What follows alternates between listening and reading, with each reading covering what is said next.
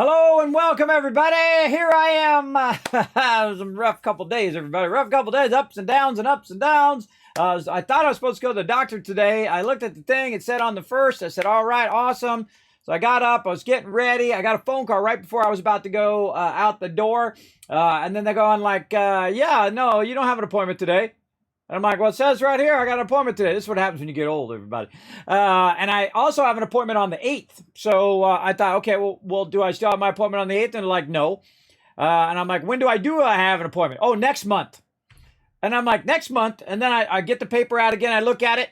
That's exactly what it says. Don't you hate those moments, everybody? Put a 1 in the chat if you can see and hear me, and if you've had those moments before. Yes, that's how it goes sometimes, everybody. So yeah, I wasted my whole day there screwing around with that, and then I didn't get any sleep, of course, and I was like, I could have a bad stream where I'm half tired the whole time, or I could just rest and come back and bring all the energy to this stream. So that's what I'm doing. I did also get some stuff done. We got some Learn to Plays coming up both this Thursday and next Thursday as well. I try to get those out as early as possible. A whole bunch of awesome games like these ones here behind me. I played every single one of these, by the way. All the ones you see scrolling by over here. Dual Universe, really fun one. We got to revisit that one. That's another good one we got to revisit. Factory over there too. That's a phenomenal game.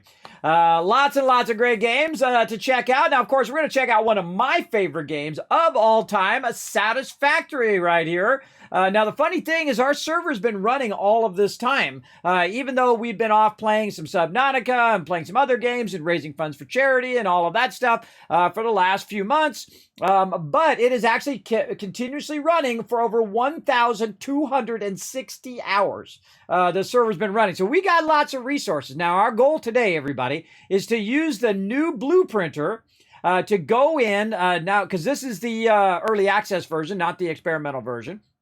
And to take our factory that we have now and try to do what we can to use those blueprints to optimize our factory now that we've gotten enough resources and we're further enough along that we can just go ahead and infinitely expand our factory as much as we want, right? As much as we need to get to the next stage and unlock eventually those final goals. Now, we're going to be playing a bunch of Harry Potter next week, so we just want to dive in a bit. Yesterday, we played Awakenings, which is super fun in Astroneer. Highly recommend a playthrough of Astroneer, everybody. That's a phenomenal, phenomenal game. I've played it 30 times through. I don't know, incredible amount of time through, but it's such a great replayability in the game. Super, super fun. Highly recommend that. And of course, another favorite of my all-time Satisfactory. This game, I give a rating of a 12 out of 10, everybody. I used to give it a 9 out of 10, then they added trains, and it was a 10 out of 10, and then they added pipes and a whole bunch of other stuff, and then I had no choice but to go to 11, and then, of course, they added a bunch more killer stuff, including the blueprinter now, in both Update 6 and 7, so now it's a 12 out of 10. I think that's as high as I can get it, so I can give it no more love than 2 points beyond the max scale. It has broken the scale, everybody. That's how phenomenal Satisfactory is. In fact, if I said, hey, I want you to build me a game, this would be the exact game that I would want them to build. It is that good, everybody, especially the building. The building is so exceptionally well thought out that when you're in other building games, you think of how nice it is to build in Satisfactory. You wish that they took some of the things from Satisfactory and put them in 7 Days to Die, and put them in Fallout 76 and Fallout 4, and put them in a whole bunch of other building games that would be as excellent as Satisfactory. That's when you know that it's a gold standard in its genre, everybody. That's how I look at Satisfactory, and we're going to get into it. And again, I do have a mega server from the awesome people over there at Nitrado. If you want to go get your own mega server for Ark, Minecraft, for Satisfactory, Astroneer, all these other games that we play or games that you play, feel free to check them out. Click that link right there. It's the only time it's okay to drop someone's name. You drop my name over there, you save 10%. There you go. And you're like, Kismet, what do you get? I don't get nothing, but I already got my servers. It's okay. My job is to, basically, save you guys money, because saving money is making money, everybody. That's the way I think of it anyway. So we're going to dive right in. First, we're going to say hello to everybody in the chat before we get in there. Let's say hello to the D. What's up, D? Thanks for hanging out. We got Mr. Non-You coming in, bringing that Kismet love train with a little lurk at the end. I like that. Flux coming in as well. Hello, Flux. Hello, Brando and Jay. Thank you for coming in. I feel like romper room. I see Susie and Johnny and Edward, and you guys don't even know what that is. Who in the chat knows what romper room is? Put one in the chat if you've ever seen that. I saw that as a kid, everybody, in the 70s. That was a long time ago. And of course, as a kid, you're just waiting for him to say your name, right? That's the coolest thing. So yes, thanks for all the ones in the chat as well. You guys don't know what that is. You might want to go onto YouTube and look that up. Paul coming in as well with the wave. Hello, Paul. Thanks for coming in, hanging out, and thanks for having my back, everybody. We're going to start you guys off with 1,000 caps for crushing those ones in the chat. Let me know everything's working good. Now, we at every 5 retweets, everybody, we're going to give you 1,000 Kiz caps. We're going to go ahead and throw that retweet link right there in the chat. Click that last link, hit that like button, hit that retweet button. Also want to remind you all that I have been working incredibly hard behind the scenes here, and I have added some, boom, new socials right there. So not only Twitter and Twitter and YouTube, but also now TikTok, Instagram, Reddit, and of course on Facebook, which I already had before, but I'm going to try to be more diligent on my Facebook and all my other social media there, rolling out hundreds of awesome moments here on the stream over the next 190, 200 days. So basically every day for 200 days plus days, because I have literally hundreds of them. And of course, they're brought to you by you guys who've clipped them over the years. And of course, I've cut them out of there a little bit as well. And so going to roll those out in kind of more of the vertical form so you guys can check it out. And I'm doing a big test right now. And if you are one of my patrons, you can actually go see a bit behind the scenes of my how I'm doing my social media. So if you are a streamer and you want to know some more deep insights and what I've learned just from the little bit of testing I've done so far, you can become a patron at Patreon at patreon.com/Kismet. And I'll put that in the chat as well if you guys want to see that secret behind the scenes stuff. That's exclusive for patrons over there. So feel free to check that out as well. All my patrons or future patrons, feel free to check it out over there as well. But feel free to jump over to those social medias, everybody. It's really easy because I unified them all the way across because they will not give me Kismet because they said it's too generic. I've asked them a million times. They're too damn stingy. No, some of these, no one's even using their thing. They just have the name. It's really irritating. But you're welcome to go ahead and jump over there. Remember, it's Kismet, B like Bravo, P like Papa, Kismet BP, named after my longtime guild, the Kismet Blood Pledge, which is what the BP stands for. It means guild, everybody. Way back in the day, in the lineage days when I started my guild over 20 years ago, this June. With over 1,000 members strong. And of course, we're 25,000 members strong here on Twitch. We're going to get into some gaming. Let's press the button and let's go do it.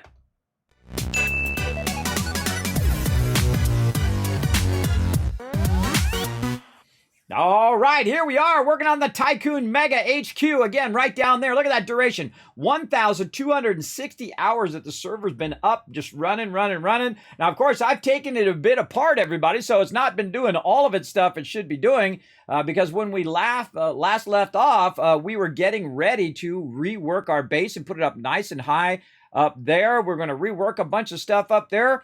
But we were having some sort of weird server problems, so we had to bail. And then we also got on to Subnautica and a whole bunch of other games. But now we are back for at least a little bit today. Then we're going to play some Hogwarts Legacy next week. And then don't worry, everybody, I love the game, so I will circle back to it again. But I just want to give you guys a bit of a taste of Satisfactory and basically a gist of it if you don't know. And if you do know, then we're also going to get a bit into the more advanced stuff in just a bit as well. But the general gist of Satisfactory is it's a factory building game, which you could already guess just by all this mess that you see here. Now, there's two types of way of playing the games, at least I think it is. There's the first type of way, which is you're just learning and you're just slapping thing down, just like this. This is what they call spaghetti, everybody, where you just throw it all over the place and it's just an absolute mess. And our goal today is to try to tear this down and make it better by using the new blueprinting feature. They've also added a bunch of new weapons. They've improved the AI and just a ton of other stuff. You can look at the patch notes, everybody. They're absolutely massive from Update 6 and Update 7. And of course, going back all the way, all through the updates as well. But what we want to do is we want to optimize our production and then also add the ability to expand it. Now, down below here, there are nodes, and those nodes are actually underneath our extractors here. So what you do is you start off with these little nodes here. This one's called an impure node, which is the lowest quality node. Then you have a normal node, and then the ultimate, the pure node, right? And that's basically helps you on your extraction. Of course, you're going to get your lowest extraction of goods in an impure node, your normal, and of course, your next level one is going to give you a lot. Now, this one right here is an impure. Which is giving 30 per minute. And you're like, well, Kismet, it says 60 per minute right there. If you could see that, if you watch it on mobile, it might be tough. But it actually says 60 per minute. And the reason why it says 60 per minute, because this is a Mark II. So this is a second level extractor. So that's why it's giving us double the extraction. But if it was a pure node, it would start at 120. And then when you put a Mark II on it, it would be 240. So that's a lot more than 60 on that extraction, which means you'd need less nodes to do the same amount of work, which is why pure nodes are so sought after in the game. Now, I have noticed that there are more nodes than you would ever need in this game, everybody. If you tapped every single node, it would be beyond what you would ever need in the game, but I'm that guy. I am that guy, and I think some of you are as well. Hey, Foggy, what's up? Some of you are as well, that you would go in and tap every single node. Now, it's not released yet. It is still in alpha or beta or whatever they call it, early access, I guess, for the game. You can get it on both Steam and on Epic Game Store. I actually own it on both because I got it on Epic because it was an exclusive for a year on Epic. And then I also bought it on Steam, and I'm currently playing on Steam right now. Now, why do I play on Steam and not on Epic? Because I like the way that Steam works better than I like the way that Epic works. But, Epic's working on it. Maybe they'll get there. But I, of course, already have a giant library of stuff on Steam. I like the way that it installs, the way it uninstalls. It makes it super easy. You don't have to fool around with it, everybody. I like any software that makes it easy. You just get in there, you do what you want to do, which is play games, and you don't want to screw around with all that technical crap. You don't want to jump through a bunch of hoops just to play a game, right? And that's what makes Steam better right now, for me anyway. But I do own a lot of games on Epic, and I do watch for free games over there too, and I keep adding them to my library, which is a brilliant move on their part, because that eliminates that thing where, of course, you're on Steam, and you say, well, all my stuff is on Steam, so I don't want to use Epic, but now they're giving you a bunch of free games, so you start building a backlog of free games that you might necessarily not have on Steam, and then it draws you to the Epic Game Store. I know what they're up to, everybody. I've been in advertising for 30 years. It's a brilliant move. Give away a few games to get people addicted to using their Surface. That's a smart idea. By the way, before they had a gaming thing like Steam, and before they had app stores and all of that, this guy thought it up. I said, well, hey, if you're putting a music store in there, why don't you put an application store in there? I said that right to the CEO of Apple at the time. Yeah, you might have heard of him, that Steve Jobs guy. Way back in the day. Now, of course, they got brilliant people over there. I'm sure a lot of other people thought of it too, not just me. But there you go. Way back in the day, before I actually worked for Apple, by the way. When I worked for Apple, Steve Jobs had already passed away, sadly.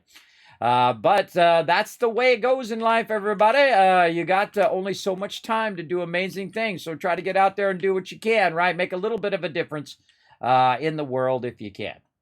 Okay, so here we are. We're at it. We're getting it going on. So what we want to do is we want to unlock the next part, which is the we don't got our power connected. I just realized we don't have our power connected over here. We got to tap some power and run it over here. I could tell because my little hovercraft thing made me drop out. Let me get my sounds on as well. I hear my sounds. Definitely has some sounds. Huh. Oh, there we go. I just turned it up high enough. My microphones have like a mute level where it mutes itself. One of these boxes. I hate these boxes. Oh, God. Okay, I got a ton of heavy modular frames over here. Now, what I've been doing is tearing it down a little bit, and we're kind of in the midst of tearing stuff down.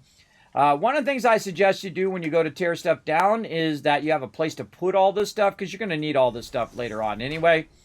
This game also has one of my favorite things that they added. It's called zooping, where you can just zoop a bunch of stuff like that. And then also you can go ahead, just middle mouse button that right there without having to be in the deconstruct mode anymore, by the way. And then just put that down right there. Of course, I don't have the resources for it right now. Let's go over here and see if we've got a spot where we could put or grab. Oh, that's what's in the box. This is what's in the box. I always get that confused. This is what's in the box, and this is what's on me. All right. I just got to get, because most games it has your inventory on the left and then the box on the right. In this particular game, it is reversed. Let's see. Let's just take all of that, and then what we'll do is deconstruct this. Now, it's very weird to come back to a game when you haven't played it for a couple months. You feel super awkward like I do right now. There we go. I got to be close to a power source so I could use my little hover thing here. There we go. And then I got a little hovercraft that I'm in. That I'm floating up there. There we go. And then we can go ahead and take all this stuff out. And one of the things I love is this part right here, everybody, where you can just, you know, take stuff out, add it back in, readjust it. Again, there we go, middle mouse button. Now I have the resources. You can see it turns blue. And then I go ahead and put that down. And then take the stuff that's on me, and I can store all that in there to kind of clear that out. One of the things I also like to do is put a belt in the front, which you can see right here, which tells me what's in each individual thing. I'm not going to worry about that too much right now. Really what I want to do is basically get all of this stuff that's stacked up into its own box, kind of off to the side here, so I can work with all of this. Another thing I can do, too, is just add this back here so I'm not, you know, falling down in there over and over again.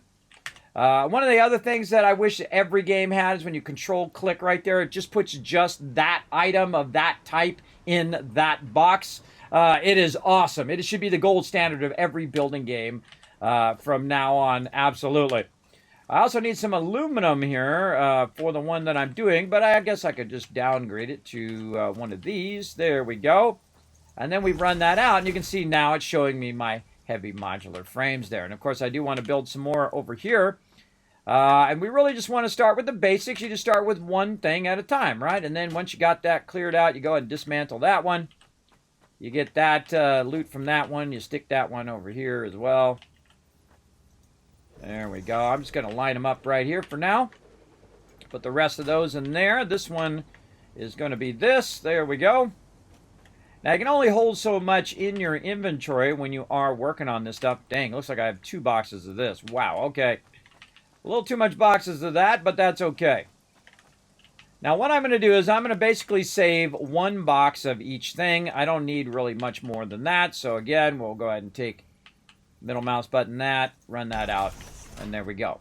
And the whole gist of the game is to extract the raw resources and convert them into something. In this case, we convert them into plates, into different squares and motors and copper wire and so on and so forth down the chain here.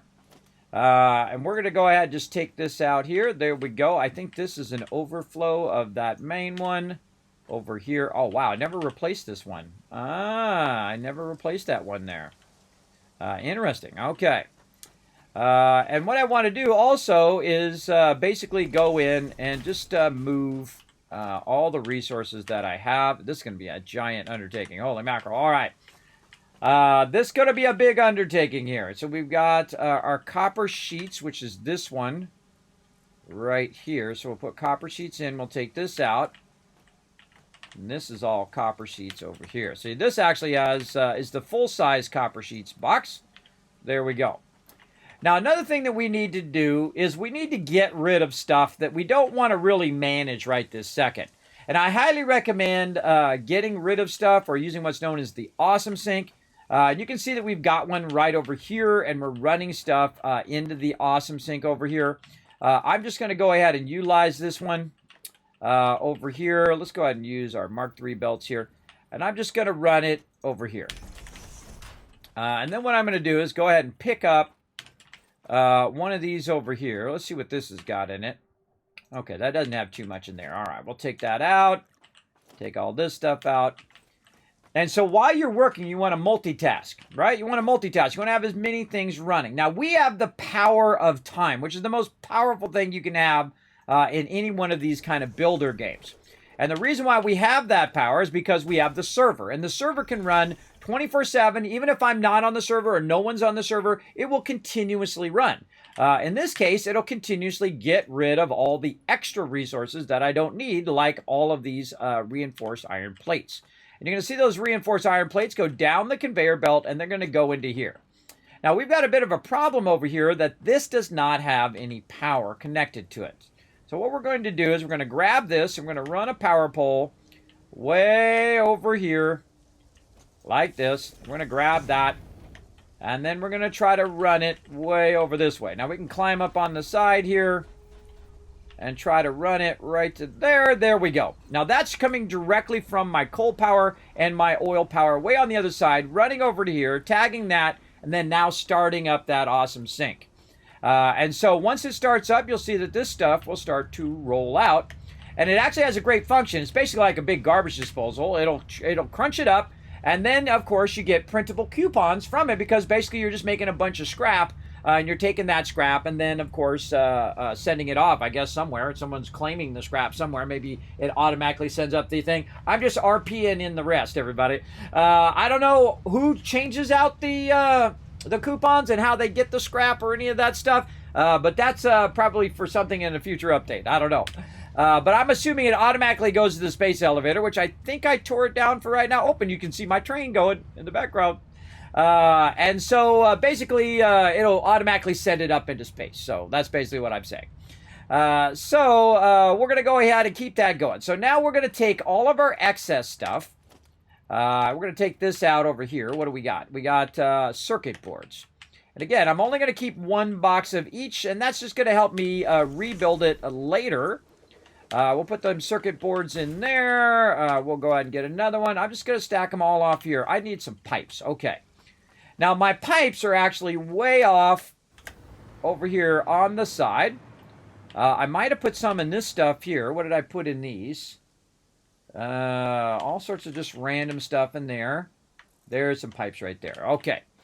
So this is just random stuff that my character had on me. There's more pipes that I started, but I'm going to move them down here in this lower row. Just so that I can go ahead and just offload the different types of resources that I'm going to need. Now, eventually, in the long run, you'll want to centralize all of your loot. Absolutely. This way, it is super easy to find. So when you run out, say this thing right here.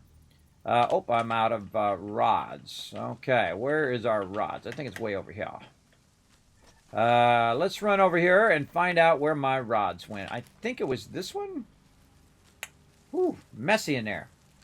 Messy, messy. This is all a mess. Ah, there it is. Okay, so we'll get a couple rounds of rods here. Like that.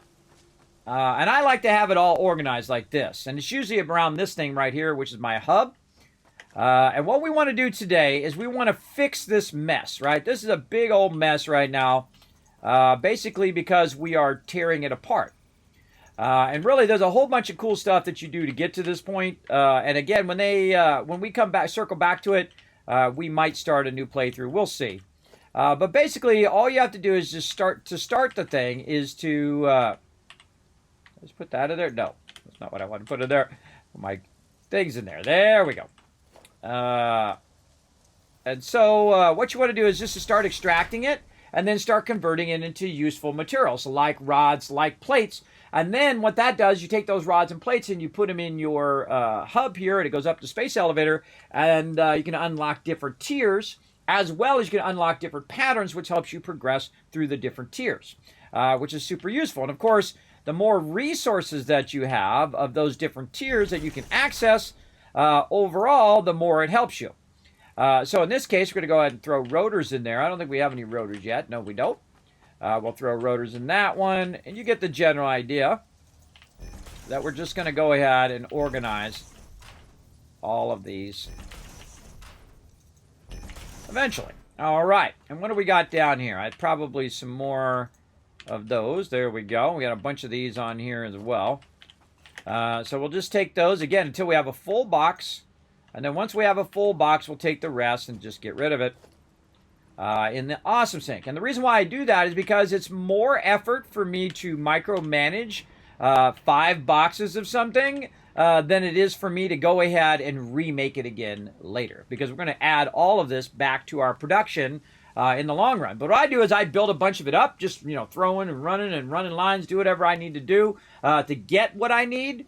And then you can work on optimizing. Now, you can't work on optimizing right at the very beginning. You can plan it out all ahead of time. You can see over here that it's actually producing this here, so we no longer need this because we're going to adjust all of this as well. So we can take that out, optimizing that. And we could probably take this and connect it to our power over there. There we go. And now the rest of our power is going to turn on. And you can see we have a bunch of lines just running everywhere. And again, that's an example of what not to do. But I use it as an example of how most people play in the very beginning. They're just running it where they think it should go. And having the ability for you to blueprint stuff is so incredibly powerful because it just saves you a lot of time once you kind of understand the gist of what's going on. Now over here I have different boxes of different things like here in the back you can see I've dropped it like wood and stuff like that. Now these are smaller containers. I no longer need these smaller containers, so I'm going to go ahead and just pick all this stuff up. This stuff's really easy. This is for biofuel that you use in the very beginning of the game. And I usually keep it around for a little bit, and then I get to a point where I'm no longer using it, and then I just get rid of it straight away. And we're just going to clear out everything that we can. Now, we also have a tree right here that's kind of in our way. We can go ahead and open this up and say, what's up with this tree here?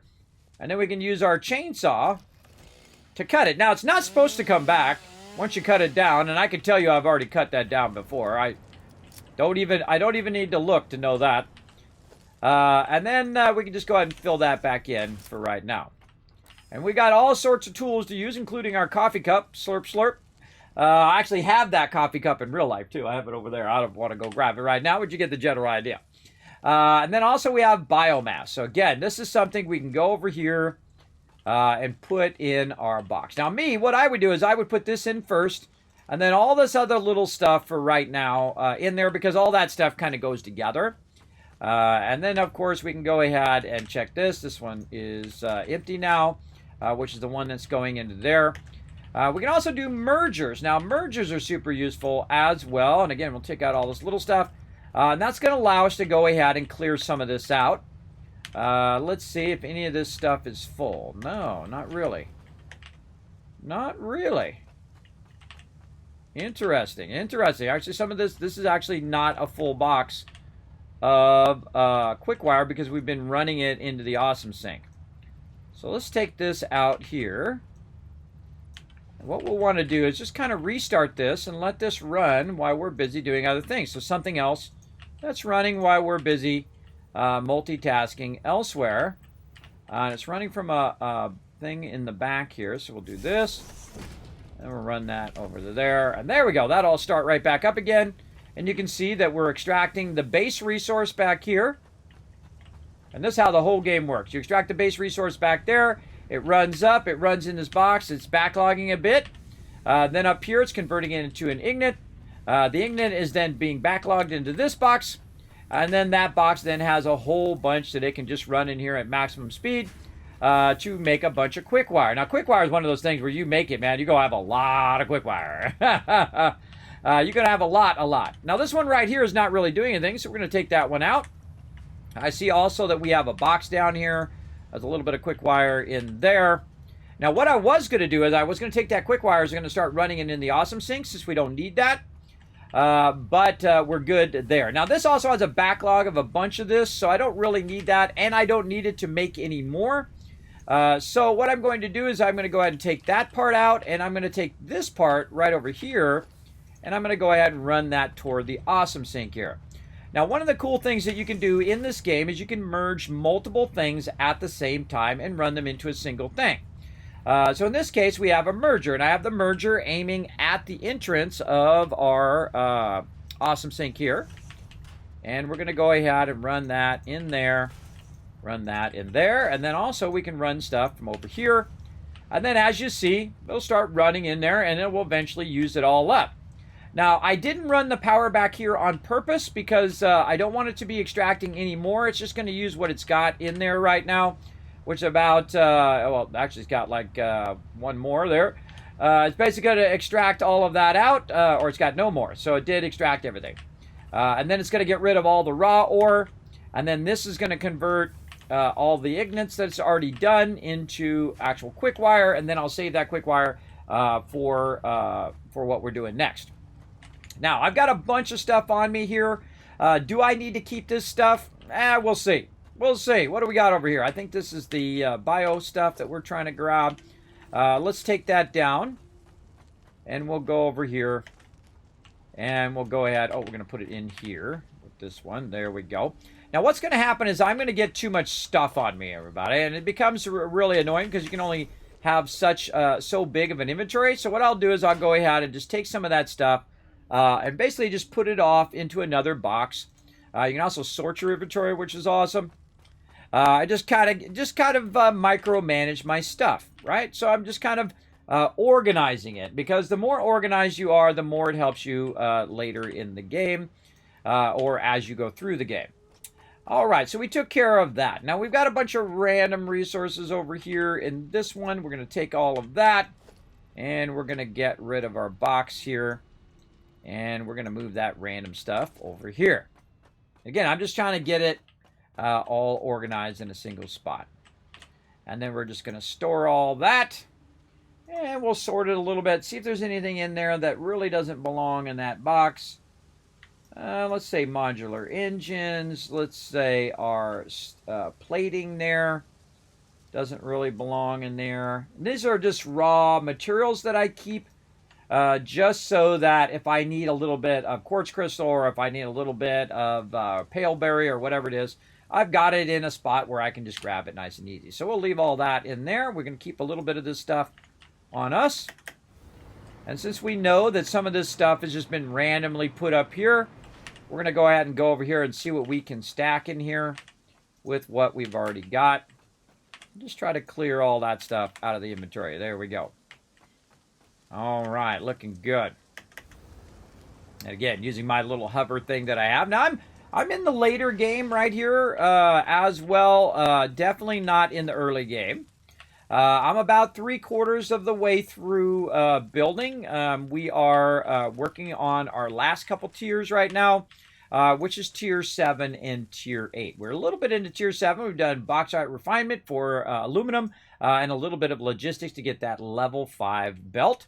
Now, back on Tier 4 here, we have one that is Fix-It Blueprint. So if you are playing through, you actually get it on Tier 4. 3 and 4 is my favorite tier, by the way, everybody, because that's when you really start to build momentum in the game.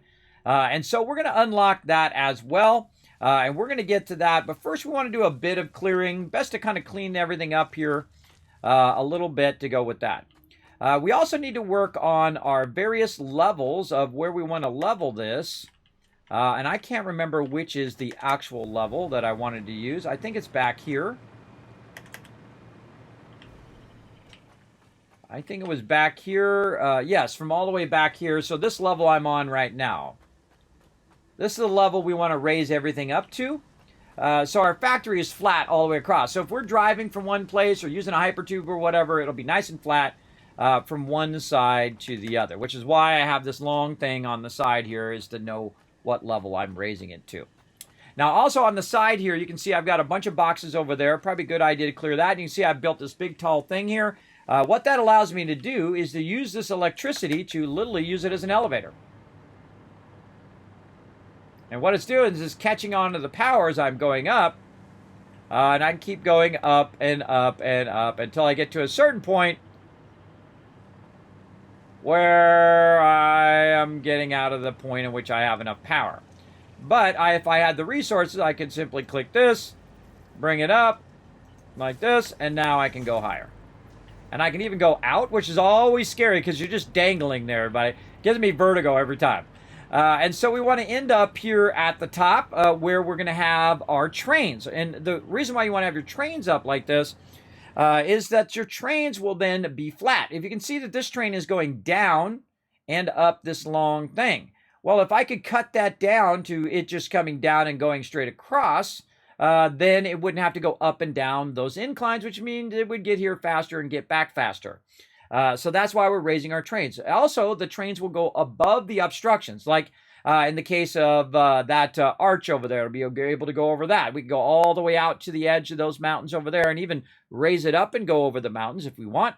And that train goes way over there, everybody. It goes way off in the distance, way off over here. It's collecting bauxite. and bringing it back, or is that oil? It's oil or boxed right or both, or I can't remember. It's something.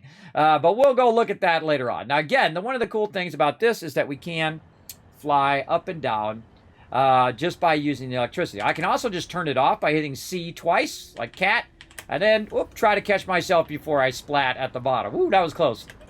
Just like that. Okay, and so some of these we no longer need over here. Like this one right here. This one's one of the old, smaller boxes. One of the things I try to do is transition to the bigger boxes as quickly as possible. And you can see that we have all of this stuff going on behind, and all these lifters and things like that we've been doing, and all of this stuff. Eventually, I highly recommend doing kind of the second stage of this game. Oh, wow, we got another whole box up there of it. And that is to optimize your base, right? Optimize your factories. Now, again, once you already know and you've already played through, well, then you already have a sense of how to optimize your factories from the very beginning, and you don't have to do it like I'm doing it right now. But I like to play through in such a way that if anything that you guys see me doing, and I'm just going to get rid of all that stuff, you can also do in your playthrough as well. You won't see me use the blueprints, the advanced blueprints for stuff. You'll see me using the blueprinting machine, but not the actual advanced recipes that you find in things. And that's because not everybody will have those recipes in the moment in which I am doing them as well. So I prefer to not use them in this case. And then if I do need them, I can always add them later on. Show you guys that later on. Okay, we need to get a little bit of this resource back so we can at least put... Really, we need to go and get some aluminum. Let's go do that. Okay, so we're going to head our way over here on the side where I have my aluminum production. Now, I think that I'm pumping that aluminum over here somewhere, if I remember correctly. Let's go up here and take a look. Oh, can't. Thing's blocking. Huh. Kind of looks like it goes down this way. Follow the thing. Aha! That's exactly where it is. All right, I guess that will. That's my highest tier thing that I've got right now, which is my Mark V belts. What I can do with that is I can actually speed up my current belts so they go way, way faster. And that means that it's going to go into the awesome sync faster. Now, if you do update it, make sure that you update this one. If you don't update that one, it's not going to go any faster, everybody. You got to make sure that the whole thing is updated so it goes faster. In fact, it's going so fast, you can barely even see it. Right now, at level 5 of our belts, it's going at 780, which is the current max speed that you can do belts. So that's going to get rid of all of that very, very quickly. Much, much faster than before. And then also we can create a gap between here. And then put all of that in, but take out a little bit of our aluminum there. And then what it will do is it'll feed it from one box, this box, into the other box. As this box gets emptied out, it'll actually feed it into there as well. So basically just kind of cascading down the boxes. Now, it might be a good idea for us to be smart and put that aluminum right over here where we can find it. Make it a little bit easier to find in the long run. Now I see it right there. Yes, all right. Oh, nope, that's... Why does that show aluminum there, but is... Oh, I have plastic in my inventory. Yes, I have plastic. Okay. Okay, so that one actually is plastic is what I just got. I must have picked that up from somewhere. So let's go ahead and put that in there. Now, they also have signs and things like that you can use. I find this is like the most simplest thing because I'm a visual person. So it does help a lot if you are a visual person to do that. Let's take the rest of these. That's actually still running. Still pulling that from elsewhere. So we're going to let that run. Oh, actually, I think it's full. All right, or not. Or we're not going to let it run. Now, again, I'm just going to eliminate a lot of this structure that we have here. And, of course, you can hold down Control when you really want to go to it. I try to avoid hitting any of my boxes because I really don't like it when they drop on the ground like that one just did there. I'm not a big fan of that, but, you know, you do what you got to do. Now, again, here's what we're going to do. We're going to go over here. We're going to say store all and just get back this, just the aluminum there, and try to get rid of all that extra stuff. And then here. Now's a good time to hit it from way over here, so it'll deconstruct it over there and automatically drop it into my inventory, so I don't have to walk all the way back over there.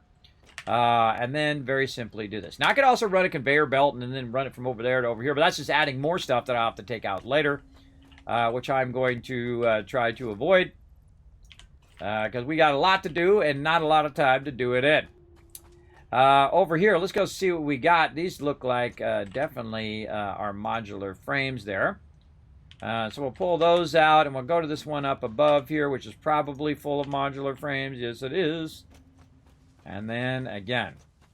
Now, there is a tremendous amount of resources in this game, as you can see, that you can utilize for different things. And we're going to go ahead and take all of these out now, because we don't need any of this.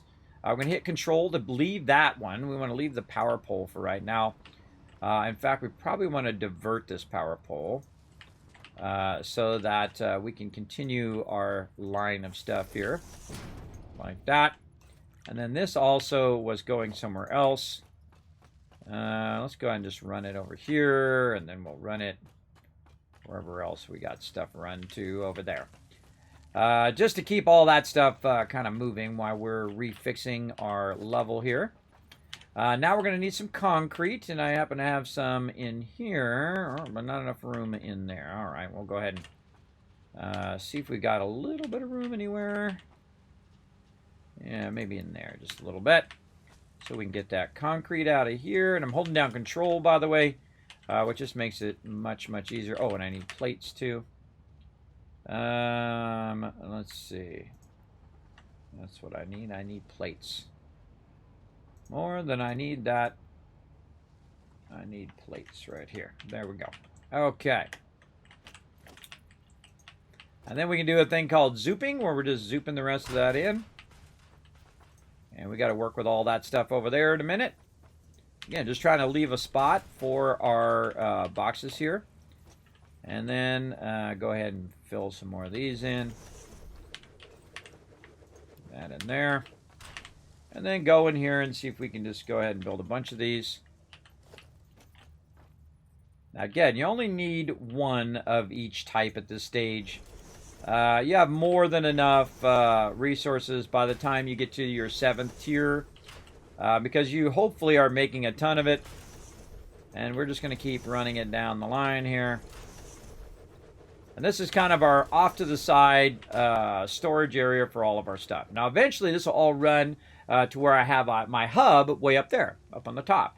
So the factory will be down below, and then it'll be feeding all that stuff up to the top. So as I need to feed it into the hub or in the space elevator, I can just run it directly up to the top part. And then do whatever I need to do with it to get it to go. Let's put all that stuff back for right now. And what we'll do is take out some aluminum. Just use our larger one. After a while, everybody, I stop using the smaller one. We're going to need some concrete. What else we need? Plates and some rods.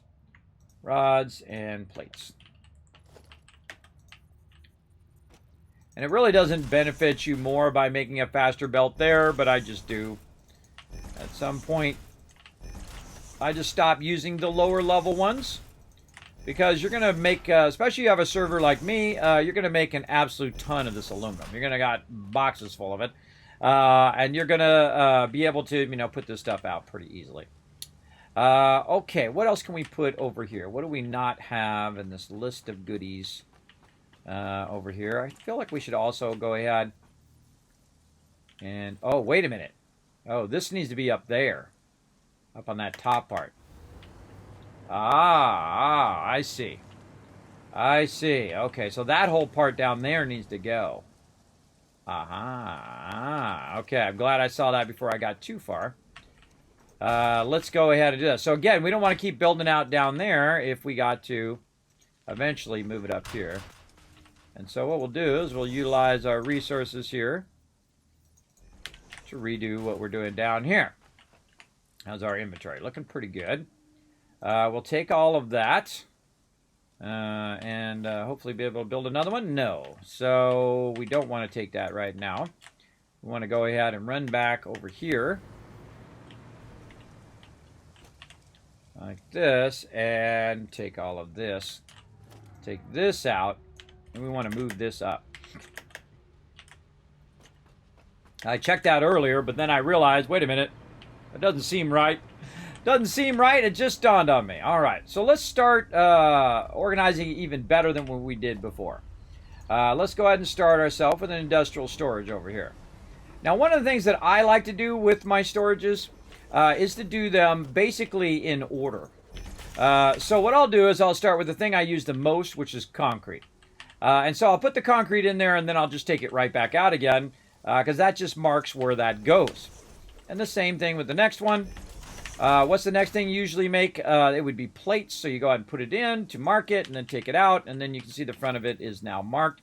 So I'm going to basically do what we've already done over there, but about 10 times faster, because now we know where we're going, right? And once we know where we're going, it's really going to help us. Now, one of the things we could do right now is we could use the blueprinting, right? So instead of me building that out all the way down, let's go ahead and try to unlock our blueprinting and try to make that even easier. So let's go over here and see what we need for our blueprinting. Over here. Now, one of the things that also is great about the game is you have the ability to go ahead and select it as a milestone, and it puts it in the upper right-hand corner, telling you how much of each thing that you need. And I'm just going to click all the stuff so it starts to fill in. And I've got everything that I need for that except for those modular frames. Now, of course, we've organized our resources, so we know there's some modular frames over here. There's some heavy ones there, and there are some smaller ones here. I'll just grab a bunch of them so I don't have to count it. And then run over here and put that in there. And now we get the big red button.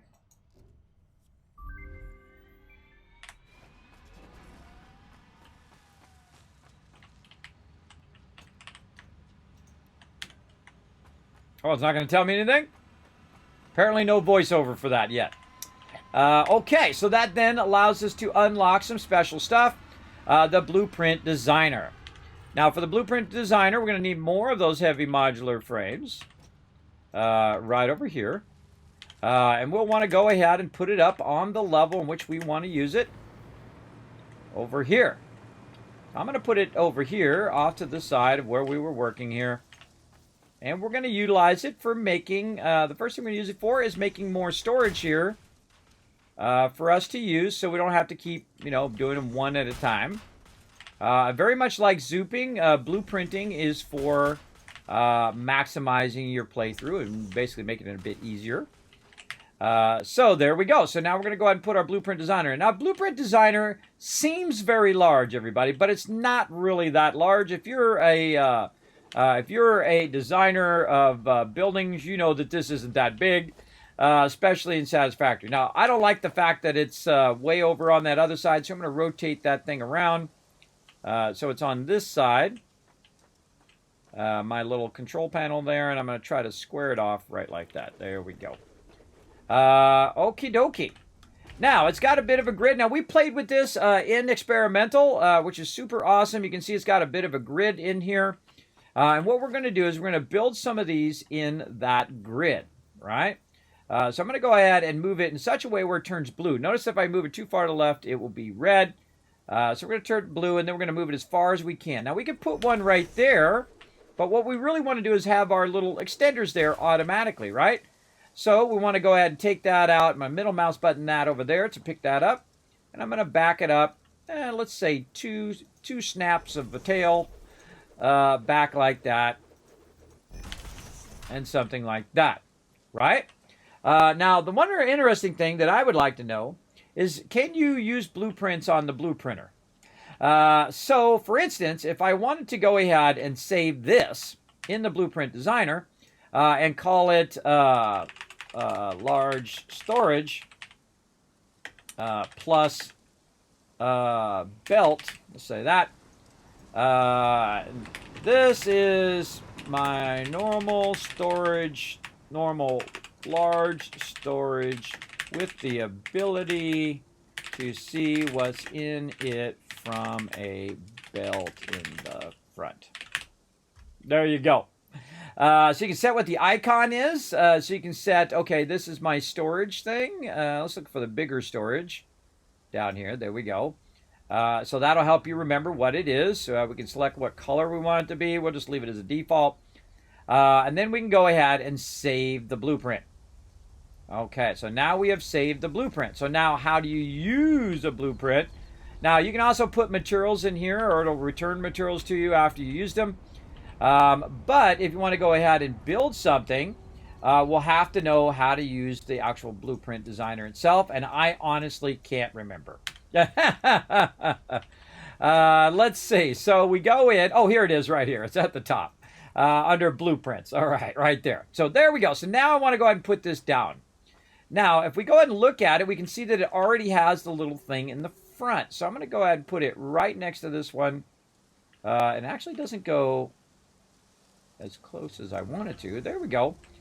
So, yeah, that doesn't line up very well. So let's go ahead and take that out again. Let's try that again here. Blueprints. And I'm trying to line that up a little bit better. It's kind of awkward that it doesn't show you the same thing, but it's gonna, it's gonna let me get to the edge, which is where I built to, right there. There we go. It's because the boundary box of this is a blueprint boundary box, which means that that's going to be up closer forward than the original here. Now, the original I can just take out now, right? And I've actually moved it up a little bit, so I gained a little bit of space in my blueprinter. And so that's also confirmed, by the way, everybody. That's confirmed that you can use blueprints in your blueprints.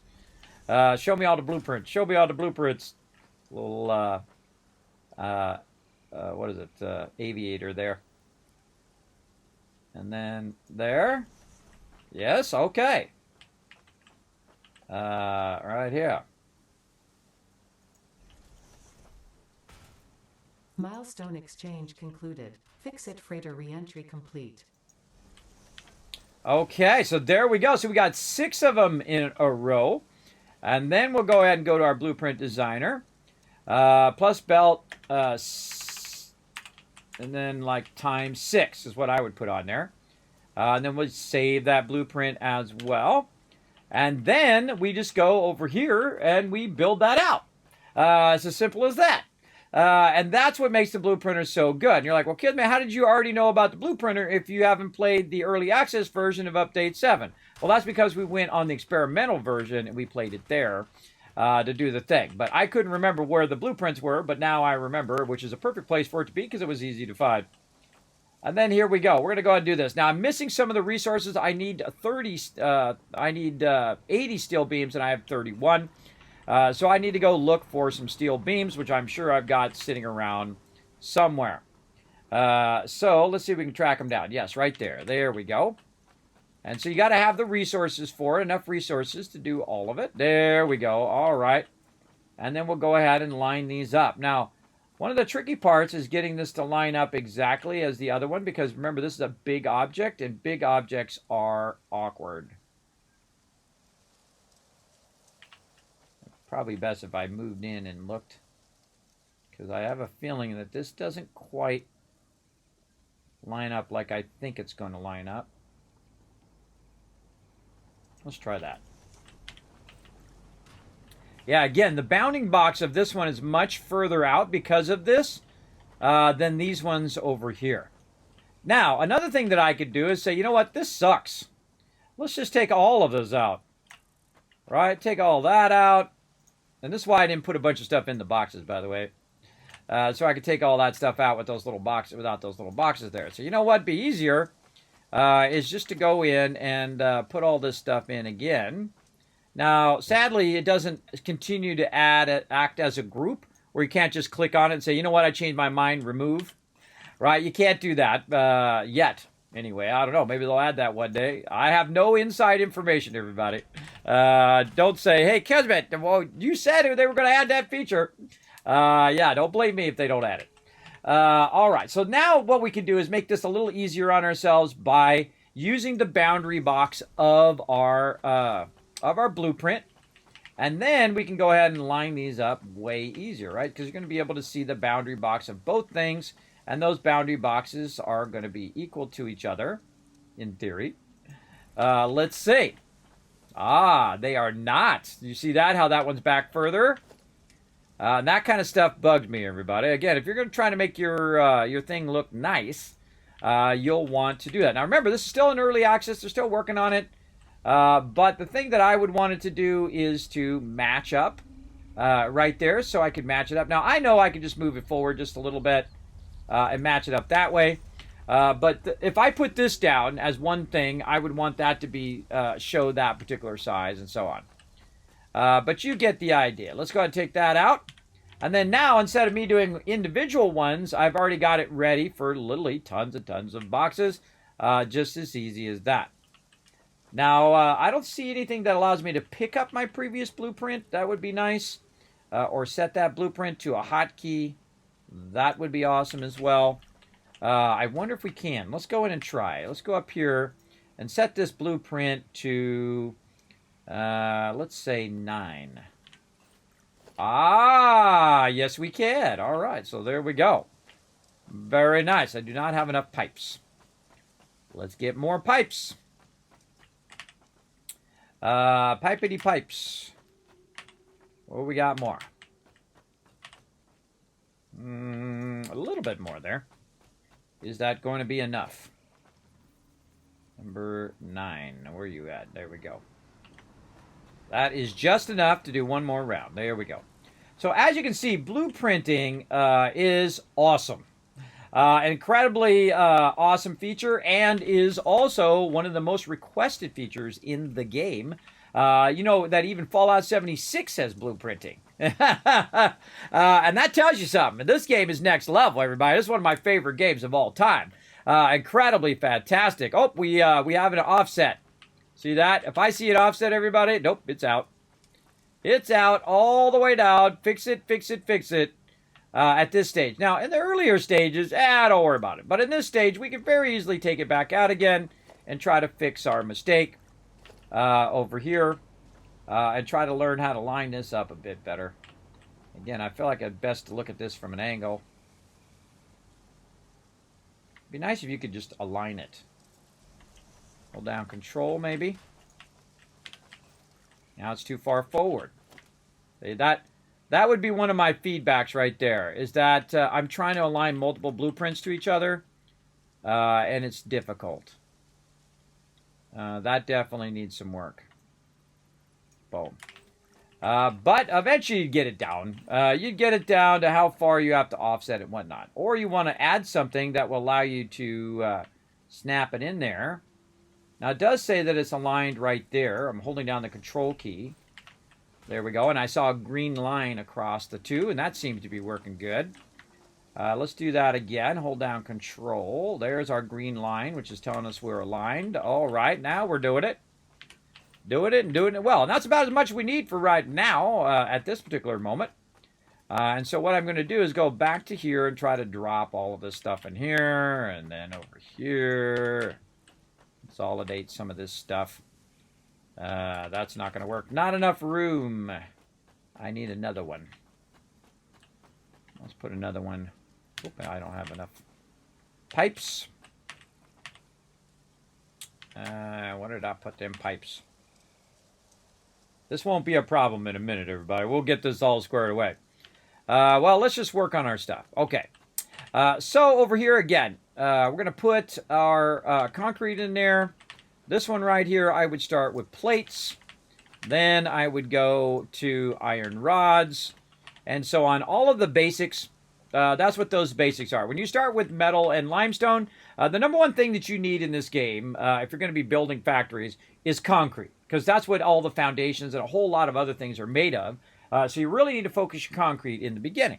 Then you start to work on your metal plates. So you get your metal, you extract it, you convert it, and then you put it into a box so you can use it later, or you can take it and convert it into something else, which we do later on. And the same thing with your rods. And the same thing with every material down the road. Now, again, I like to do it from starter materials all the way to the higher end materials, because this way I know, okay, I need something that's simple. I go this side, or I need something that's more advanced. I go over here. And I usually have one side, which is all the simple materials, usually all the way up into like motors. And then the other side, I have the more advanced materials like plastic and things of that nature that actually are made from other materials as well. When it comes to plates and rods, those are made from iron ingots, which is made from your raw metal, right? And so they really only have a couple steps, where the other steps get more and more complex the higher and higher you get up in the tiers. And so that's what we're working on. And so the next thing we're going to work on over here is a little bit of our other basics here in line, which I'm looking for in these boxes. To see if I can find those. There we go. And that is our copper wire here and our regular wire. There we go. And so there we go. We've got our plates. We've got our things. And again, remember, you can't just put signs up. If you just want to see the sign of the thing, you can do that as well. So I would consider wire to be the next thing, and then cable to be the next thing out of that, because wire becomes cable. So this turns into this. So you don't actually make cable. You make wire first, and you turn that into cable. So again, just to be nice and clear on that. And then also your copper sheets, which you use a lot for your transport stuff. And then you're going to get into your next tier stuff. Now, that's when you're going to basically make some of this stuff. Now, there is something that I forgot, and I just thought of it.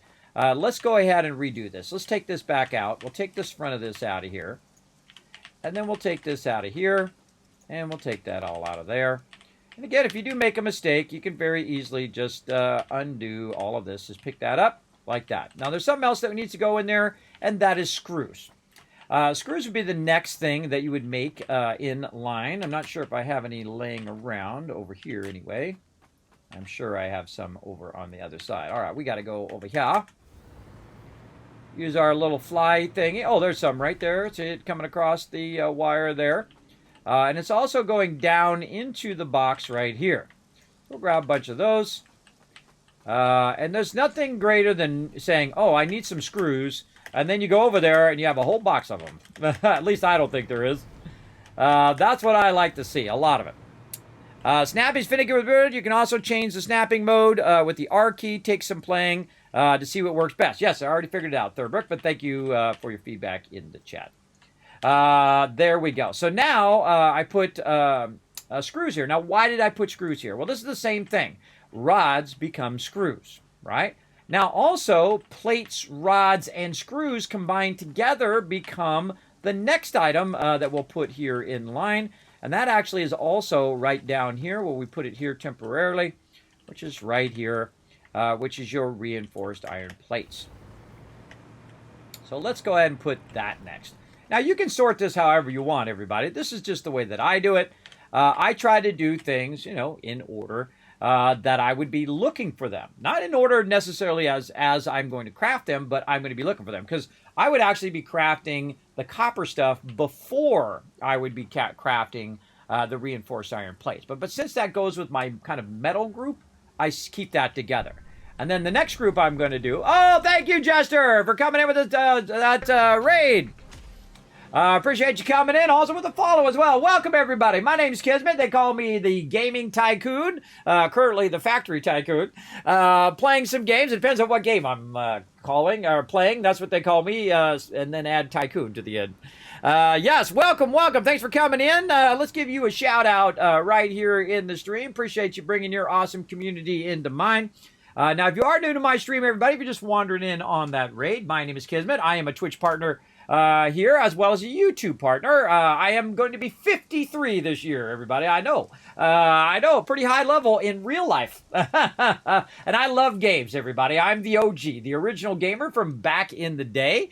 I see Jester, you were playing some Satisfactory as well. One of my favorite games of all time. I've played through the game, I don't know how many times now, 30, 40 times, everybody. I played it since it released way back on the Epic Game Store. I don't remember what update it was, everybody. Update 2 or something? I don't remember.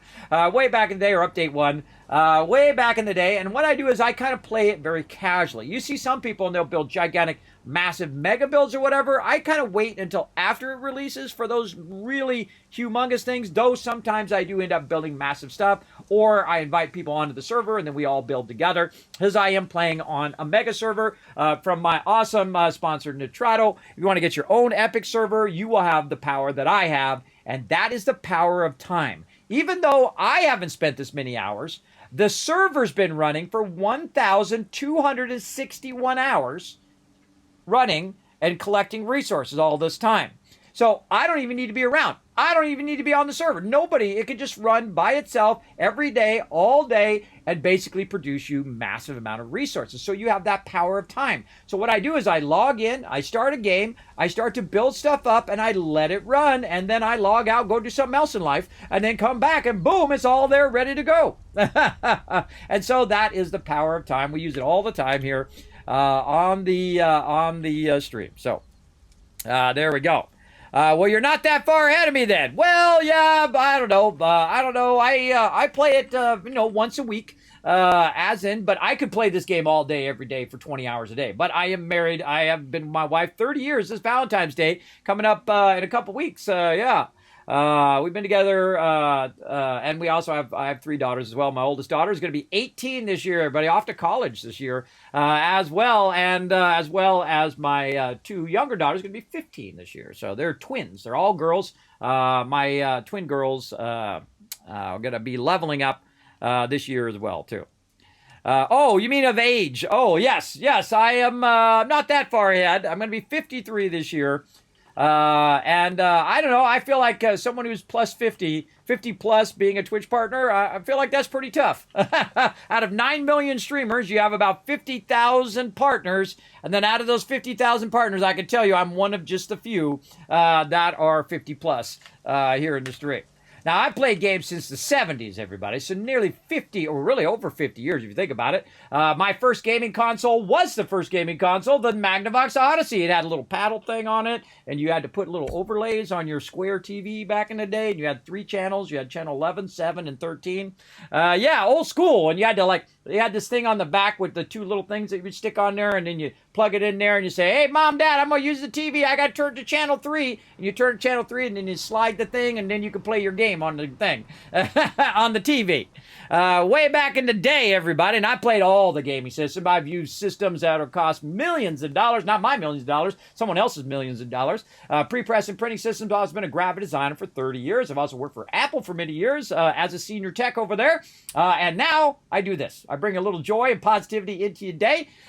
This is what I love to do every single day, and I've been working at it every single day, put every ounce of my energy into it. And my goal, just bring a little joy into your day, make a little bit of happiness, maybe laugh, cry, anything like that in between. So hit that follow button if you'd like to do that. All right, let's continue on over here.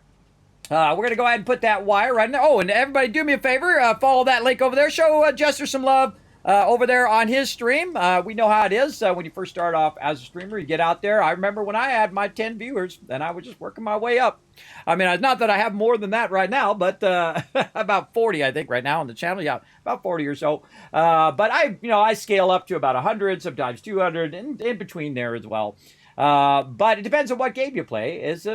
People are interested in watching or not. So I just play what I want. I don't answer to nobody. I don't play games just because they're popular. I play them because I love to play them, and I think that rubs off on people and gets them excited about playing games as well. And that's what my purpose really is. So let's get into it right over here as well. So there we go. So now we're just putting all the copper stuff together.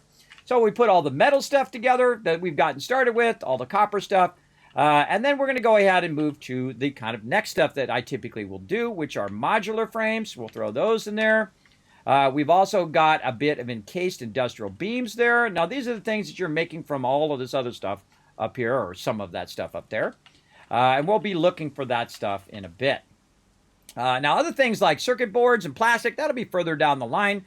But we need to go ahead and see what other stuff have we built. What can we take and put in those boxes to organize them for a minute. I see we also got some other... Oh, this is my that's my blueprint over there. I was going to say, we got some other boxes over there. I just blueprinted that. That's why I got it there.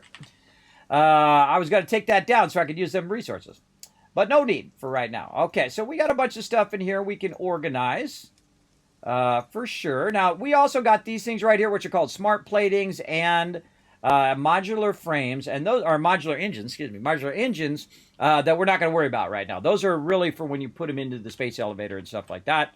We'll just leave that in there. We've got a lot of stuff in here. Wow, okay, we want to organize a bit of this, so we want to consolidate all of this down. We got some motors there, a lot of good stuff in there that we can go ahead and organize. Now, you can actually build a sorter, which will sort all the stuff and put it for you in the boxes, which we will do eventually.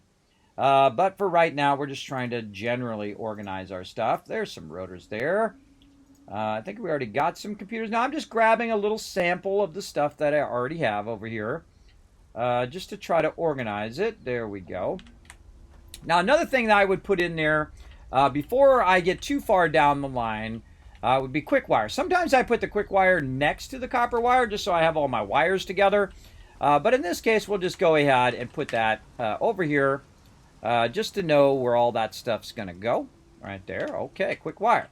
Now, what would be the next thing I would build after all of this stuff is I would start to get into some rotors. Now, actually, this one is really after rotors and stuff, but I like to put the rotors next to each other. So I'll put the rotors there, and then I'll go to the next one here, which is actually what's known as the stators. So stators, we got to find out where we had those originally. And we're tearing down our entire factory, and we're going to use our blueprinter to optimize our factory tonight. So settle in, everybody. I'm going to show you how to use the new blueprinter in Update 7 to take your factory to a whole nother level. And you can see I've got trains going, I've got oil going, I've got coal power, all sorts of stuff running. But at this stage of the game, and I'm in the top stages, the 7 and the 8 right over here. 7 and 8 stages of the game. And I've played through before, and I've done nuclear power, and I've done all of that. The one thing I haven't done, by the way, is the particle enrichment. Why? Because I always like to leave something to do here on stream. So always fun to leave that stuff to do. But I've done all of this stuff before, and the aluminum and all that other stuff. Definitely. But what we're trying to do is unlock the different tiers to keep upgrading and upgrading our factory. But we have a ton of everything right now. And so we have the ability to optimize so that instead of just keep running lines randomly, we could actually optimize our entire factory and make it where you could just plop stuff down and then say, oh, well, I need 3 more of these. Boom, and then plop 3 more of them down, or 6 more, or 2 more, or 1 more, or whatever you need. You could very easily just plop those down using the blueprinter like I just did with these boxes. Now, these boxes here I did manually, which you guys saw me do, which took a lot longer than using our blueprinter, which I made them all up here on the level I want them to be at now. Much easier and much more out of the way, for sure. Get back to my coffee cup. And then what we're going to do is, of course, take all the stuff out of here eventually and put that in its appropriate box up here. And then take all those boxes out, take all the stuff out down to that level. You get the idea. So we need some stators. That's what we're looking for. Do I have any on me? Doesn't look like it. All right. So where would stators be? Well, we got to kind of wander around the factory a little bit here and see where I would have put those. I'd probably put them fairly close to the rotors. We can see there's rotors there. And maybe back here in this back part. This looks like screws to me. And I honestly don't remember where the heck I put them. Right there. That's where I put them. Right there. Now, one of the cool things, if you do have the hovercraft, you can see I can just float up. It's a cool little hover thing that you have on you. I forget how to go third person. But I haven't done that in forever. Let's go look it up. Controls, key bindings. Man, I forget. Gosh, so long. I very rarely ever go third person. I think I go third person, now that I think about it. Now, I play a lot of different games, and sometimes I get confused as to whether I can go third person in this game. Let me know, chat. Can you go third person? God, I can't remember. Now, I also have some medical conditions, everybody, called sleep apnea and a constant dizziness. So sometimes it don't work all that well up there. I think the only time that you can see yourself third person, now that I think about it, is when you're in the hyper tube. But basically what I have is I have a little hover pack that I'm using. And you can see that he's holding onto the control there. And it's like a little machine that I'm holding on to, and there's little jet things in the back and so on. So yeah, I really can't see my character while I'm doing that. And you can, of course, when you're playing multiplayer, which you can do in this game, you can actually see other people with their little jetpacks and stuff like that, which is really cool. All right, so again, let's get back to it because we only got so much time. We're going to put our rotors there, our stators there, our rotors here, stators, and then the thing you make from both of those would be your motors. And so we're going to put our motors right there. Now, once we have all of this stuff going on, we can get into our higher end stuff, like our heavy modular frames and our computers, which are typically among the next things that you will work on. Now, you can see that we already have a problem, right? We already filled it up. Even though we made an absolute ton of those, we need a ton more. And again, that's where our blueprinting comes in. And I've actually got it on number 9 down there, but I'm going to just show you. Go to blueprints, and then, of course, some of your blueprints that we saved tonight right there. And then we're going to go ahead and put some more of these in. Oh, we need some steel pipes, and we need some of our plates. Now, probably good time right here to take a moment and just make ourselves something that's going to allow us to build a lot more of these. And it doesn't look like I have power over this way because I can't activate my jetpack. My little hover pack. All right, so let's run down here and see what we got in this box. Oh, a bunch of explosives. Okay. But this is where we were making all of our stuff here, so that means that we actually have multiple boxes of these. I'm a big fan of having multiple boxes of stuff that's going to allow you to build stuff, right? When it comes to steel beams, that's a good one. And then, of course, over here, we also have a bunch of steel pipes. Let's put some of these steel beams back. Probably don't need that many right this second. And then steel beams. So basically, you just have a ton of them on tap anytime that you're going to need them. I'm going to take a bunch of them out of here because we're going to need a bunch. You can also hold down control like I did and just pull all of that particular type out of there. And let's go ahead and add some more. Now, again, our goal is to tear this factory down, build some blueprints, and start building it back up again. Because there's nothing that I need to do right now, higher priority than to try to clear some of this stuff.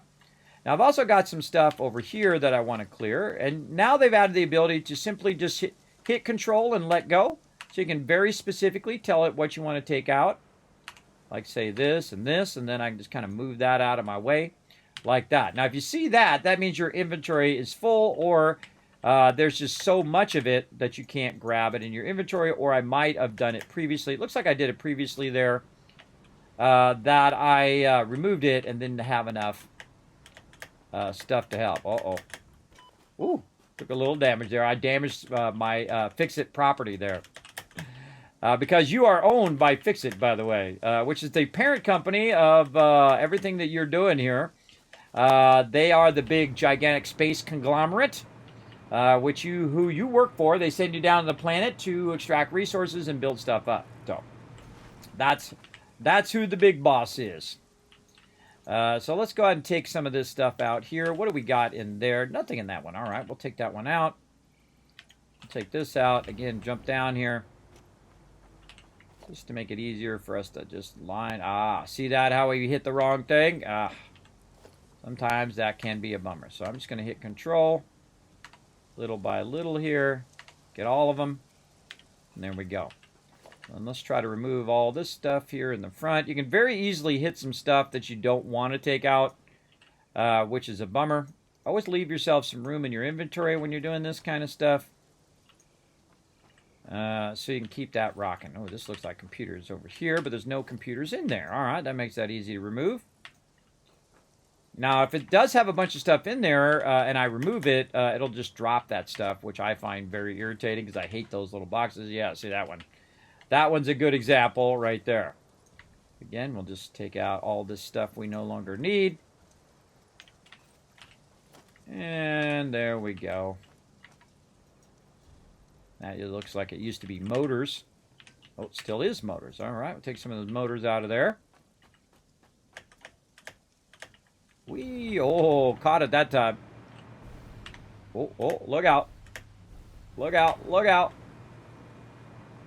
go this way. Open, there's a box right there. Okay. So what do we got on us? We got tons of stuff. Let's sort it so we get an idea of what we have the most of. We have a lot of our plates right here, so let's put those away. Let's go over here and try to build our additional stuff down here. There we go. And again, trying to eyeball this is a little tough. I suggest hold down Control key. It's going to give you that green line to eyeball.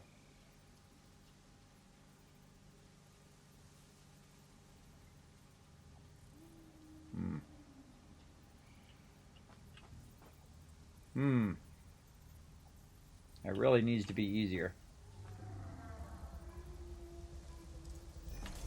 It needs to be easier to visualize that because the two things are saying that they're offset from each other, but they're not. I'm sure they'll work on it eventually. Oh God, did I put that the wrong way? I think I did. Put that the wrong way because I can see that my things are facing the other way. And that's how it goes sometimes. Not paying attention.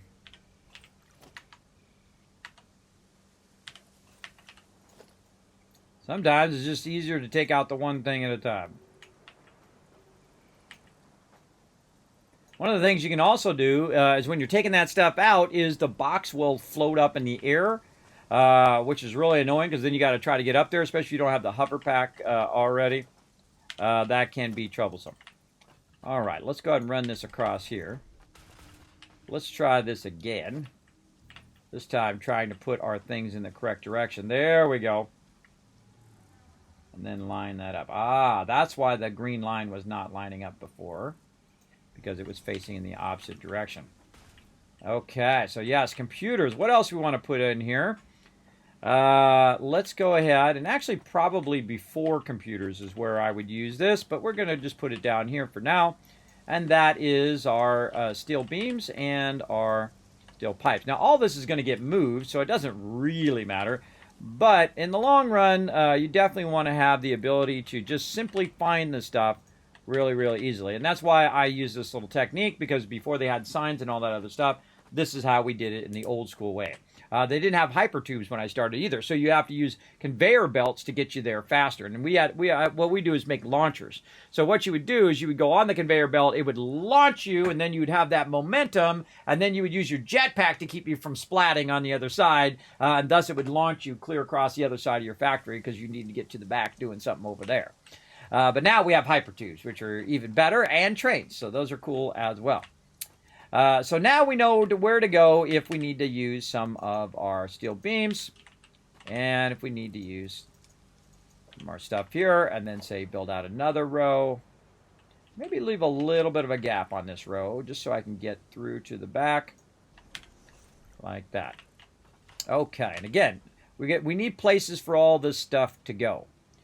And let's see, anything that I haven't put yet. I guess we could put, let's put crystal oscillator in there. Let's put our aluminum in there. Those we haven't done yet. Have we done our computer cards? We have not. Now again, now I'm kind of getting a bit out of order here, but again, I will revamp these. Normally I would put the cards next to wherever I had the computers, because the cards actually go into the computers and so on. You get the general idea. But we spent too much time doing this. We don't have enough time to do all the stuff, other stuff that we want to do. So let's go ahead now and take out what we've got down here, which in this case is our wire. Put our wire away there. Now I wish you could take out the smaller boxes from far away, but it doesn't let you do that, sadly. You have to physically go over and then open them up and then take them out. But you can take out the big ones from far away. And that's nice. All right, we'll put that right there. Now another thing that we might want to do, just to make this a bit easier, is to take one of these and chain it from here. Oh, and we need our aluminum. So nice when you can just walk and you know exactly where it's at. I do the same thing when I'm playing games like 7 Days to Die and things like that, and label them, know exactly where they are, what they're for, and whatnot. It just makes it easier for you to be able to find stuff. Now, this is all tied in the Awesome Sync over here, which is running some of our stuff. Oh, it's not running right now because I took the power pole out, the power connection out. There we go. And so what this is doing is basically running all this excess stuff that I don't want to micromanage into there. It should be running it. Let's see. No power. And that means we have to backlog why this has no power. That's go. Oh, it lost its connection up there. I see.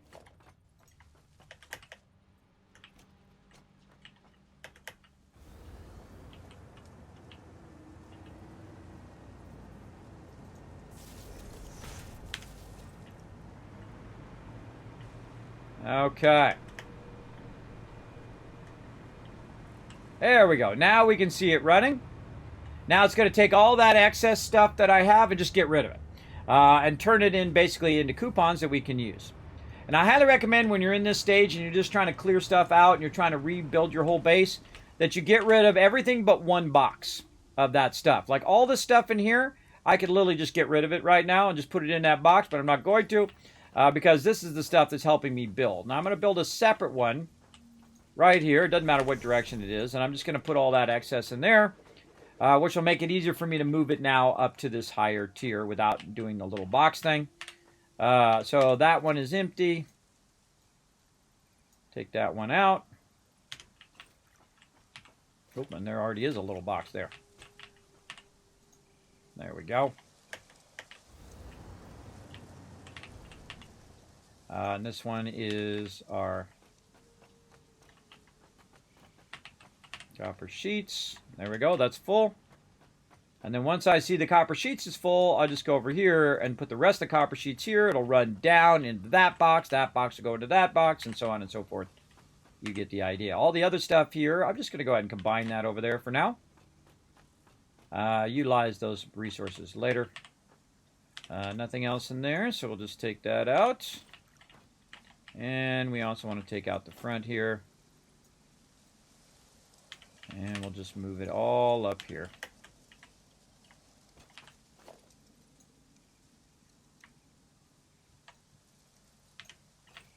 All right. Grab all of those. And we're kind of redoing what we did earlier. I wish I had put it up here right at the start, but I forgot and got sidetracked as I commonly do. There we go. Those are full. And thus, we don't need the excess. Let's just go ahead and put it in there. Let's go ahead and look for our motors. There we go. Combine this stuff together with a little bit of stuff that we have, and so on. You get it going. I'm doing good, Cowboy. How you doing?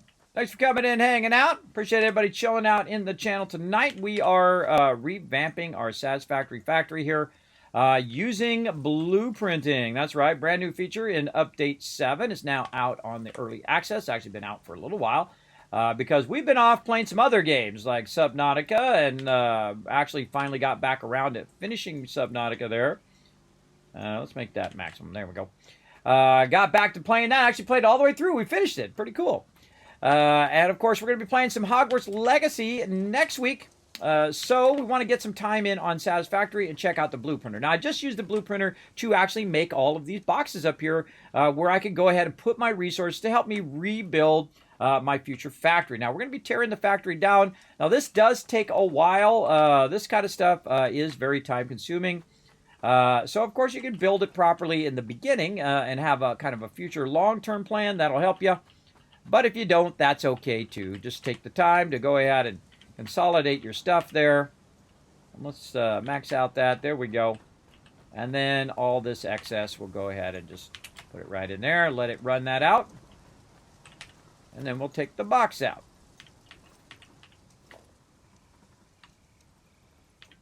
And just keep moving our way down. This one's already done. Let's see if how much we got in this one. Not very much. All right. Then we can take both those out.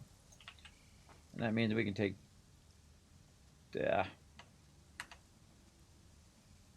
Okay, didn't want to give me that one in the front. There we go. And deselect that one. And I get both of those. All right, very nice. Anything else? all of this stuff. All right, that's easy. Anything else? Okay, that's a bunch of stuff there. All right. So what do we got? We've got computers. So we'll put our computers together. And we've got our rotors. Again, this is sorting. I love sorting, everybody. It's like my favorite thing. Is sorting stuff for sure. All right, we got nothing here at the end here, so we're going to go ahead and put our biofuel stuff, and I'm just going to kind of mix it all together since I don't have that much of it. And then once again, clear my inventory. There we go. And easy peasy. What do we got in here? We got nothing in there now. And we've got all of this stuff. Now, this is all my kind of general goods that I'm using. Let's sort this because all I'm going to need is a little bit of this and a little bit of that. Let's just use our full stacks. Put all that back. Use a couple full stacks. There we go. And then again, we're going to use some more blueprinting to go in here. Oh, we need all that other stuff.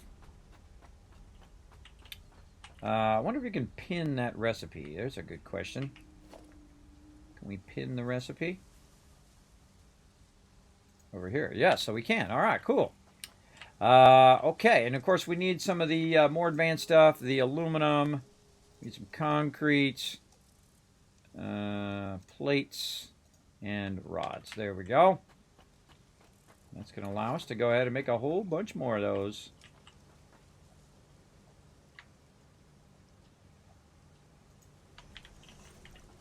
All right, now this is all my general stuff. So I usually put something in there that's pretty uniquely that. So I'll go ahead and store all of that and then take some of the stuff out that doesn't belong in there.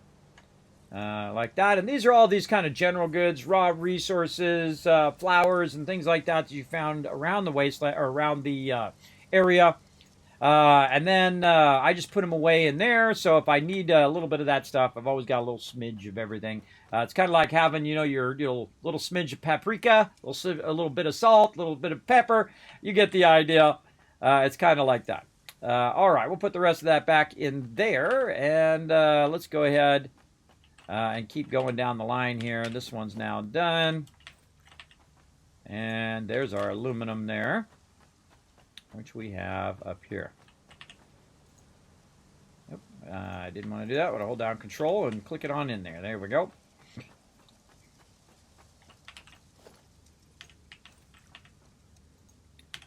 Plastique.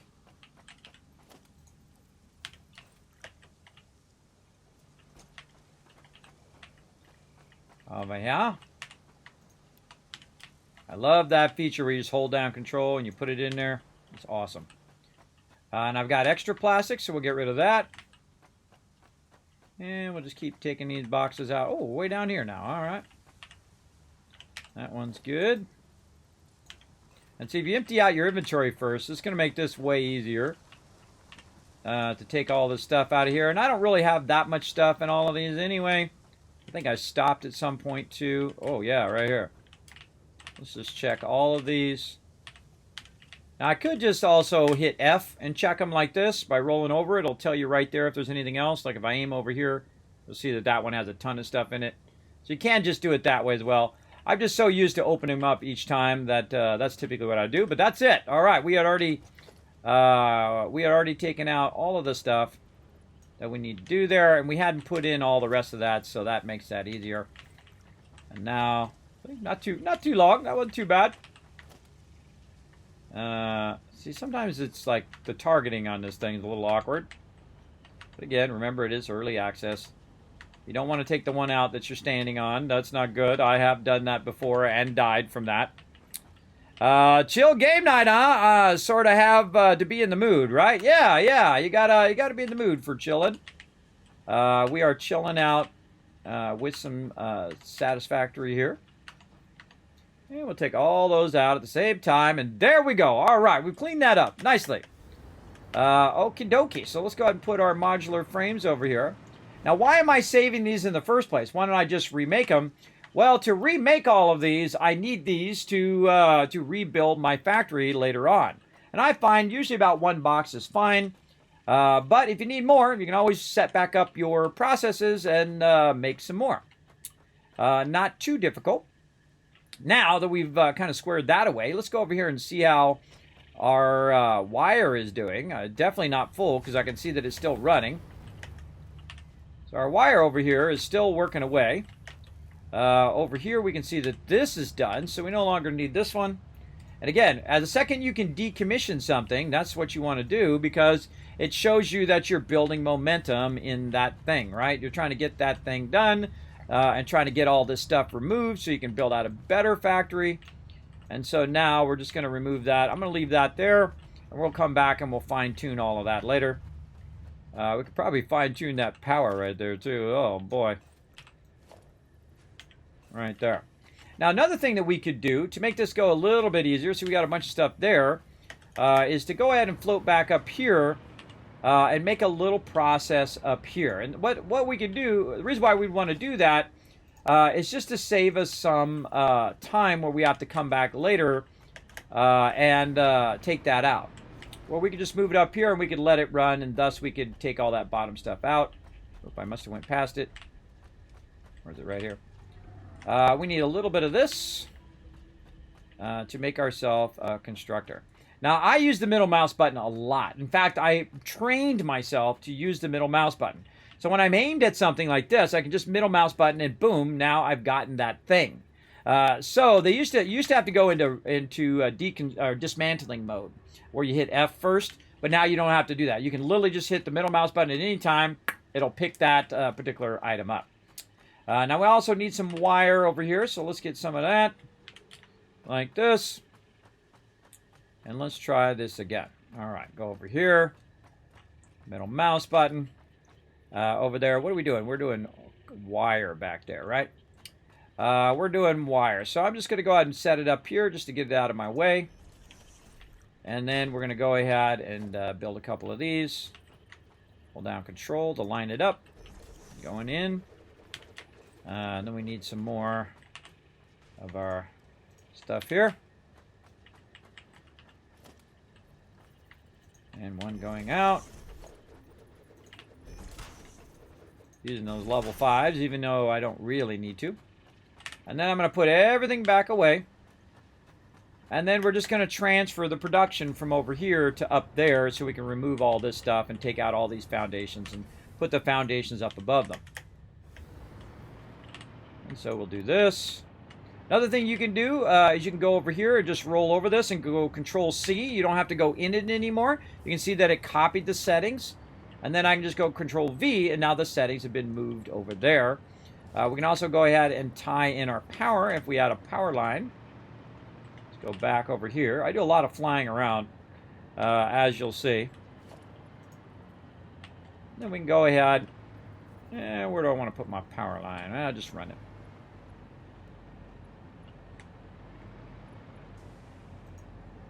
Wire's too long. Ah, that's a tragedy. That's a tragedy. Now, sometimes it's easier just to grab everything so you don't have to think about each individual thing that you need. Oh, yeah, right there. And then put it all back in the box. So there we go. So that should now start up. No power, which means I missed it. Whenever it says that, that means I missed it and it put a thing on the wall. Yep. So instead of connecting the wire, it put a thing up on the wall. A little annoying when it does that, even though it looked like it connected. Let's go the opposite direction. Doesn't matter which way you run the wires, it'll still work either way. There we go, and we can see our green light lit up, which is telling us now that this is doing what the other one's doing, creating quick wire. So we can just go ahead and eliminate this one. Over here. And this, we can eliminate that. And this. All of these extra poles and stuff we have over here. Get rid of all of that. And there we go. So now we kind of clean that up a bit. Our quick wire now running over here. Now I could go in and make this quick wire run into the box. I could have put it behind it and built out behind it and ran it into the box or whatever. But I'm just going to throw it there for now, just to get it out of the way. And then also another thing that we want to do is start to decommission all of these things here. Now this gets a little scary when you're floating up above it. But I'm going to show you what happens if you take it out right here and if you fall. You're going to die, sucker. you gonna die big time, because that's a bottomless pit right there. But luckily, I'm getting power from that one right there, so that's keeping me up in the air right now. If I were to take that out, I would go and drop down.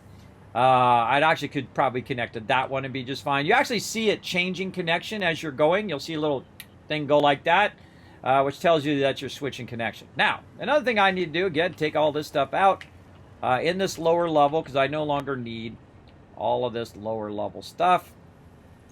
So we'll take that out a bit.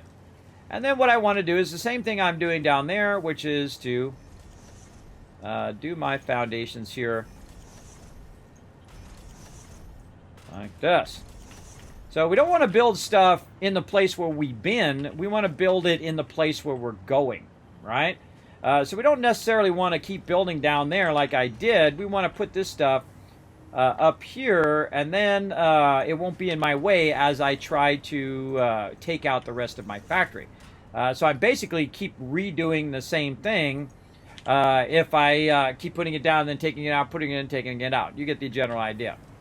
Now we can take this one out up here. We'll just let that thing float for right now. We'll take out this. We no longer need that one.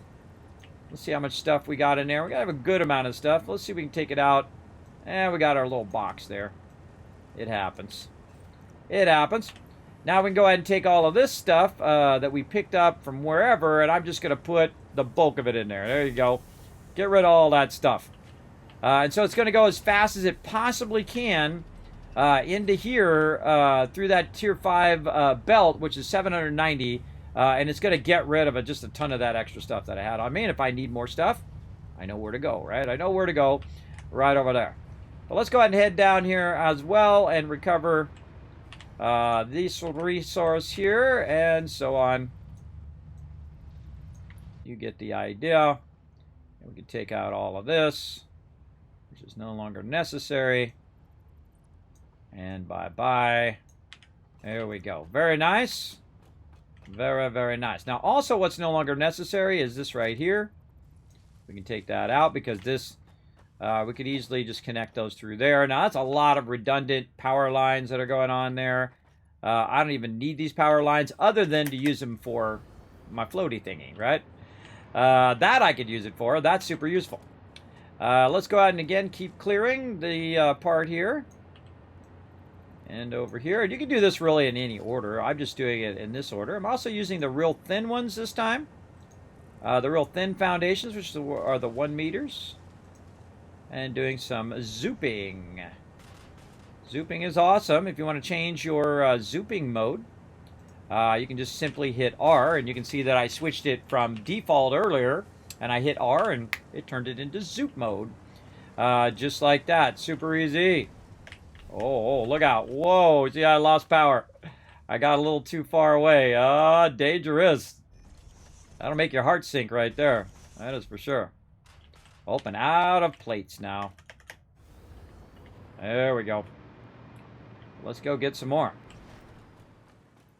Now, I think this one's pretty empty. I think we can go ahead and pull that one out now. And again, just trying to consolidate, move all our stuff out of here. We'll just have a bunch of random boxes of stuff here in our way.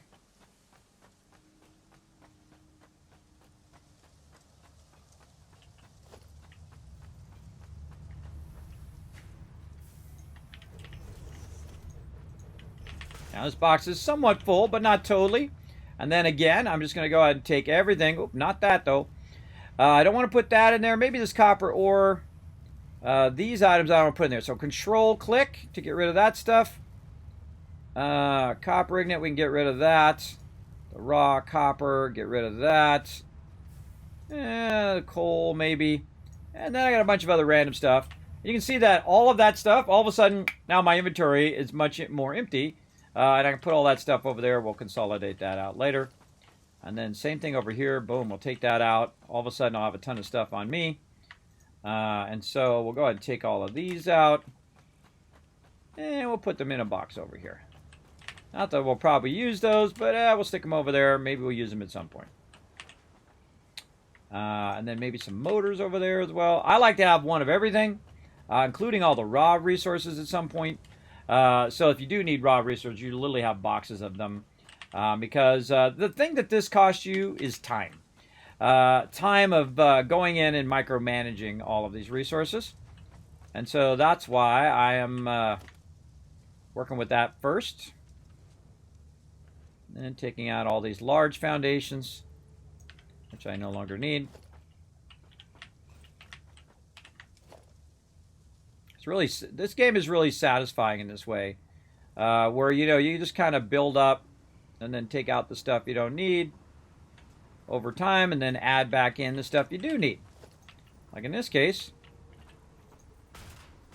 add those back in. Now the tricky part is if you have stuff in your hub, see all that stuff right there? That's all going to drop into my inventory. So the second I take that out, boom, it's going to drop in my inventory, and if I don't have enough space, it will actually leave one of them stupid little black boxes, which I hate, in there. So I try not to do those boxes, because the reason why I dislike them is the fact that I have to go down there and then now get the thing instead of getting it from far away, which you can do with the bigger boxes. Now, one of the things I also suggest, even though I'm not going to leave my hub here, is to immediately put your hub right back down again. If you don't, you could teleport anywhere in the world when you die. If you do have your hub will bring you back to your actual hub itself. If you die nearby, you'll end up right in there as well. Now, also, I'm going to go to each of these things and just click on them so I don't have those little exclamation parts like I'm playing World of Warcraft and it's got me a quest or something. Yeah, taking all that out as well. Across there. And now I can take out all of this stuff, and you can see that we're now making some big moves here, taking out all of this other stuff here. Again, just bringing this all up to this level so that it's even with all of my power plants, which are way on the far side there, so it's even all the way across. It's just a flat area, so you can run stuff nice and flat without having to be on multiple levels. Though you could. I will eventually have multiple levels, and actually my hub will be up at that level. That's why it's up there. And so that aligns with this, and then that aligns with my train, and my train comes down and brings all the stuff that I need for my resources. You get the general idea. All right, so again, we'll use our little central box here. Clear our inventory. And just rinse, repeat here. Until we've cleared all this stuff in the lower area. And so now we're really going to go crazy here. Oh, wait, we don't want to do the boxes, just in case there's a bunch of stuff in those boxes. We'll get all of this stuff first. Let's get this one first, since it's hitting our thing. Again, we can get all the foundations now. Just going to try to avoid getting the boxes.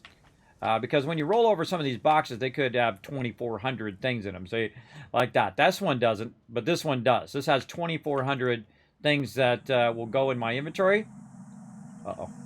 You are so lucky that you found this most valuable artifact. Okay, quit being creepy, Ada. I hate it when she's creepy like that. Boom. Gets me every time. All right, so now we have a bunch of stuff on us that we need to put back. So first we're going to do is fill our box with it. And if we have a bunch extra, we'll go ahead and put over here for the awesome sink to take care of. Just go right over here, put that in there. Oh boy, okay, we're going to need more room over here. Boom, there we go. You can put multiple awesome sinks too. Probably a good idea at this point. Let's go ahead and get another awesome sink fired up over here. Just to make this go a little... Now, I turned the sound off when she starts acting creepy. I don't like it. It freaks me out every time. Funny irony is I need the stuff that I just put in the box right here. I need a little bit of that. And I need some concrete, which is probably in this box. Yes. Over here. All right. Let's double up on our awesome sink action. I'm literally missing one cable. Right. All right. Where do we got some cable in here? All right. Fine. Yeah, just try to get this popping. Now, another thing I can do is I can run it from the top of the box up there. I do not... Oh, I do have some aluminum in there. Look at me go. And then we can run it from the top box down into there. Run our power. Back up to that floating one over there for right now. And then what it's going to do is it's going to run it out at the double rate. So 790 and 790. So it's going to go even faster. In that long run, it's going to start running that out. Now, it takes a minute for it to kind of run up to speed.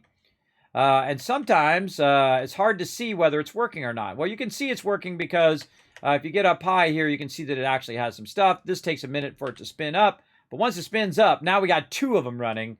And that's going to take care of it much faster. Look at it going down there. See how fast it's going? Very, very fast. And I could add a 3rd one and a 4th one and so on and so forth. You get the idea. All right. Again, we want to keep a little bit of these resources over here for us to use when we need to build more boxes and things of that nature. All right. And we've cleared our inventory here, so we can go over here and remove this and hope it doesn't leave a box. It did not. But there is definitely a box down there. And we have now a whole bunch of frames. So let's run back over here and see if our frames are full. Oh, wrong frames. Now they're full. Oh, not quite full. Now they're full. All right, we'll turn our sounds back on too. And now we have a bunch of frames we want to get rid of. And now you can see the problem of too much resources, right? You got too much resources. Faster than you can get rid of the resources is the amount that we have. But we can go ahead and make some more boxes. Line them all up. And just keep doing that kind of fun. Grab ourselves a little aluminum here. Just so these go between each other the fastest. Now also you can double up by doing this as well. So if they're going out as double, you can double up at the top. So that they're running between here at the same rate at which it's running out. And that'll help you a lot because it'll go, because at some point if it's going 2 out and 1 in, obviously the output is going to go much faster than the input, and thus it's going to empty the box and then start to slow down. But you can see in this point it is actually keeping at stasis by feeding it in at the same rate it's feeding it out. So definitely want to double that up if you have doubled up the in. Okay, more of this back in here. There we go. Let's see.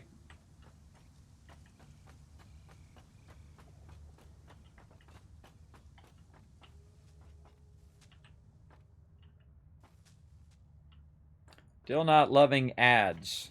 Yeah, well, sorry about the ads. You know, Twitch trying to stay in business. You know how it goes. Trying to make their dollar bills. I'm sure Amazon's all up in their business, said you guys better start making some money soon. That is for sure. They gotta make their money too, you know. It does help me out as a streamer. I mean, I'm not getting no 40,000 like those people at the top, you know. Us little streamers, we get screwed, but that's okay.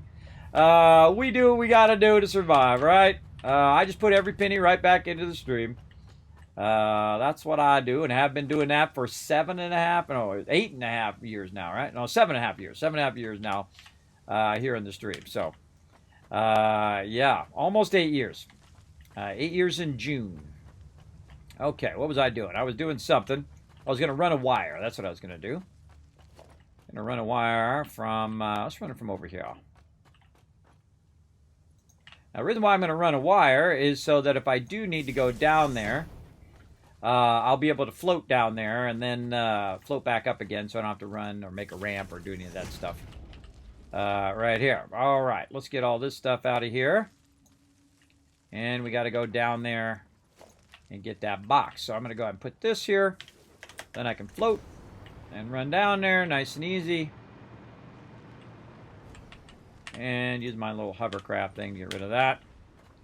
Any other boxes down here I should think about? Yes, right here. You can actually get the box while you're floating as well. Woo, mama, lots of our little things there.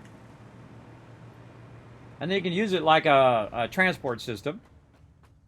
If you're too far between, you see how it dropped me down automatically? I was too far between the poles, and thus I lost power for a second, though I could have just went straight back up again. But I do have my skates on, so my skates actually allow me to go faster than you normally would in there as well. And then we'll go ahead and put any excess? No excess there. Interesting. Okay. Might want to move this box now since we're kind of working more over on this side. Let's go ahead and move our little temp box.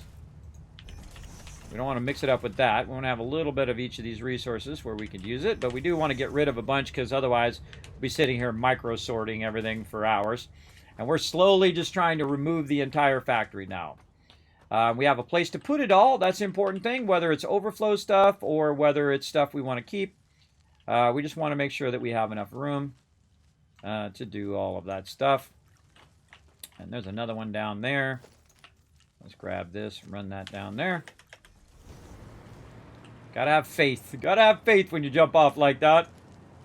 There we go. We'll get the rest of that out of there. I hate those little boxes, and for that reason right there. Makes it where I have to get out of what I'm doing and go run down there and click on it. Oh, we forgot to do the stuff in the back there, too. Let's go do that stuff in the back, and then we'll come back to this side.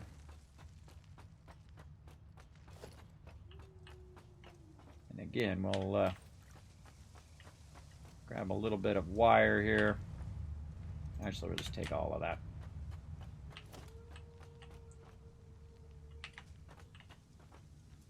That's already connected. Too many. Okay.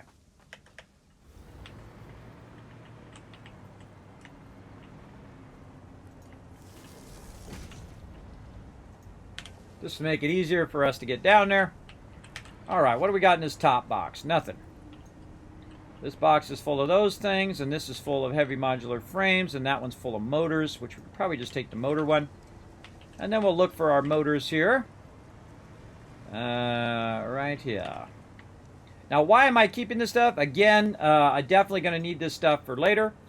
For sure, for sure. So that's why we're keeping all that. Let's run down here to the end. Go to this one, fill that one up. Now we know we have too many of that. So we'll definitely try to get rid of those. And this is full of heavy modular frames, and that one's full of the other one. All right, so we'll go down here. Grab as much of that as we can, which is definitely going to fill our box up over here. Oh, it's already full. So yeah, I've got massive amount of heavy modular frames. So I don't need that many heavy modular frames. Throw them in there, and there we go. Easy peasy, right? And that's what we call an overflow. And the same thing over here. We'll take that out. And what are these? These are these things, which we put down here, which I can guarantee you we're going to be an overflow of those. Yep. Again, we can just go ahead and speed this along a little bit by putting it into this box. And those into there. And then we'll just head down there and grab the rest. There we go. At least you can be somewhat away from it. And then easy peasy done.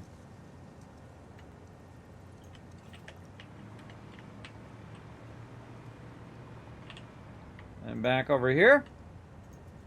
And there we go. Easy peasy. Might want to put another one there just temporarily. There we go. Alright, we took care of that stuff in the back. Let's take this with us for right now.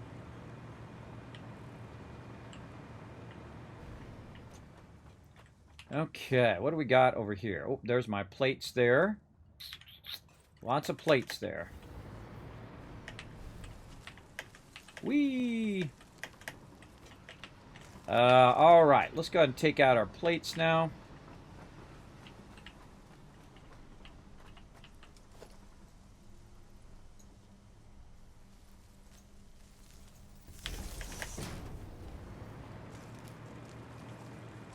Again, we're just going to go through, backlog all of our stuff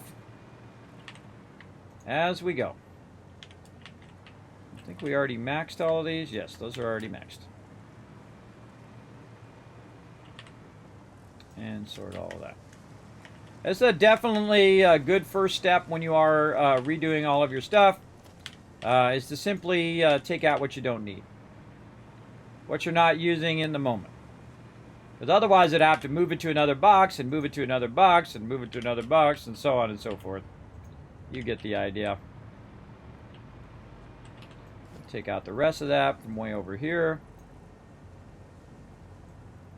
All this stuff. And now I'm just going to start throwing all this stuff away. Oops, other way. Because I already have plenty of all of that. What do we got in this box? Ooh, mama. We got lots of resources everywhere. Now, this is one of the great advantages there's our rotors there. Those we'll keep. Great advantages of the server is that it will just keep running, and it'll make just, you know, as many boxes as you put, as much power as it has.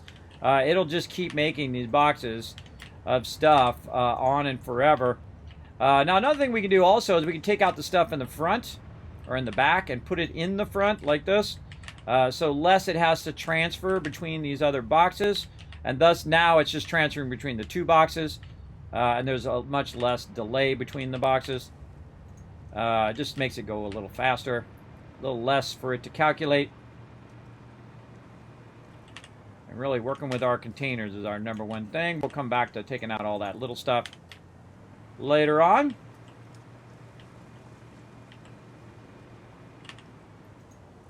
Storing all of those. Those out of there.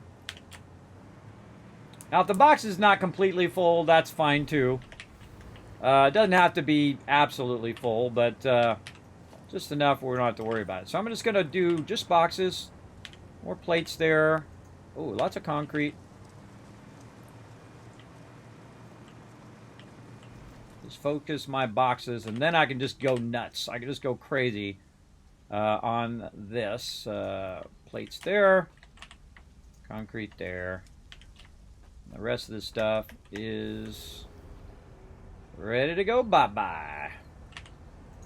There we go. About this one here. Yep, we're good there. Now it's got more concrete.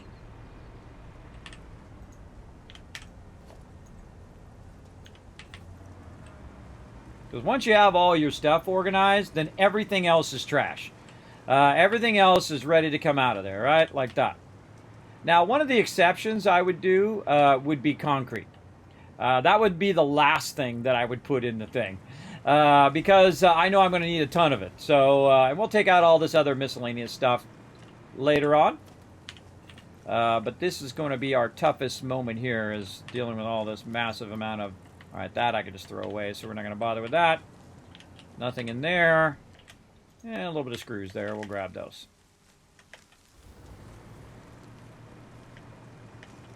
Very fun. Do not spill the coffee. Well, my RP for the coffee is simple.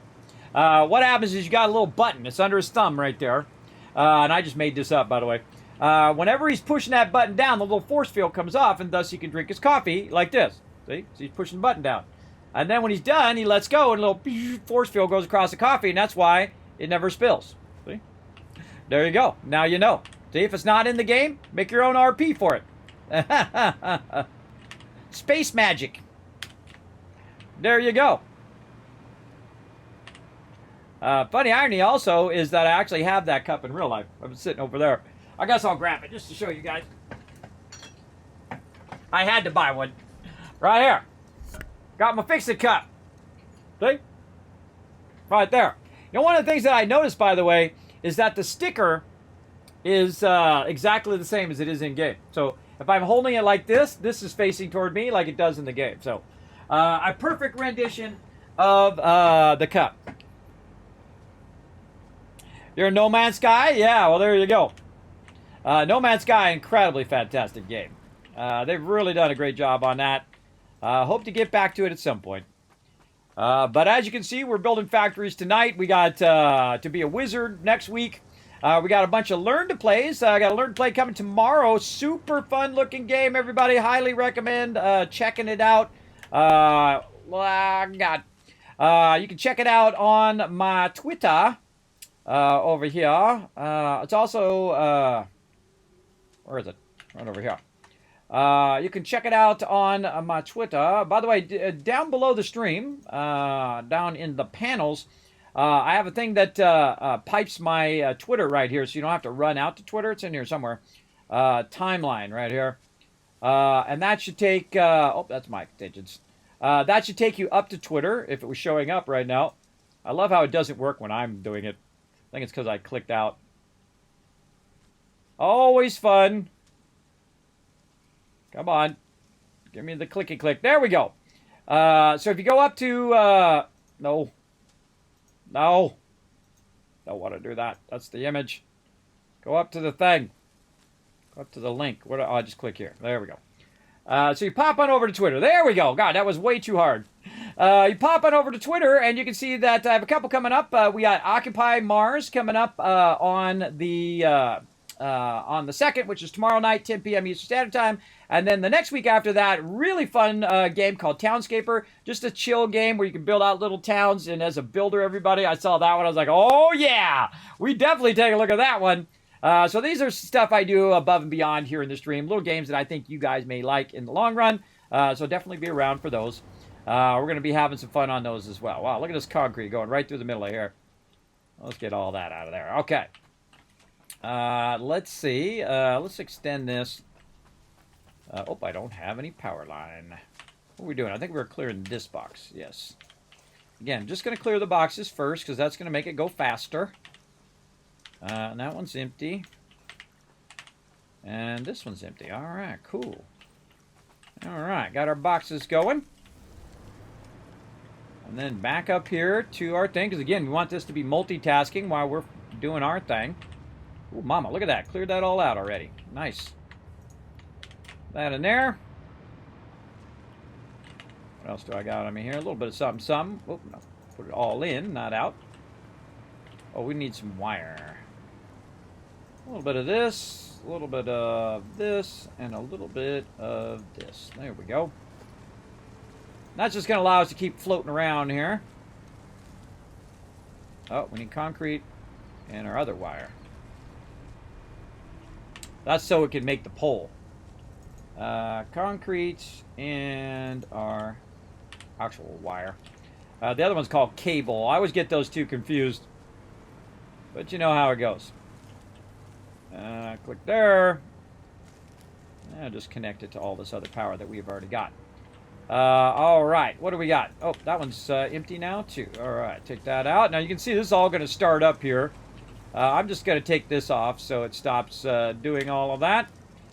Right there. And let's see what other stuff we got here. We got a box here. What's in this box? Oh, wow, making iron rebar. I had no idea that was even there. All right, well, make some iron rebar then. That means we're going to need a new box. Put our iron rebar in. And again, I like to make one of everything. Now, there's a reason why I don't make it this long normally. And that's because you got to run all the way to the end. So if you put them on, you know, side by side, I especially like them side by side by the train station. So you have it where the trains come in and it just drops off tons of stuff and tons of boxes and auto sorts it. That's super cool. Big fan of that, that's for sure. Hoping that's as much as we can get in there, huh? And squeeze a few more in there. And then any iron rebar after that, we're just going to get rid of. Right in there. All this other stuff that we took out, we'll store in there and sort that out. Deal with all that later. This hovercraft is super useful for this. And we can take that out now.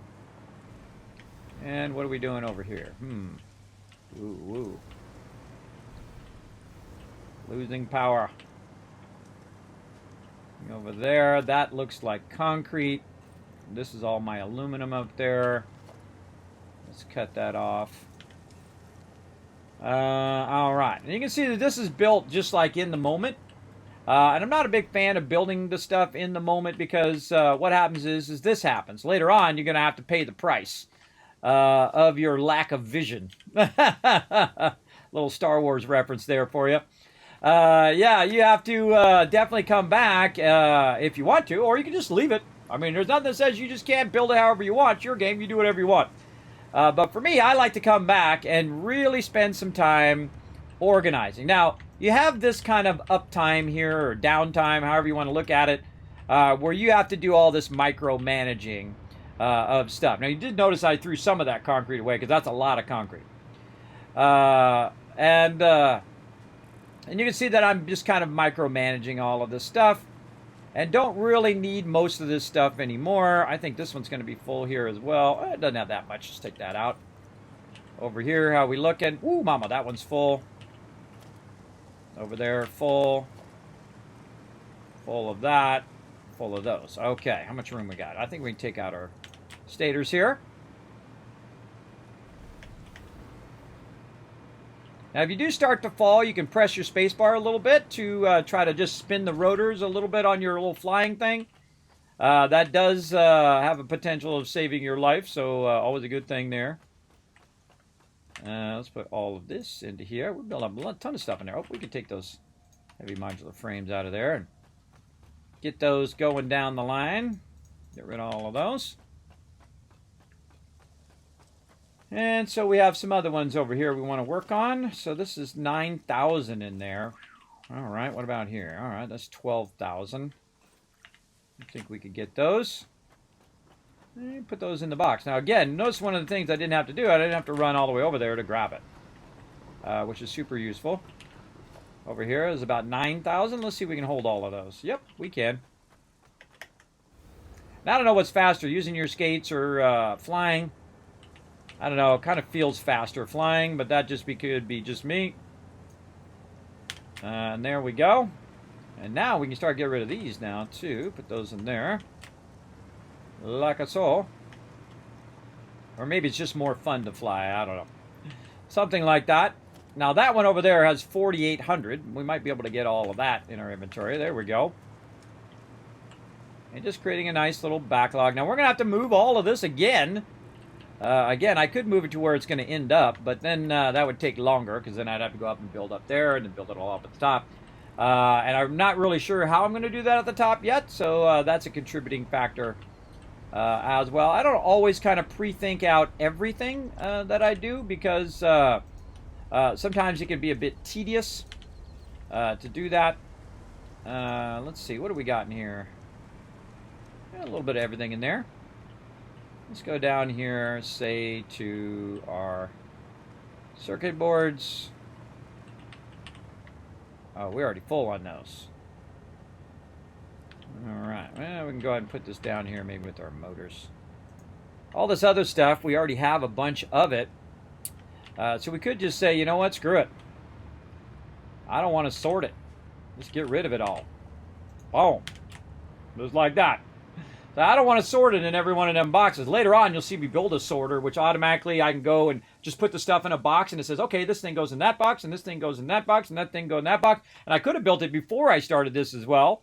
Either way, I find that when I'm doing this, that most of the time, I'm going to end up... we can take some of this stuff out here, just to get the resources that we're going to need. Like that, so we can run another power line here and then over there. Just to get over here and see what's in this box. Ooh, mama. Alright, those we can get rid of. Now, I'm specifically not putting my my things down there so that my awesome sinks down there so that I don't have to go back and remove them later, because I'm bringing everything up from that level. And I'm bringing it up and then trying to get rid of any massive amount of excess that I have, which is a lot, as you can see. All right, another box. Another box here. Let's see, where do we put that? Where did we put those beams? You know they're in here somewhere. Oh, or not. We'd already processed them. Process the beams first. Beams, beams, beams. Really, no beams in there. Huh. No moss beams. Let's go over here and grab some.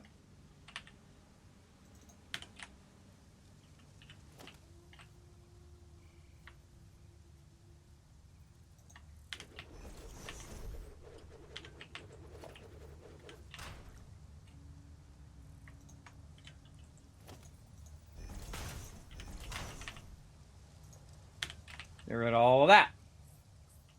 Okie dokie.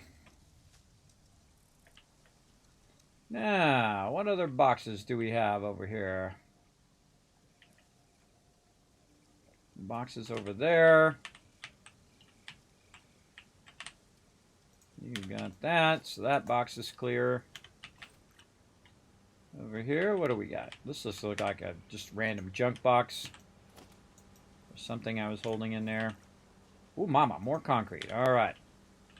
That concrete's still coming in, too.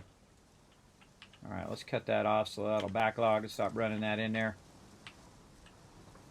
Let's take it back again. Noise cup. You like that, huh? It is noise. More concrete. Oh, man. How about up here? Oh, yeah, I got some room there. More concrete there. How about up here? Not much room.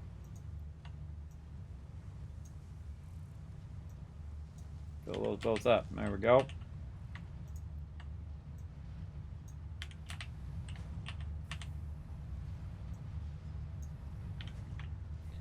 Okay.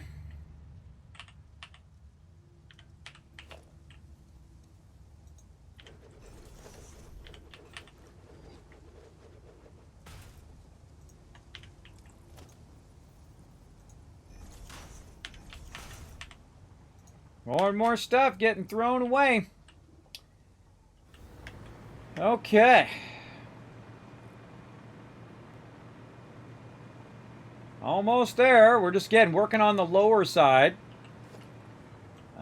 Just take the rest of that out. There we go. Now, one of the cool things is when I take a box out, it gives me all the resources back. So then I can go over here and make another box to replace that box. I got a bit of a problem. I've got my other box right in the way here. So I'm going to take all that out. Take this out. And again, connect these awkwardly. There we go. Like that, and screw it. Get rid of all of it. Oh, wait. There's something we don't want to get rid of. This. You don't want to get rid of your power shards. I didn't move a power shard in here. No. You don't want to get your power shards. Power shards are super useful. Just make sure it didn't move its way all the way through. It might have. I think I had 5 before. Well, if I got rid of one of them, no big deal. Your power shards are super useful for later. I usually put them in my what I call my mixed bag of stuff, which is over here somewhere. Gonna be the one with the flowers. There we go. And that keeps me from accidentally getting rid of them, like I almost did right there.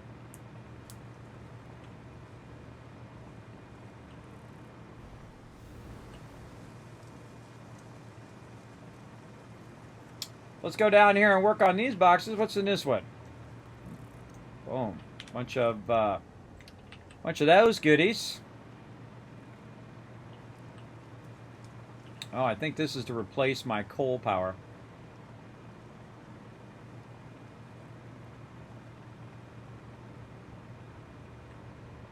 I think I disconnected my coal power. I sure did.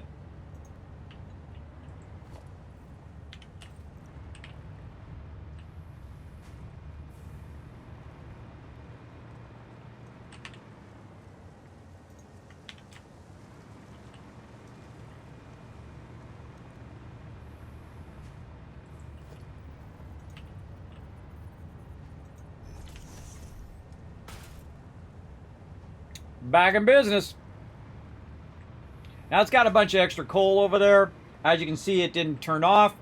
Also, I have a bunch of oil power that I'm using, and I'm not using that much power right now because all I'm doing is running my trains a little bit and a little bit of my oil.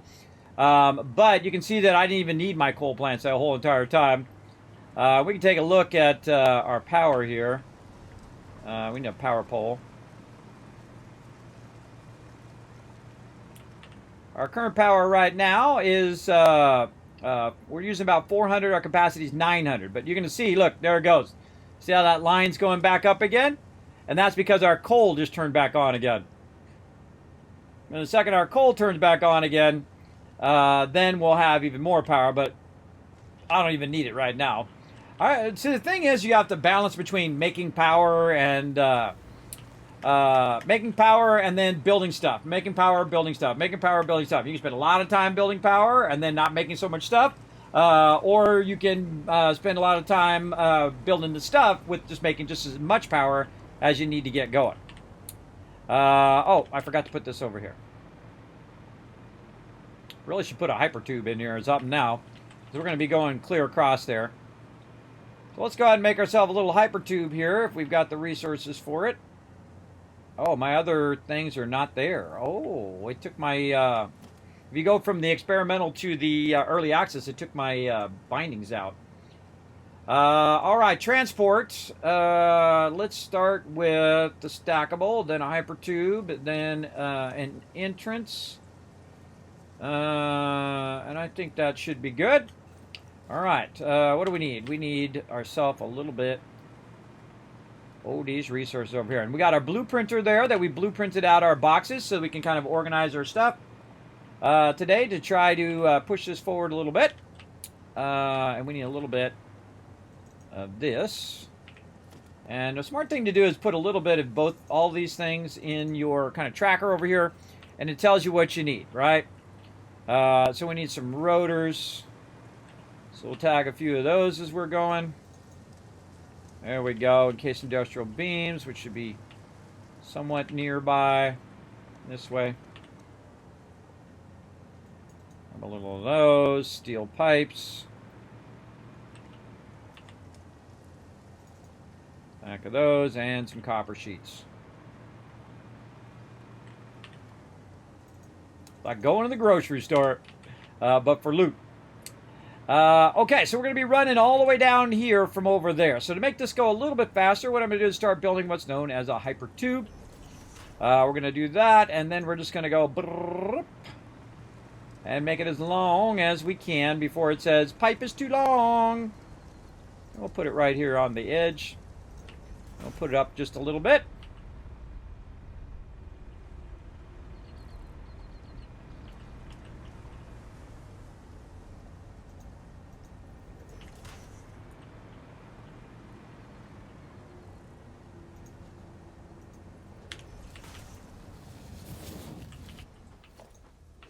All right, now, oh, I forgot to put power in there too. I forgot to put power in that set. There we go.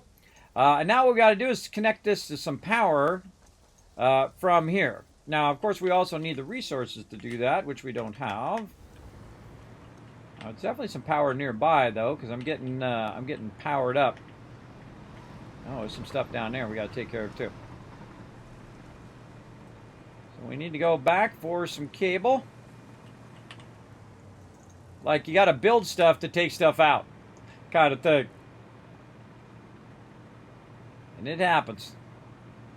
There must be power off to the side here. Yeah, see, I put the power along the side there. Very smart move. Makes it easy. I didn't even remember it was there. And so we'll go ahead and do something like this. There we go. Now, if we go in here, it's going to zoom us across there, hands-free. And it'll take us all the way to the other side each time if we want to get rid of some of those resources. That'll be a great way to do that. It'll just kind of run us up in the front here. We can say, do we want to put that there, or do we want to add that to our current resources here? Way at the end here. Yeah, we'll just keep going with this. We need more plates. You're always out of something. That's the way this game goes.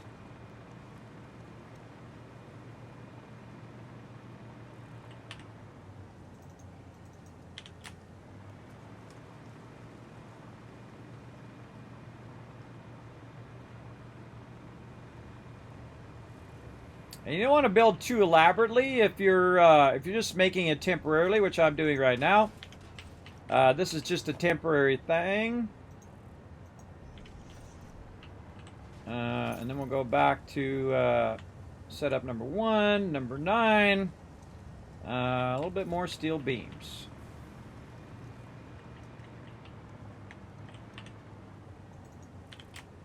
And then what we did is earlier, if you missed it, we blueprinted a bunch of these boxes so that we could go in and just simply put them down. I did a little offset there. Just put them down and then put the stuff in there, and then it will automatically have the front of it, which will roll out and tell us what it is. So super, super easy. Well, thank you, Dedicated Mess. I already did that stretch earlier, but I appreciate it. You can see now I can just put that in there, and now I know what's in that particular box. And then I have a bunch of other random stuff over here that we're just going to go ahead and drop in here.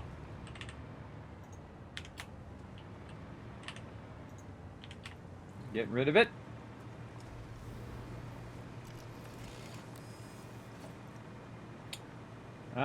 noticed there was another box over this way. Let's see. How do we got this power going? Let's take this out. Take all this stuff out now. Just go to town on it. Every little thing here. Oh. You can see I'm holding down spacebar so I don't just suddenly fall. And that'll take out that. And then I can go ahead, rerun my line. There we go. Just take all this stuff out.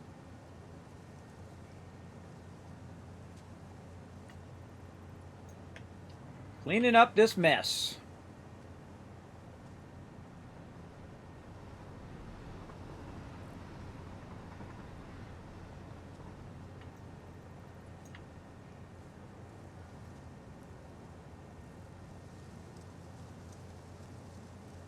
My favorite thing is that you can do this from really far away.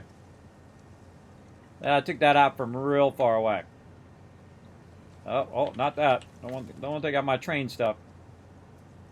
Actually, that one's okay there. It's all of this stuff here. All of this stuff, that I could leave, actually. Just take out all the stuff that's in my face. In my face here. There we go. That we'll leave. I'll just take all this other extraneous things out over here. Now we're getting it cleaned up a little bit. Looking sharp. Again, since I took out all the big boxes, I can, without worrying about getting those little boxes that are going to drop on the ground, I can more easily take out all the stuff as long as I'm watching my inventory here. Alright, want to keep that inventory nice and on point. And then take out all of this. Right there. Now this particular item here, what we're going to do is we're going to bring this all the way up to our actual working level up here. So we want to just go ahead and build ourselves a lifter. And just put it there anywhere. It doesn't matter. It just tells me generally where that is. These two we could put back in. This will take all out. All this stuff and the stuff over there. And this stuff and that stuff and this stuff. And there's ramps and things that we got going everywhere. Now the trick is not to take out the thing you're actually using to float. That's a problem when that's going on. Oh, I took out my extractor there. Didn't mean to do that, but oh well. Always put it back in later. Okay, some more power. Let's put this up here. Any other floating stuff that we might have missed? Now, you're going to be seeing this floating stuff for a while, everybody. All of a sudden, you'll notice, oh, wait, I didn't take that out. Or, oh, wait, that thing over there. All right, that's going to happen a lot when you start doing this, and you're just taking a bunch of stuff out, and so on. Oh, there's a box of stuff over there that I don't want to take out. See if I can deselect that container. There we go. Again, you can see I've built a lot of stuff. Just as much as building it, taking it out is just as much work. Or maybe even more. Keep deconstructing. This part goes fast once you've cleared the boxes. You don't have too much stuff on you there. Oh, like I said, a few extras. We'll come back and work on that. More stuff over there. And then drop it all in there. And I'm even going to drop my little portable miners in there because it'll deal with it and I can always make more. Right there.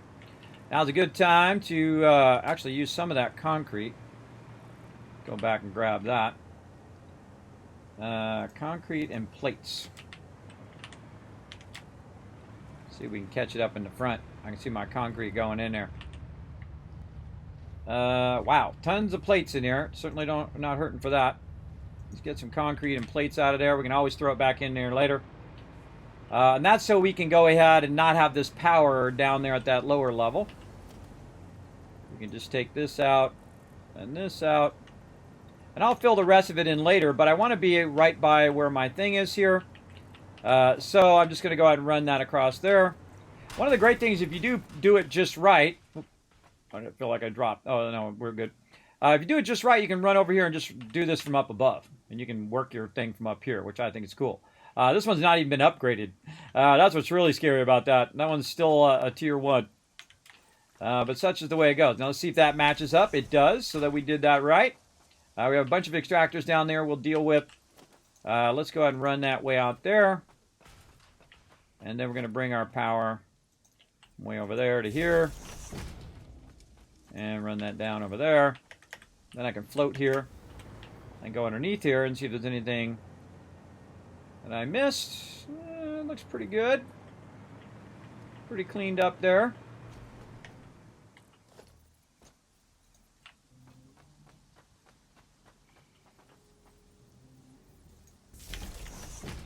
Alright, what do we got going in the back over here? Nothing we can't just zip out of there, it looks like.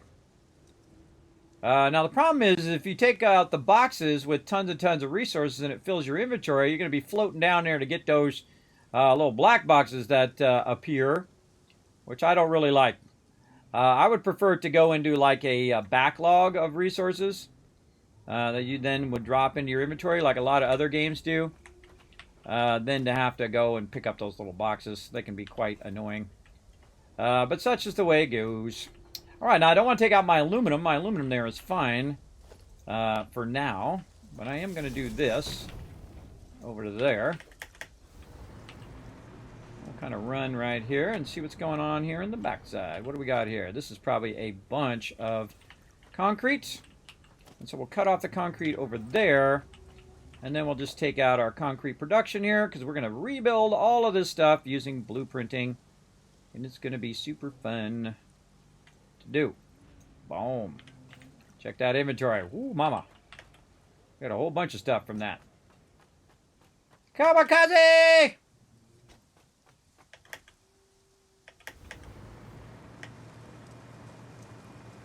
Take the shortcut.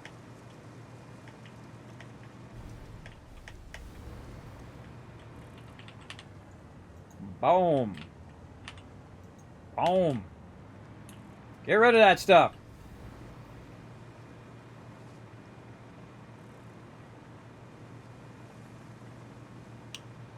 Okie dokie.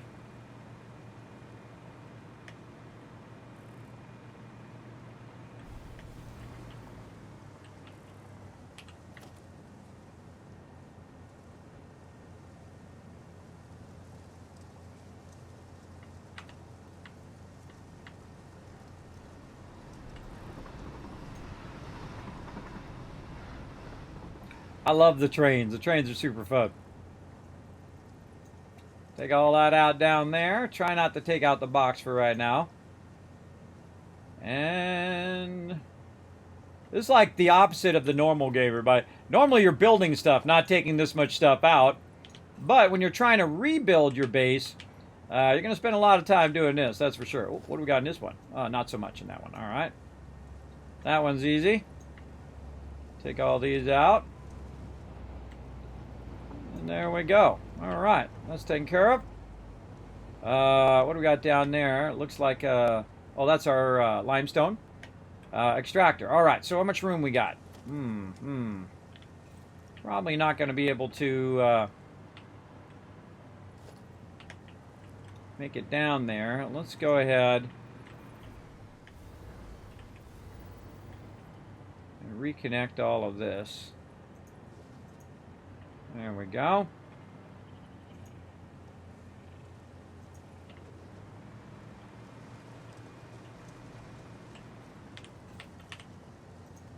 Oh, it does fit. All right, awesome.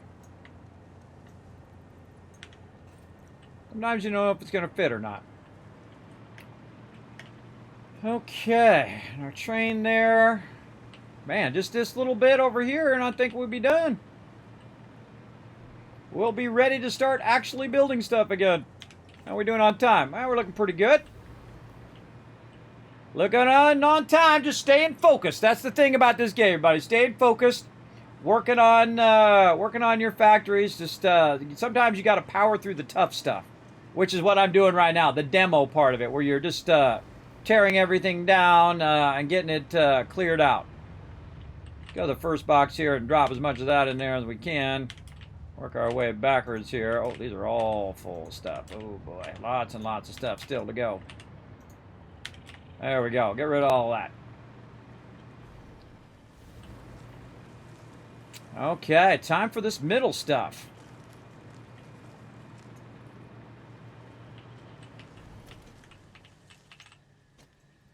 Something way off over there. A little ramp that I was using. All right, speaking of ramps, another one right there I no longer need.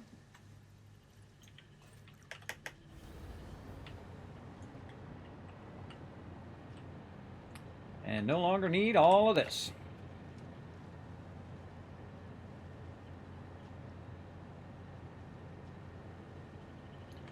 This is very relaxing, by the way. Another great trait of the game. Very relaxing to just sit here and just chill and just build stuff out. So if you want a real chill game, too, this is it. You don't have stuff attacking you every 5 seconds. You're not in giant space battles or none of that stuff. You're just doing your thing over here. Go down here for a sec, clear all this stuff. Don't need this anymore. All this stuff. We're going to run that way up. So just spend a little time fixing that. Kind of feel like I need to turn this around the other way too. Take that out. And pick that up.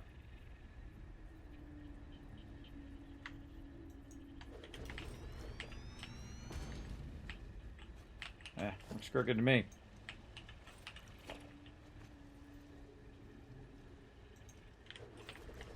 Okie dokie. And then we'll just go ahead and... I don't have enough for the fourth one, but we'll just use a smaller one. And that's just to show me the placement of where it's at. You just run that up there. Well, let's run a little one.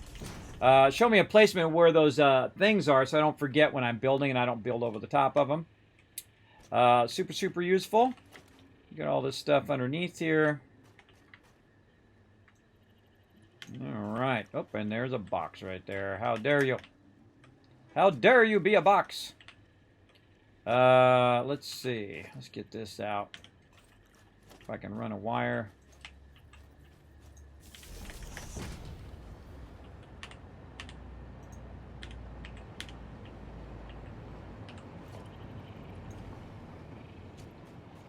Okie dokie. Anything else we have to take out? All this stuff. Now the trick is to aim yourself in such a way that nothing else is behind the thing you're trying to take out.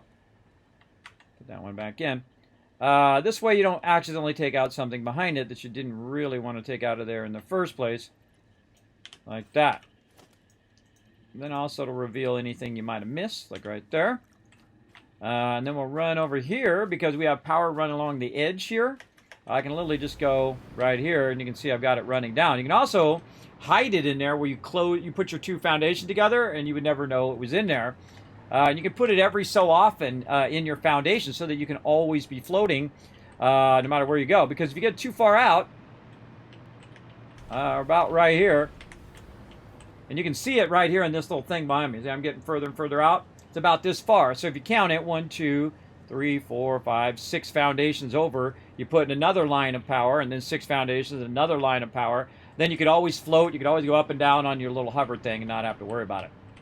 Now, we got some serious work to do over here, everybody. This is some big work here because these suckers are absolutely full. And so we're going to go down the bottom one first. Grab that one. I'll grab this top one. And then boom. Speed ourselves back.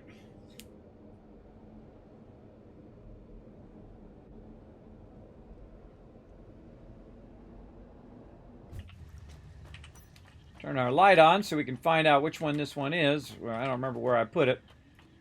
I think it's way over here. Yep, there we go. And we backlog it over there instead.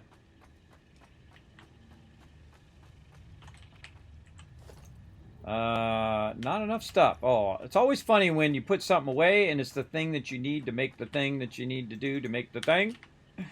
That's what just happened right there. I needed that and a little bit of rotors. Always find that funny. And dish is full. All right. Well, we got any quick wire? Probably not. That's okay. We'll just do what we got to do for right now and fix it up later. That one's full as well. That one's full. This one, not full. Oh. Come on. You got this. There we go. Okay. Now we can go in the opposite direction. Probably want to drop a bunch of this stuff off of us, though. Like this. There we go. At this point, I don't even care what it is. Just trying to get rid of it. Again, we'll backlog it in the boxes till we have one full box and all the rest of it is out of here. Now, of course, we're going to need those resources to eventually rebuild the stuff that we're taking down, which is why it's a good idea to make sure that you fill at least one box of all of that stuff, because you'll have to come back and start to rebuild it all. And sometimes you can get to a point where you're using the resources to scale up other parts of the factory, and then you don't have enough to rebuild the thing that you built before, which happens a lot as well. Okie dokie, let's go over here, and that's nice and full there. Let's put that completely full. And then all that in there, and I'm going to do some back and forthy stuff.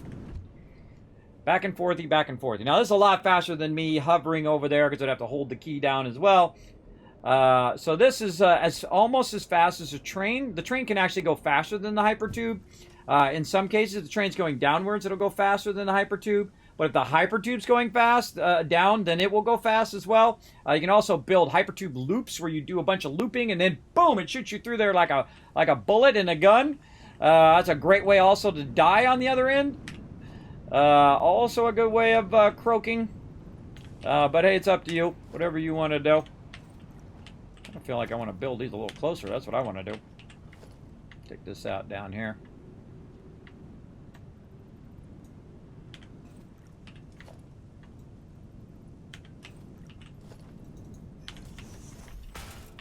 All right. All right, we got that one. Let's just take that out. And then grab as much more as we can. Put it way over here.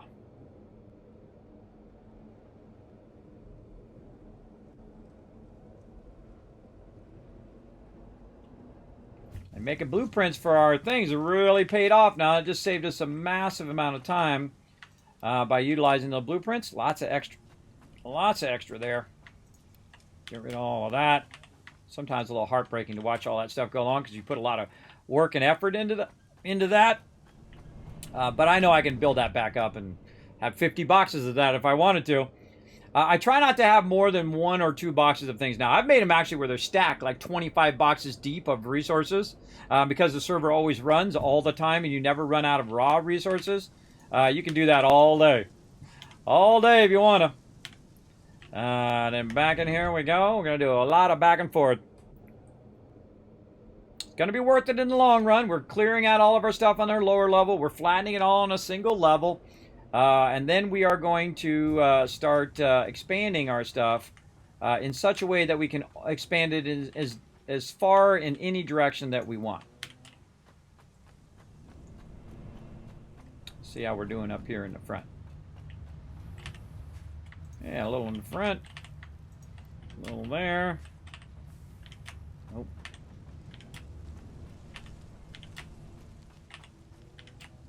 Wow.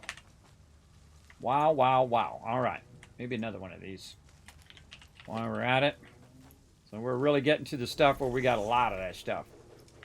What we don't have is our aluminum. Did it already do all the aluminum?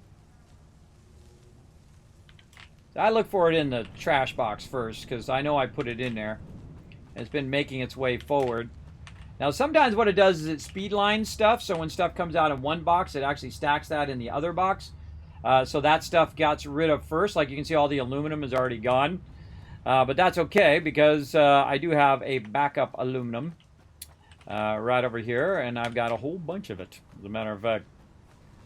Whole big bunch, and I also have boxes and boxes of it on the other side. Aluminum is one of those things when I get there, that's one of those things that I use a lot of. Let's see. Now we need these. And what was the other thing we needed? We were trying to make these. There we go. Again, we'll just put all that stuff right back in there again. Okay. Over here.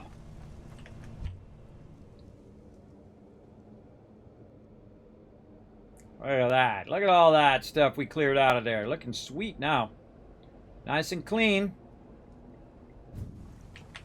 Okay, what else we got? More of these. Let's take this out so it doesn't keep filling that up.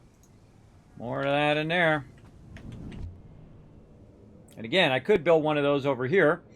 But I've already got the process going over here, and I want to double check that I have filled the boxes. And I put this way back. This is actually way back in the back corner of my base. And that's just so it's out of the way over there. Oh, wrong way. It's just out of the way over there so I don't have to constantly be running into it while I'm building other things. Right over here. Oh, there we go. Looking good.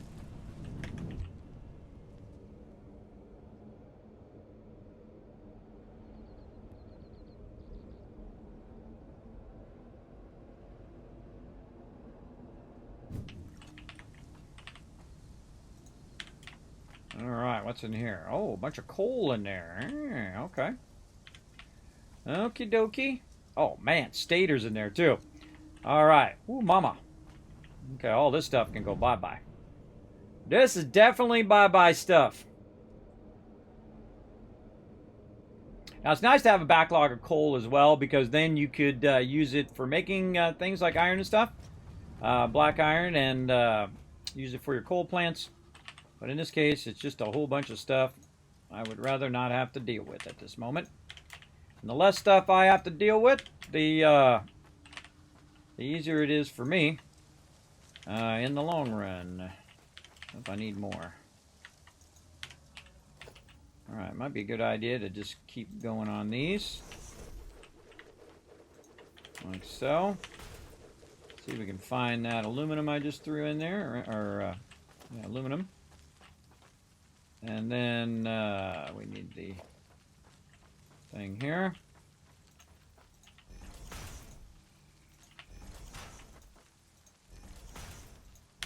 There we go. Much easier to backlog all that stuff in there now.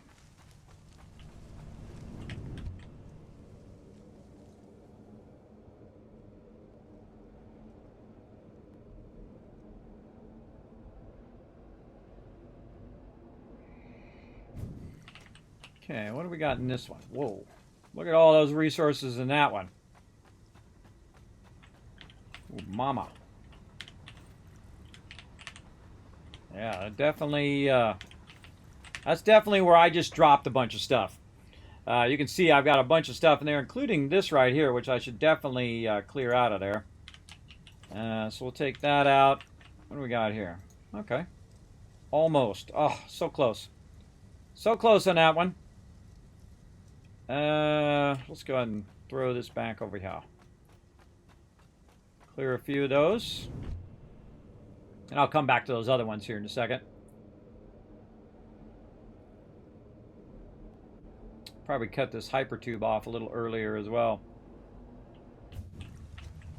Let's see. We got a lot of everything. What of this do I not have? I don't have the nobilis. Let's throw those here at the end. If we're looking for nobilis, we know where those are at. Fuel as well. Wow, okay. Fuel in there. I think I'm maxed out on most of this other stuff. Maybe a little bit more of these things. Yeah, there we go. I definitely want to put all of my things in there. And let's take this out. Oops, I took out part of my wall up there too. Put that back in while I'm thinking about it. And then put the entrance back here. So I don't have to run all the way to the end and then all the way back each time. Let's see, maybe some stators.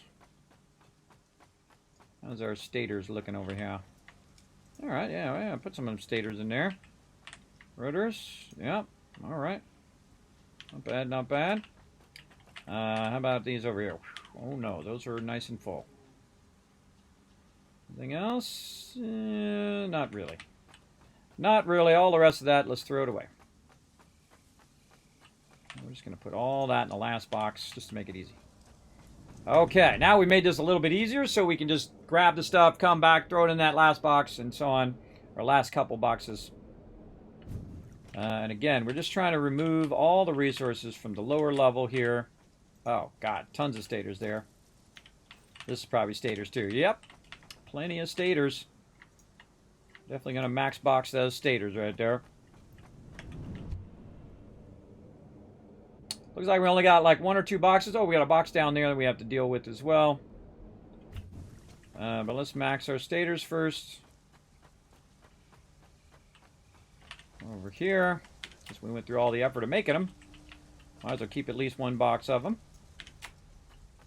And trash the rest.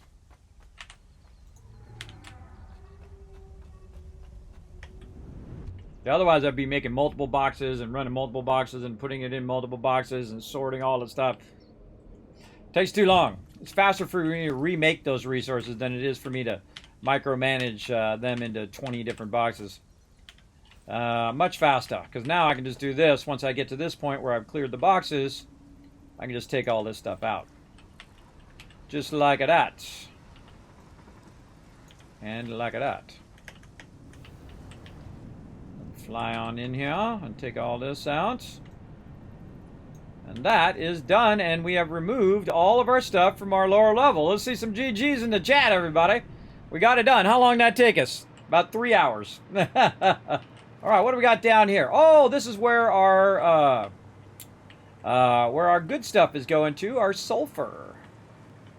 All right, we'll definitely want to tap into that. Let's see, what do we want to do? See if we take out our hypertube there too. Probably just want to mark it for now and come back and work on it. So what resources do we get? We got this right here. We'll just do a level 3. Mark that as, hey, this is right here. This is where you're going to find that. And then pop down here for a sec. Take as much of that as we can.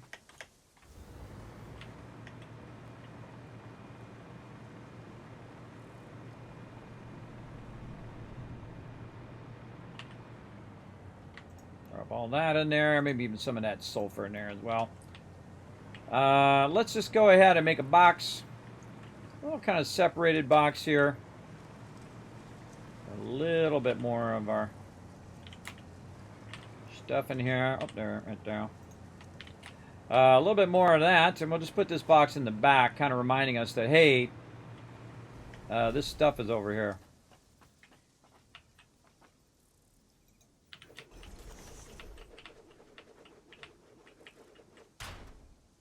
Where's that box?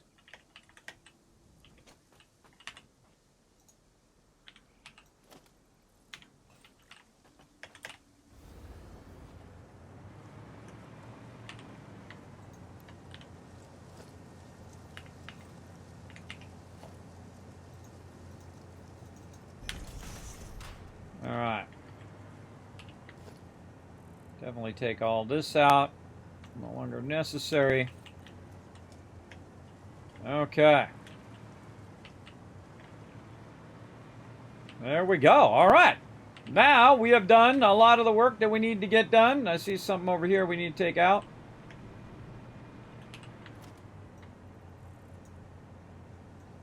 Okay. Looking sweet. Now it's time to get a lot of concrete. Let's go. Let's go get that concrete and clean up this nice mess. Yeah, GG's, right? Looking good now. Now we got it all on the same level. I'm going to get rid of whatever I've got on me there. And go in here and see if we got any concrete left over. Let's run down to the inn. See what we got. Not the kind of concrete we want there, but we got some, and we got some here. Got any plates in there? Looks like it's already done plates. Oh, there's some plates. Right there. Lots of concrete there. Some more of them plates. So I'm trying to use up the excess first before I go to my boxes here. Because that's the smart thing to do. And it just makes this go faster. Plates there. And no plates there, but we'll take a little bit of this rods. Okay, now you can probably guess what I'm going to do next, which is going to be doing a bunch of zooping. All this back in again, but at this upper level. And this is the fun part here. This is where you really just get to build a bunch of stuff in a big, long sequence.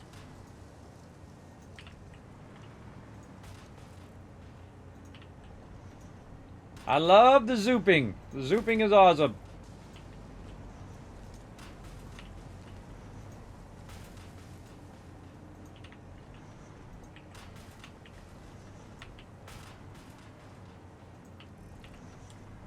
Now we don't want to forget about our extraction stuff over here. We might want to snag some of that aluminum out of here. We still have some in there, wherever that wandered off to. Aluminum, there we go.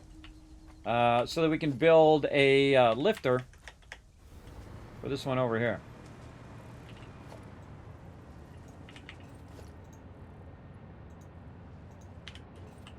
That'll tell me where that's going to be. And thus I can just run it over there without worrying about covering it up and then realizing that, oh God, I covered it up. I don't have my thing down there. Oh, we missed a spot. I'm going to find those throughout the rest of this playthrough, by the way. All the little missed spots.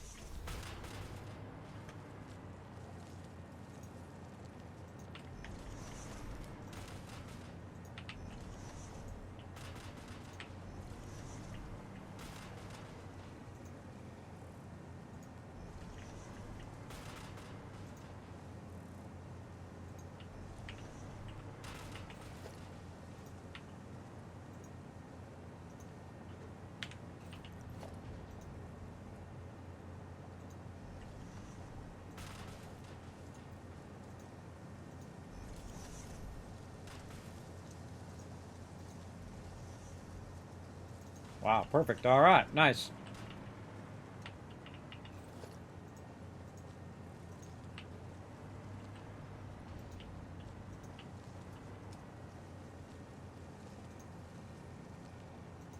Not quite enough to do it there, but oh well. Gotta get me more aluminum. I don't like to clip. Clipping is my least favorite thing. It just so happens that over here, I've got more aluminum, and more aluminum, and more aluminum, and more aluminum. Now, why do I have that? Because that's going to be the basis of all the stuff that I'm going to rebuild, is having that aluminum level of stuff. So I need more aluminum than I need of anything, because that's going to rebuild all of my stuff here. Now, I do want to rebuild this out here. Reconnect these together, do all of this stuff here.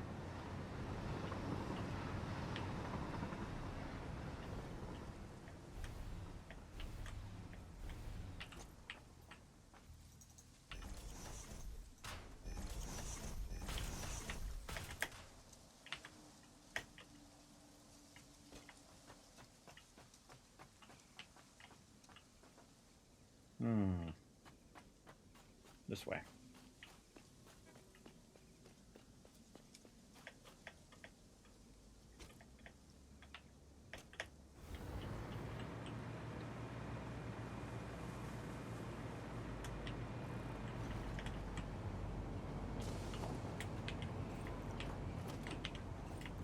My slide key. There, just crouch.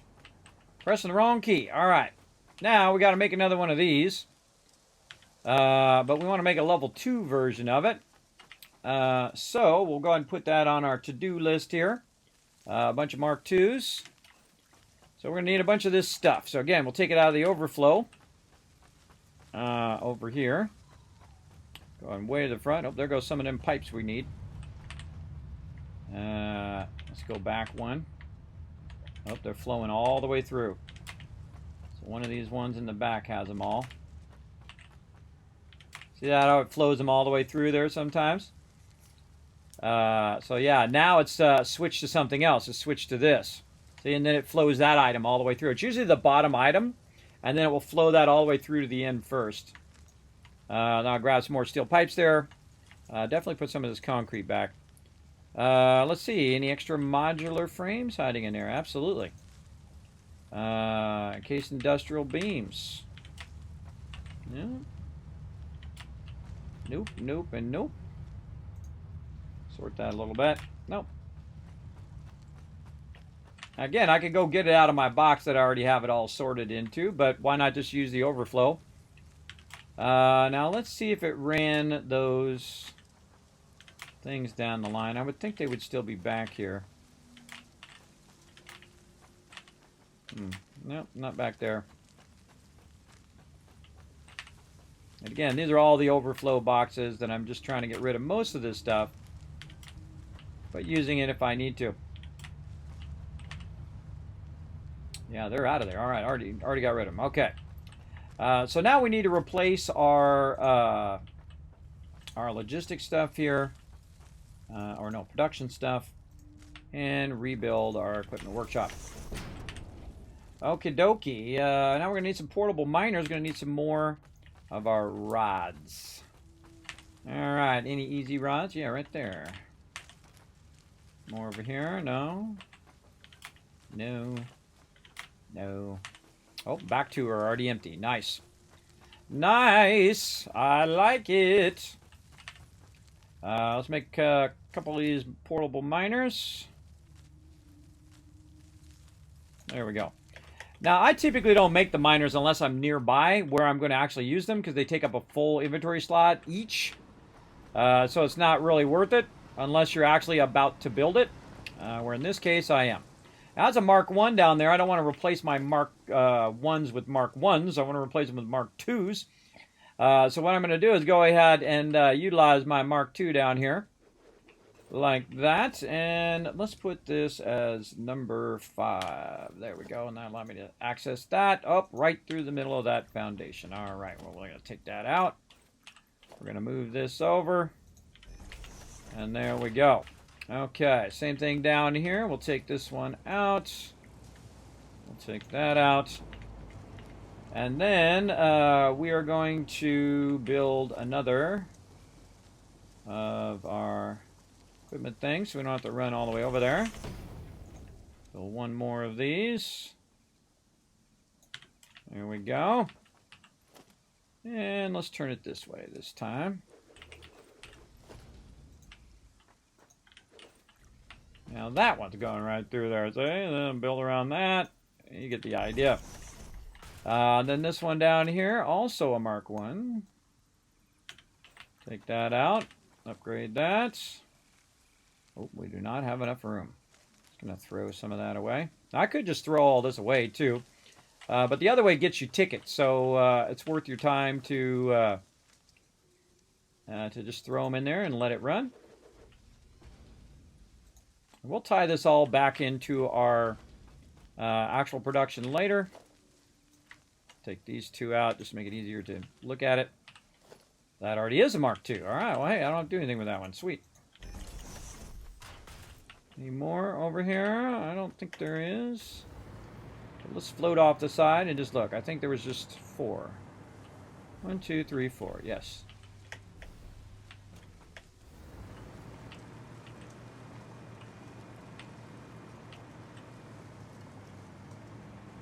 Okie dokie.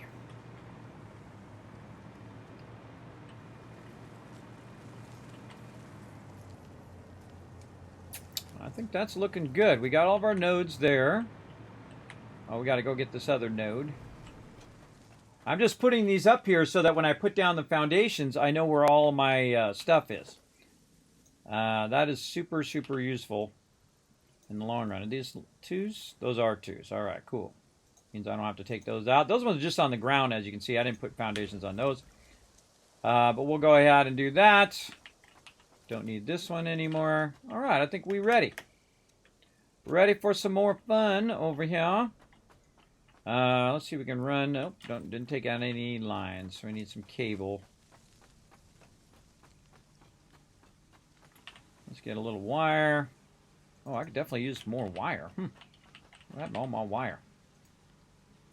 I think this is already maxed. Maybe a little bit more. This we can trash. Let's get some wire. And cable. The other thing we're going to need.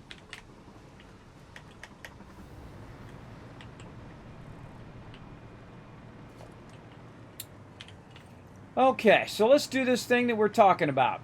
Let's go ahead and run the power line down here. So we're going to go ahead and just start putting these foundations in. I'm going to say that's 3.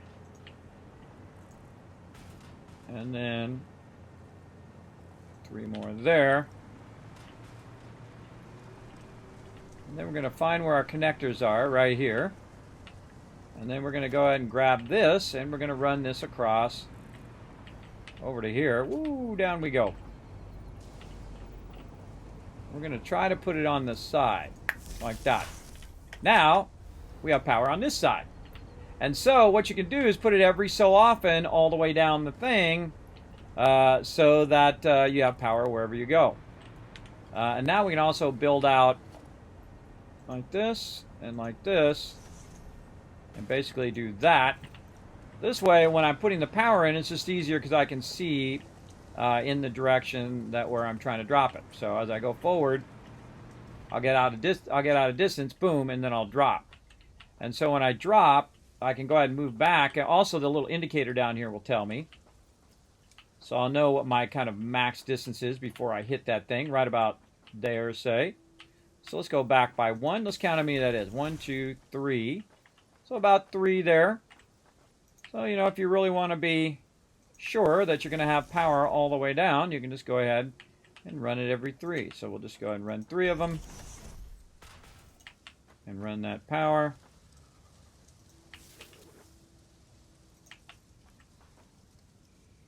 One, 2, 3.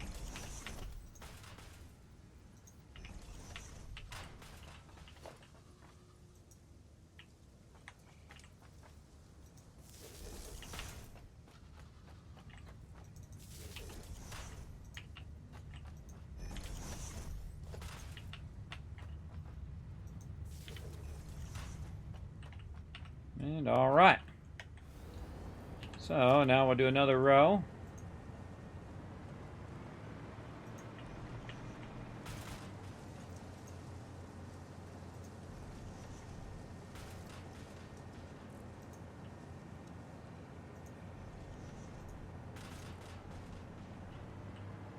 So that's 1, 2, 3, 4. That would be 5.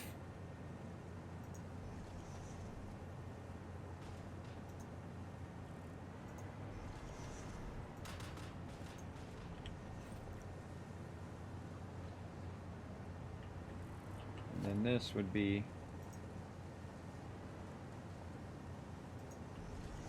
just beyond there.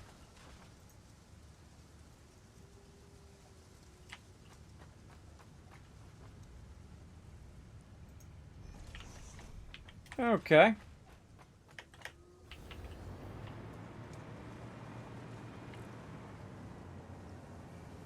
Gonna cross connect at an angle there.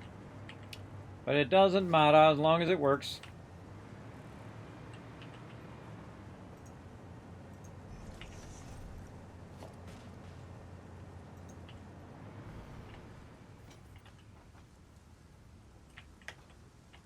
This one right here.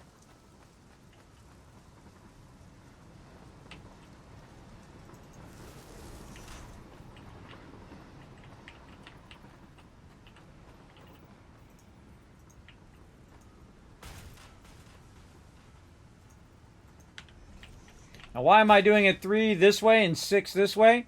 That's because this way they're going to overlap a lot more. So if I'm up here and I move this way, it's going to overlap. But when I'm going this way, I could be going further out into the center, and thus it makes it harder for me to center between the two. And you can see that I dropped down there because I lost a little bit. So this way it's smarter to do 3, and this way you just do 6. Or you can do 3 the other way and 6 the other way, whatever you want to do. Or you can put them every single one if you want. It's your building. You build whatever you want. It's your factory. You build it however you want. But for me, I do them about this far. I feel like that works pretty well. I'm just building in the ability for me to fly around without having to run them on the surface level. Basically be in my way. And I definitely want to keep it going all the way down the line and so on, but we'll just leave it like that. And I'd leave it open also to remind myself that, look, I did that thing, and that I should probably keep doing that thing later on. So we'll just leave them open for now. A little bit of connection together here. And we'll go ahead and close all those up. And let's keep this going over here.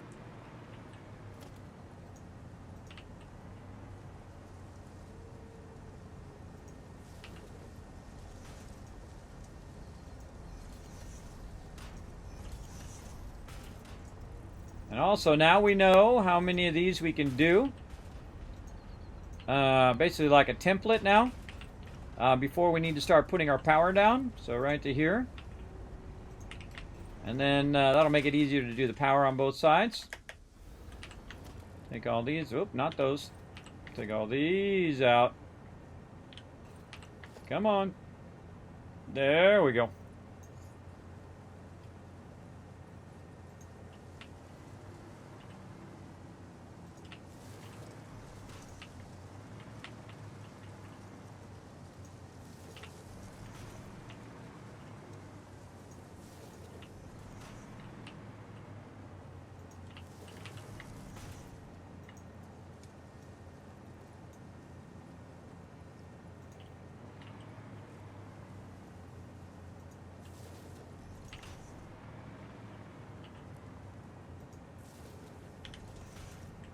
Okay, now, if you really want to make this easy on yourself, what you do is you color the stuff, right? You say this is a power line row, right? So anything that's under our conveyors here, which eventually I'll probably move this conveyor, but we can go in and we can actually customize stuff, right? We can go in the customizer here.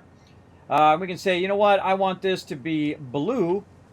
And thus, I can just go ahead and mark everything that has power on it as blue. All right, so that'll be my power line over here.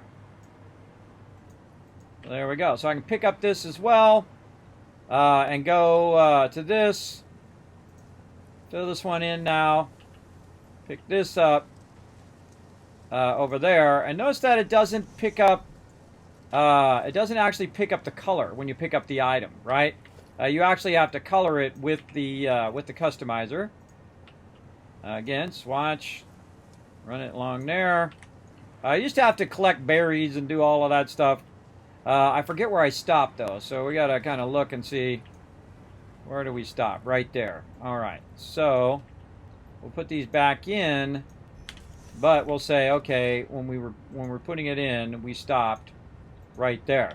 So if I take that one out, I know that'll be my last connector and I can continue to run it down the line. Same thing over here. Fill all these in now.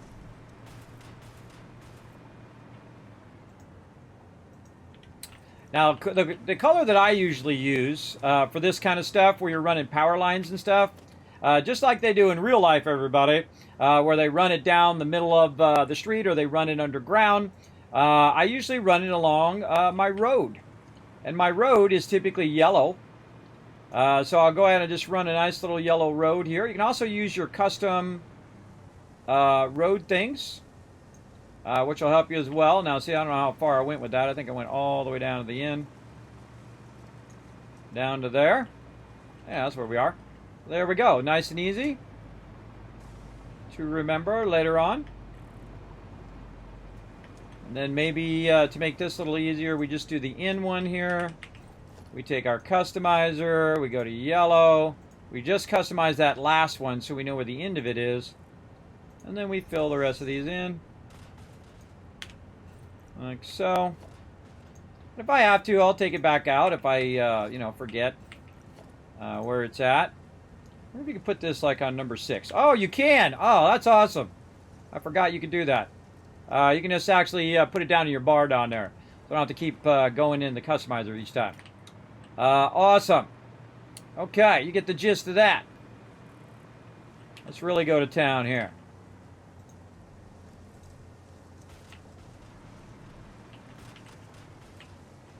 Where is the end of that?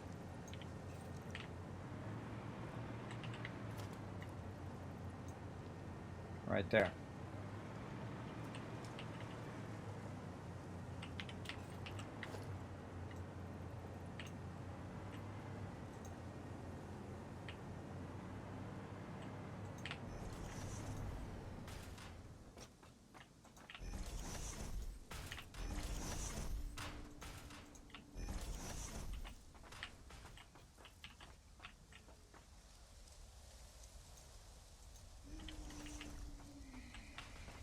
Okie dokie. So, how far do we get to the power here? Oh, even further. Okay.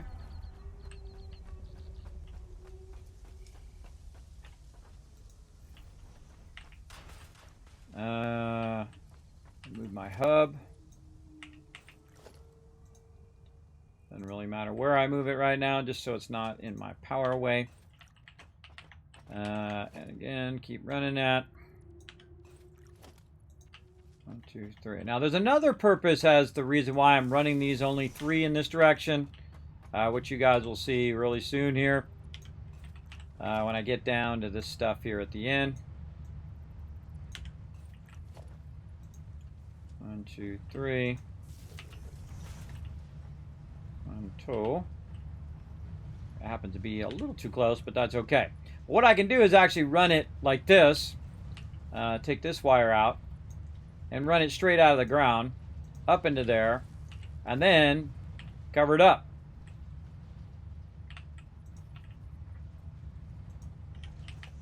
And you would never know it's down there unless you knew it was down there, right? You don't know until you know, you know. Color all this in. I love this customizer, by the way. I think this is way better than it was before. I think they did an awesome job on that. And then now we also know where the end of that is because we put that there. And there we go. So now we're making ourselves little thoroughfares, little roads where we know where our power is, where we know that we could open that up just like you could a manhole, or you could open up, if you had a raised floor, you would know you'd open up your raised floor and there would be all your plugs that you could plug it in like in the old days. What's up, Lonely Trucker? I have been doing well. How have you been, man? How's trucking been going on? Are you going to get one of them new Tesla trucks? I hope you do, man. Those things look awesome. If you do, feel free to brag here in the chat because we want to know all about it. Man, they're ramping up them Tesla trucks now. Big time. Big time, big time.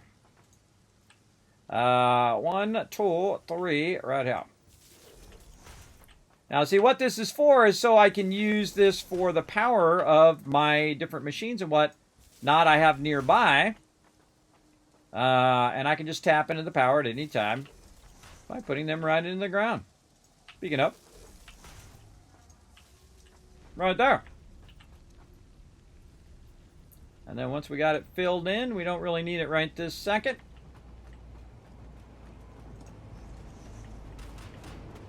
Fill that back in so we don't fall.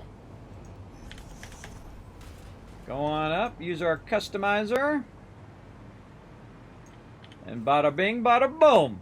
It's cool too, kind of striping it too. Very neat.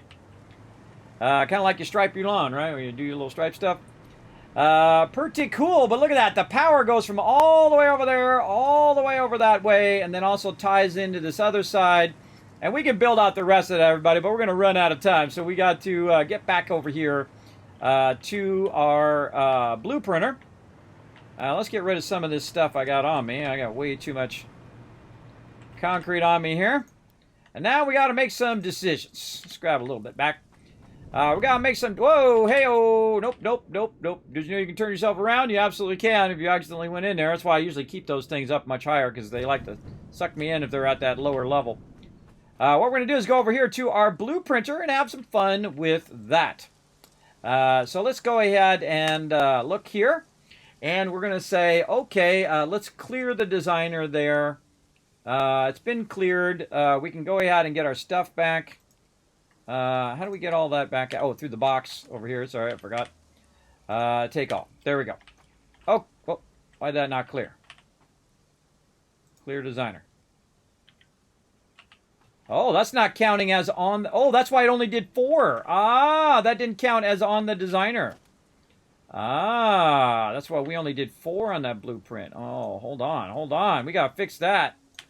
Yeah, it was moved forward a little bit too much. All right, let's go ahead and reload. Load blueprint. Times 6. I didn't even notice it until just now. That did not work, everybody. That last one. Now, here's the cool thing, everybody. We found that you can use blueprints on the blueprints. So we did 2 of them. We did 1 of them. And then we went and got the blueprints here. And then we put this other one down. There we go. And then line those up and put that down. Okay, let's try this again. Let's save that. Yes, confirm, save over the one we got. Now, let's go ahead. Those all look aligned now? Yes, they look aligned. And let's clear it now. Those did not clear. Weird. It showed me the green light on it. But yeah, it's only let me do 4. Okay, very strange. Remember, it is still in early access. I'm saying cleared the designer, but it's not clearing it. Oop, I don't want to get rid of the designer itself. Interesting. I always find all the bugs, everybody. I'm the king of finding them. All right, this is actually times 4. All right, let's try this again, and let's just try to add 1 more. Now, this worked earlier. Obviously, we did a whole bunch of these in a row. All right, let's try number 5. Does that count? Save blueprint. Confirm the one you got. Clear the designer. Nope, that last one still there. Oh, and that showed up too. A little iffy if you ask me. All right. Well, it was working earlier. Now not working. Well, that's okay. We'll go ahead and try the manual way of doing it. Load that. And then we'll just do it ourselves here. Let's go ahead and put down another industrial storage. And another one there. Go ahead and get our... Pick that up over there. Alright, let's try it now. Saving all the blueprints. Aha! There we go. I didn't even notice that till just now, everybody. Our blueprint was messed up. We didn't have the last... we didn't get all 6. Yeah, we were getting 4 of them at a time. But now we got all 6. There we go. So, for some reason, when I tried to use the blueprint on those last 2, it didn't work. Another stretch, huh? Let's do it. I would, except for a long way for me. Been good, just been busy.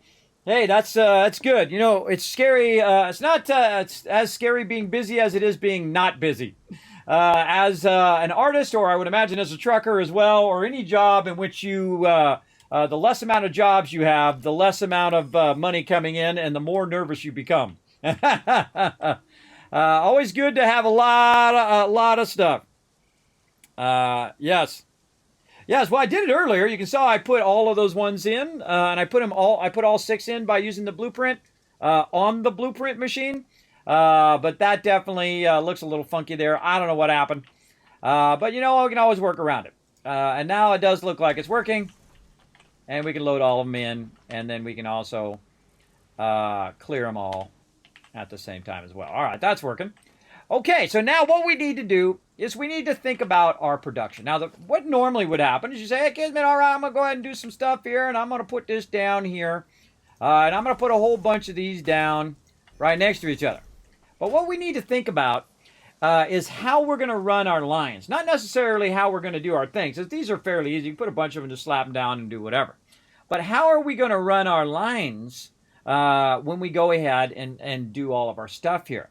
Now, I've left a little bit of room underneath here. So if we go ahead and open this up and we look underneath here, there's lots of room underneath here to actually have what's known as a run level, right? So if I go ahead and get my little fly thing, and I can see I can go right over here. So let's go over right here by where this is, because we know this is where our power is.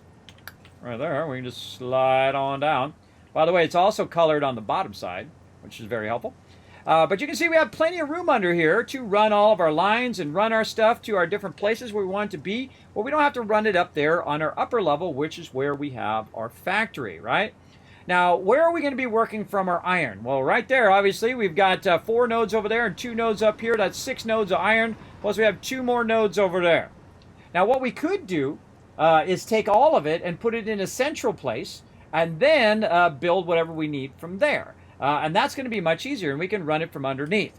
Now, one of the cool things that they did add to the game is your ability to go ahead and attach stuff to the roof up there. Now, to do that, we're going to go ahead and need to track down our awesome sink here. Oh, we don't have enough screws. But luckily, we got a whole row of them over here that we can grab from. All right, awesome sink. Right here. Now, this awesome sink is awesome. Now, this isn't like a pay-to-win kind of thing, everybody, just so you know. This is... Oh, hydrate. Good idea. This is a thing where you can just purchase stuff in-game from stuff that you put in the awesome sink. So, I like that. I like that idea big time. Okay, so what we want to do is we want to think about what we want to do, management here. And they've got the new conveyor ceiling mount. Now, we're going to need some tickets, which I have no idea what the heck I did with my tickets. My best guess is I put them in with my mixed stuff. So we're going to go way down here to the end. And we're going to see if I left them in there, which would have been really brilliant of me if I did. But sadly, no. That's how it goes. That's how it goes. I might have threw them in the awesome sink. That could have been it. Now, some things will not go through the awesome sink, by the way, just a heads up. But that's okay, because we probably have a bunch of tickets. We got 91 tickets in there, everybody. We got plenty. All right, let's go ahead and grab some tickets out of there. We go on a shopping spree over here. So let's run back. Also, by the way, if you use your conveyor belt, you go way faster. That's why we used to use conveyor belts in the old school days. All right, let's add that to cart. What other new stuff do we want to take a look at? What do we got? I think that's it. I think that's the only thing we don't got in there. All right, let's get that by that ceiling mount. Okay, so what we're going to try to do is build out a storage facility for our basic resources. In this case, it's going to be our iron, because all of our iron's right here. So it's a great place to build a little storage. And I believe this is iron number 1 that I added. Oh, we got another iron down there that I took out. Oh, bad Kismet. Look at this. See, I'm glad I saw that. Hold on now. Hold on. We got to build another one over there. Let's just move that closer so we don't have to run to it. Let's bring it to us. Right there. All right. We need another portable miner. Actually, we need 2 portable miners. Right over there. What level is this one? Oh, this one's still level 1. All right. We got to take that out. And we'll fix this one first. This is one of our very first ones. You know what? We're going to turn it this way this time, too. And we'll take these back out. I just put enough foundations there to just, you know, keep it where it is kind of thing. And we'll run that out. Now, it might be like, well, Kismet, it's going through the foundation and all of that stuff. Don't sweat the small stuff, everybody. Don't sweat the small stuff. Just put in some RP that you went in and you cut a hole, put it in there and all of that. RP the solution in. That's what I do. They only got so much time, but I would rather them work on some more features than work on cutting a little hole in that thing and putting it in there. Though, You would think that would be fairly easy, but it would just detect the fact that you cut a hole through there, but then it'd have to detect based on where you have your foundations. Are your foundations coming to a point there, or is it in the center of the foundation? And what is the offset of the foundation to cut the hole through there? Yeah, that's a little bit more advanced there. But these guys are super smart. I'm sure they'll do it at some point or never because they don't think it's a high priority. But either way, I'm cool with it. Either way, I'm good. I think I'll turn that way because that'll make that like this. And then we could just make that like that. All right, very nice. Now these are producing probably about 60 right now. This one's 60 and this one's also 60. So to combine, those are 120. So no reason to run individual lines on those. In fact, I could probably run all of these together into one. So let's go look and see. So we're going to start with 60 over there. This is 60. And this is a Mark II. Yes, Mark II there. 60.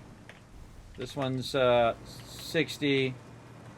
60 and 60, no doubt. Not even looking at them. Double check them all. 60. Now see how I can see the thing up here? That means I can run underneath it as well. So another great use of that. What's this over here? God, these are all coarse nodes. These all suck. These are all the worst nodes you can get, everybody, but it's a lot of them. And that's the important part. Okay, so what we're going to do is we're going to try our new feature. We're going to try the wall hangers here, which I have not tried yet. So let's give them a try. See if they suck. Let's go. All right, so the first thing I want to do is get this combined. So let's go ahead and combine all this together. This still seems crooked. Stop being crooked. All right, close enough. All right, let's put in a merger. Let's put in our belt first, number 1. Let's go logistics. 2 splitter, 3 merger. You know what? We should fix our foundations down here too while we're at it. Let's get a ramp.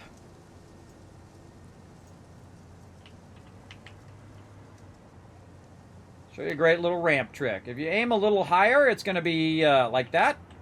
Run your ramps down. Like that. And then we can just go ahead and run our foundations back. All right, over here. And one of the things you want to look for is see if these little middle rivets are in the ground. If they're not, that's not going to work. They've got to be in the ground, in the point in which you're going to put your thing in.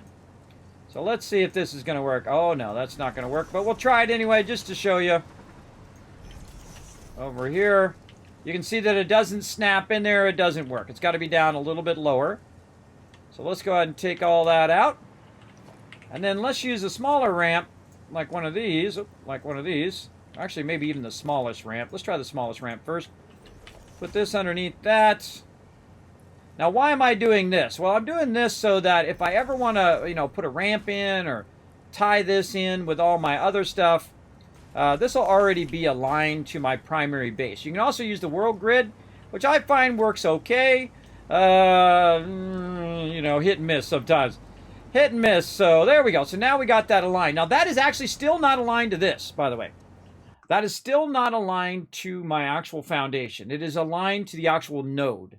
So if you see that it's not perfectly centered along there, that's because it's aligned to that node. Very important thing to know when you are doing this kind of thing, because it will trip you up big time. And everything else will be kind of messed up or not properly aligned.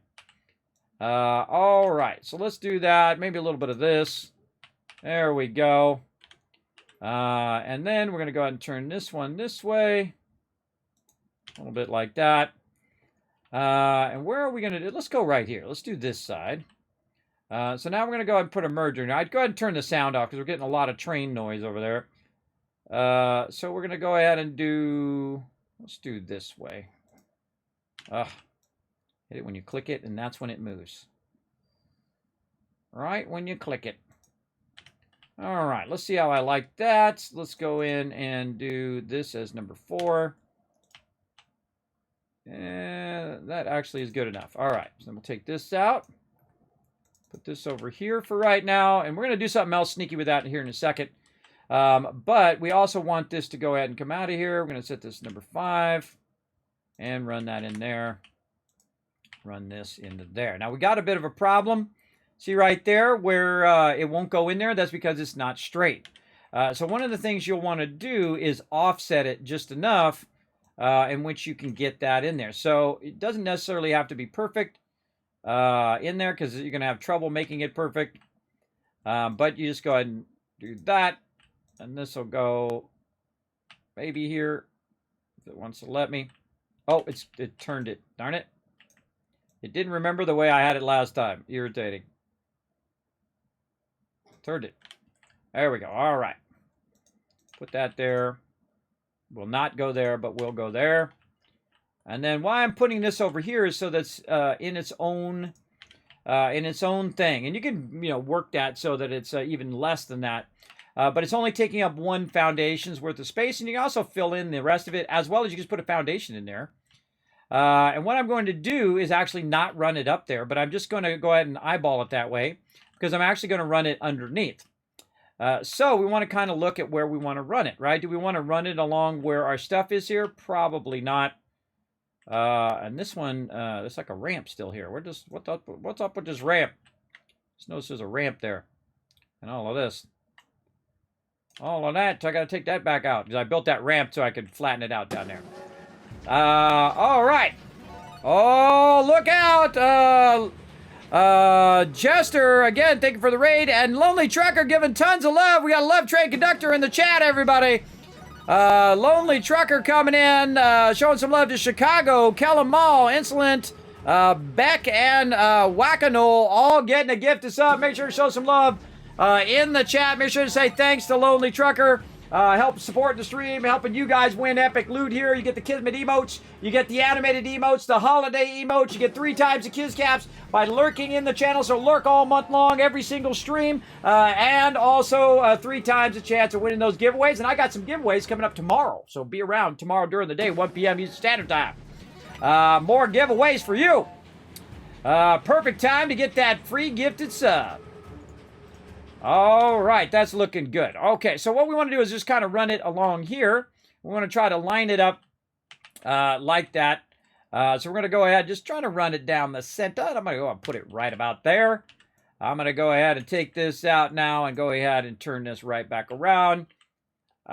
So it is somewhat like this. And then, again, we're going to do 5 lifter and then see how... Oh, look at that. It actually automatically works. Oh, hold on. We don't even need that. Oh, it automatically works. Oh, I love Coffee Stain even more at this moment. Oh, man. I guess it's an early Valentine's Day for Kismet. Now, again, notice how it's kind of off. That's not going straight, everybody. You just got to live with it. You got to live with it. You'll be fine. I'm just lifting that up, combining that together. And it should line up at least somewhat. But it's based on how I got it aligned down here at the bottom, right? So it's not aligning to the center, but I still could align it somewhat by going in and just moving it to the left just a little bit, like this. And then it'll be much more straight because this thing is aligned to the grid. This is aligned to our foundations. These are not aligned, and it'll be really awkward to try to get that to be perfect. But if you don't like that, everybody, let's make it really nice. You ready? We're going to really look at make it sweet, because we no longer have the issue of worrying about going up into the one up above. We're going to run it at the bottom and then control how it goes up above. So what we can do is just kind of make this look nicer by basically just move this forward, put it in the center, and then very easily go in and run this one. Oop, okay, or we can do that, whatever you feel like doing, Gabe. All right, we can do that first. There we go, and we can do this. Now, how can we do that even nicer? Well, there's actually a formula for that. If you want to go ahead and make this look nicer, you can go out, straight out by 3, and then turn it. But this one right here is going to have a little trouble. You can also rotate the style of thing when you're running, especially hypertubes and the way the hypertubes go, and belts as well. But if we want to make this where, this actually is kind of cool, where it's going out those kind of angles like that, but we can go out. We can go out like this. We can line it up here, and then just go ahead and go back by 3. 1, 2, and 3, and put it there. And then run this out, and you'll get more of a rounded thing. Now, again, remember, it's not going to align perfectly to the grid in this case, and that's because that it's aligned to the node and not the grid. So now we can kind of fuddle with it till we get it the way we want it, or we can just say, you know what, it looked just fine the way it was, and go with that, which is the one I'm going with. And then we can just go ahead and run this up until it just about hits the top here, and then turn that. And then we eliminated this whole entire spot here that we need to do. And now we good. Now, because we have power all the way down there, again, we're just kind of hanging here using the power that we put in this particular spot. And that's helping us a lot do what's known as underruns. So now we're going to run it right down the center, make it look beautiful. Run it as far as we can here and keep it running. And we'll go ahead and cut it off right there for right now. And then we're going to do the same thing over here. Now, this one right here is going to be our one that's going to go up. And we're going to have a big storage spot right here by our nodes. And we're going to definitely need to take all this stuff out and eventually our hub there. But way back here in the back of the base, right, where all the stuff is that I'm really not going to be touching all that much, I'm going to put that in the back of the base, right? And then I can run it and I can build out all sorts of factories and stuff in front of it. But because this is what I consider the back of the base, I'm going to put a lot of the raw resources this way and work into the world, right? This way actually goes way on, but eventually you're going to hit a point in which you can't go any further in that direction, right? And I rarely ever go that way as well, though you can, if you want, you can actually look on the map and see how far out you can go, but you will eventually hit the edge of the world. You can see I can, if I zoom in, how do I scroll the map? Right click. There we go. Right click. I can go ahead and scroll a bit. But you can see there's a little line there. And I can scroll way over here. And in theory, you could go and do all of that. But I never have. I rarely ever go that way. Mostly this way, that way, and the other way, because most of the world is over this way. And you will hit an edge. I can go out there and build out foundations for a day and a half. But you get the idea. You're eventually going to run out of room that way because this is the edge. Eventually hits this edge over that way. Same thing with the water over here that we built out. We went and built out that way. There we go. Right over there. We built out that way so we could go ahead and tap into that oil. You keep building that way. Boom. You'll hit into a radiation zone. You can't go any further in that as well. So it's best if I build it here, store all those raw resources in one spot, and then build out whatever I want to build out. Now, another thing I might want to do, instead of building it in the back here, is since I'm going to build it out in front of it here, is to build it out in the front side. And this way, all of this stuff feeds in from the back, and then I can just run as many things as I need in front of it as well. But we're going to actually be feeding everything from underneath, and we're going to use our blueprinting thing for that as well. So let's start with what we need first, and that is our blueprint that we made earlier. And you're like, oh, could be. You're going to put some boxes down? You know it, right over here. And I'm going to put a nice set of 6 of them down. And I'm going to turn them this way, like this. Now, this is actually not what I need, but I'm going to put it down just as an example. Right back here. Oh, or not. Do I not have enough resources? No, I just didn't feel like putting it down. What the heck? 80, 80, 94. Well, now let me put that down. What the heck? Doesn't like it. Well, I hope it's not a server problem. All right, let's land.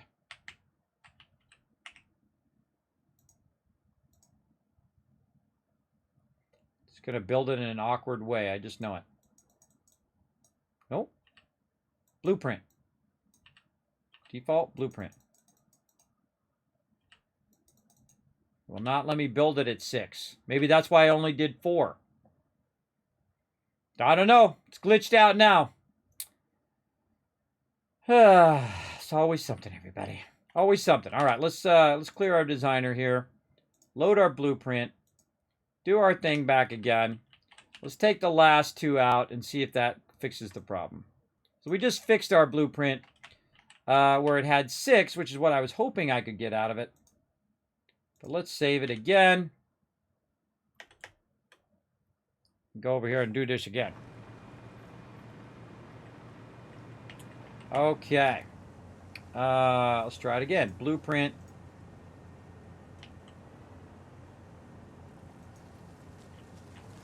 Can't afford. Oh, now I don't have enough stuff. Okay, fine. That's fine. Oh, let's see how our boxes are doing. I'd imagine most of this is gone by now. Oh, yeah. Oh, it's in the last box. Look at that. Woo! Nice. Very, very nice. Now, here's what we can do. We can start taking all these out now. Because we don't need all those no more. Boom. And then we'll take out all of these.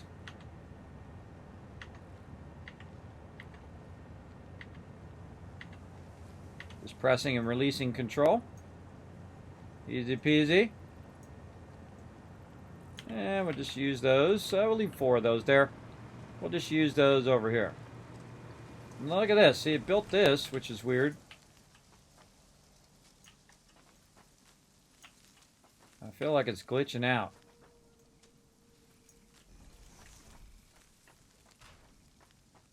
Is there something in the way? I don't know what the heck just happened there. All right, something went funky chicken. Remember, it's early access and a brand new feature, everybody. Still working on it. Seems sketchy to me. I feel like the server is acting funny. Right about this time of night, I don't know why our server starts acting funny. But we'll do as much as we can. If it starts acting funny, then we'll bail. All right. So, now that I got to that part, I'm going to take it all out again because this is not really what we need. What we need is we need to have our stuff designed in such a way that we can put it down and then also feed it from down below. So for me to go through and just put the boxes down this way doesn't really help. What we want to do is actually take all of this and pre-think out not only for this one, but all the future ones that we're going to do, which is what blueprinting does. Blueprinting lets you think out what you're going to do much later on. So we're going to go over here, and we're going to go ahead and clear this out. There we go. And what we're going to do is we're going to build in the ability to run the stuff from underneath. Now, how are we going to do that? Well, the first thing I would do is go ahead and start with a wall so that we could go ahead and suspend it up. Actually, I'm going to start with this side. And we'll put a wall in here so that we can put it right on the edge here. And hopefully it'll count. Let's put it right there. Let's see if it counts. We'll take it out. Yes, it does. All right. Never quite sure whether that works or not, so we're going to go ahead and count that as a yes. Okay, so now what we want to do is suspend it above us like we'd be doing down below. So we're going to go ahead and put our little 1 meters there, just enough so we can get under it, right? It doesn't have to be, you know, super tall because you only got so much room height-wise. So let's say something like that. Now, the cool thing is, in theory, we could go ahead and utilize our current blueprints and put our stuff down. Now, one of the things that I like to do is think about at where is the actual back of it's going to come through, right? Where's the front going to be, and how's it going to work in the back of it? Now, I'm going to go ahead and just try to put it in the position that's going to make it easier. So let's say, let's just center it. Center the actual boxes down the center. Maybe make sure it's on its own thing there. Maybe right on the edge. Let's try that. And then let's put a wall there and see if we like it. Let's say later we want to enclose it. We can. Well, there we go. So that looks good to me. And that's a good start. Now, I actually feel like what I should do is instead, because I want to end up with 6 of them, is actually take out these last ones. So I can just do them in groups of 3. If the 6 is not going to work, I'll just do them in groups of 3 and then 3 more and so on. So that's what I will do to work around whatever's going on with the blueprinter. So there we go. So we'll just do 3 of them together. Now, what we want to do is we want to have the ability to connect them all together. right? We want to go ahead and put in our mergers. We might have an issue, right? So look, we're up too far forward. So that tells us we got to go back a little bit. So let's go back a little bit. Like that. And we'll have to take all these out again. And sometimes it's just easier just to build it like you would normally build it and then work with it at the end. So what we want to do is we want to end up at the end here. And then this one's going to go forward. So if we want to go ahead and run it back down below, we'll do that. But I'm going to go ahead and move it back to here. And then what I'm going to do is put a floor or a ceiling hole. Depending on how you want to look at it, I call it a floor hole because that's what it's actually called. And then also we can go ahead and connect it into here. Now if you notice that it's going the wrong direction, we can toggle the mode by hitting R. I learned that last time, which is awesome. So that'll go back down under. And so if we want to combine it all and then run it out as a single line, we can do that, and that's what we want to do. So behind that now is going to be our box. Now I just noticed that that might be over a little bit too much. Let's take a look. Oh, that's perfect. All right, awesome. Don't want to be too close to the wall, and we'll just put that as close as we can, but still be able to see whether it's transferring into there. I like to leave a little bit of gap. You can actually get a little closer, but I like to leave a gap to make sure that that actually is working. And there we go. We got number 1 done. Let's get number 2 in here, and then number 3. And then you can see that this part just goes way faster, right? And then we'll go ahead and do that. And that. And you get the idea.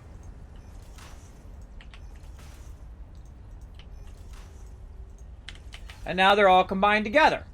Except for, that sucks. Because that's all on the same level of where all your stuff is. It'd be a lot sexier if we took all that out. Like this. At least I think it would be. Take all this out, pick this up, and put this here. Not there. And there we go. So now, instead of it having all that stuff in front of it, now it's just going to have the ability to run directly from the box down below. So basically we're creating what's known as a run level. So now it's going to go down below here. And then we'd want it to merge across there, right? Now the tricky part is getting your mergers in there with only this much space. But if you do it just right, it might just work. So we can go ahead and put a merger there. And then we can go ahead and put this here. And you can see it's a little too far, but it still might work. But I would go ahead and back it up just a little bit because we're interfering with the other one right there. And we'll try to see how close we can get. So that's a little too close. But it would still work, everybody, but I don't like it. That's terrible. No.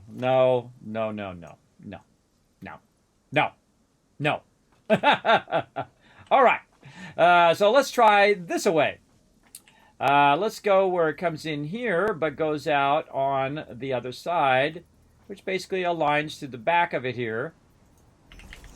Kind of more like that. Now, why am I going this way? That's because the back way is going to be the merging, and then forward way is going to be the coming out, right?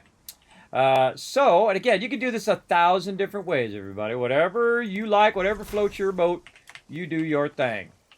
And then now we've got a bit of a gist of what we're doing, right? And that's the great thing, is once you figure out what you want, which is the hardest thing both in game and in life, then you are styling. Now this last one is going to go forward like this way, because what I want to do is merge these and then make this one go back up in the front of these like this. So this one's going to actually come down like this.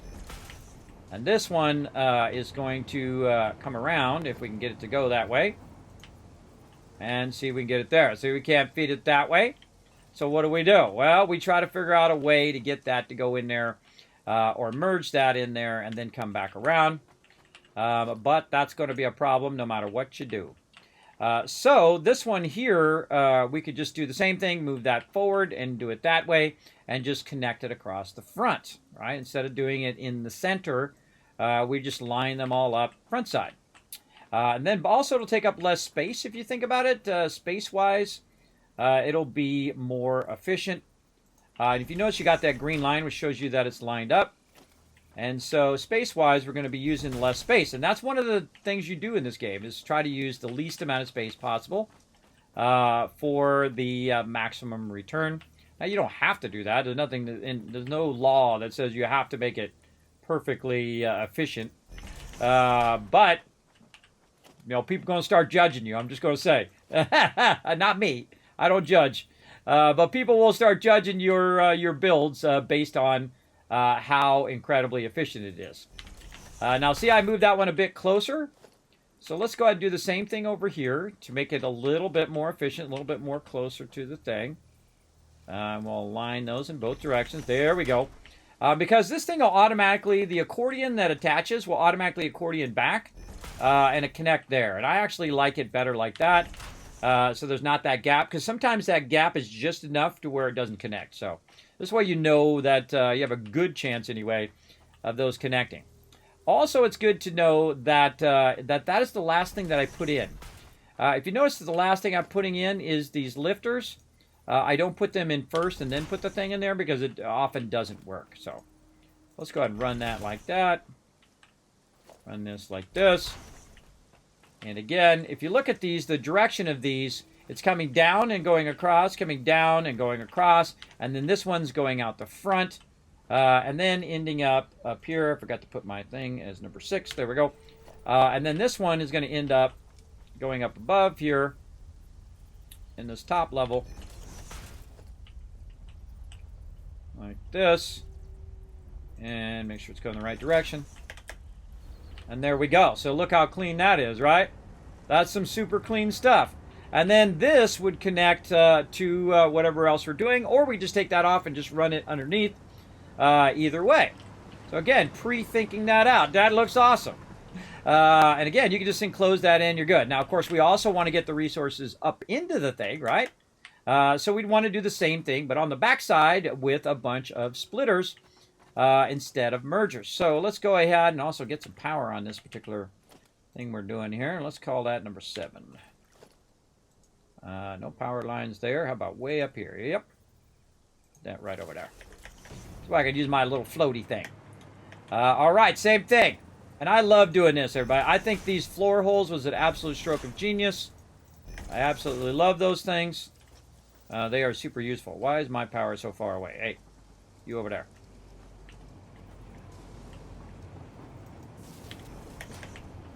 There we go. All right.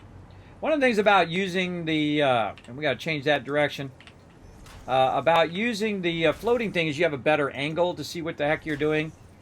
And all right, so we're going to have that come from underneath, run up in here, come back out the front. These are all going to go down and merge together, though we could just merge them right here. We could merge them up in this upper level or whatnot. But we're trying to make a run level. We're trying to make a level in here. Now, this level could be as tall as you want it to be. When you put it down, but right here, of course, you only have so much space. But I'm just kind of building it at minimum size, right? Minimum level. Now, same thing over here. We want to get all this stuff to merge. Now, I'm going to make this more efficient by putting it on this side. Because, again, we're toward the front here. We're trying to build backwards. And we're going to put it on this side so that it takes less room. So on this side, I can use it for something else, whatever else I want to do.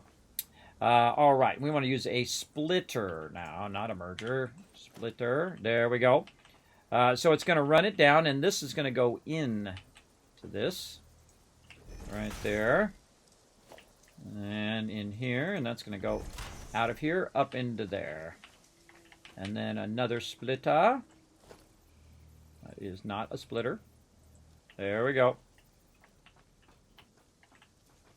The toughest thing is to line this up and make sure that your arrows are going in the right direction. It can be quite confusing.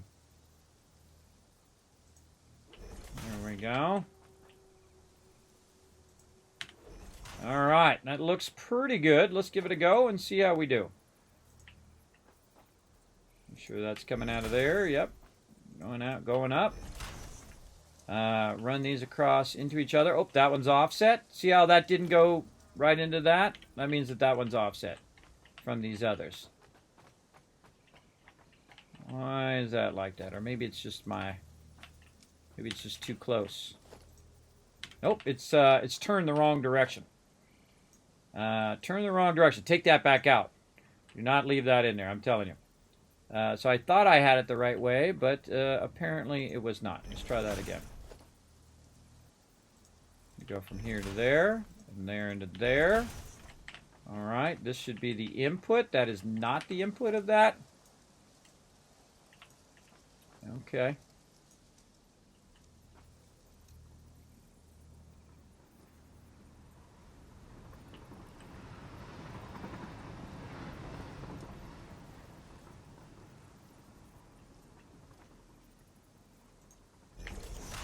Make sure we got it all right.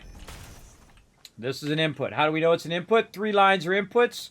Little arrows, which should be green, but they're yellow in this case, are outputs. And that's how you know. All right.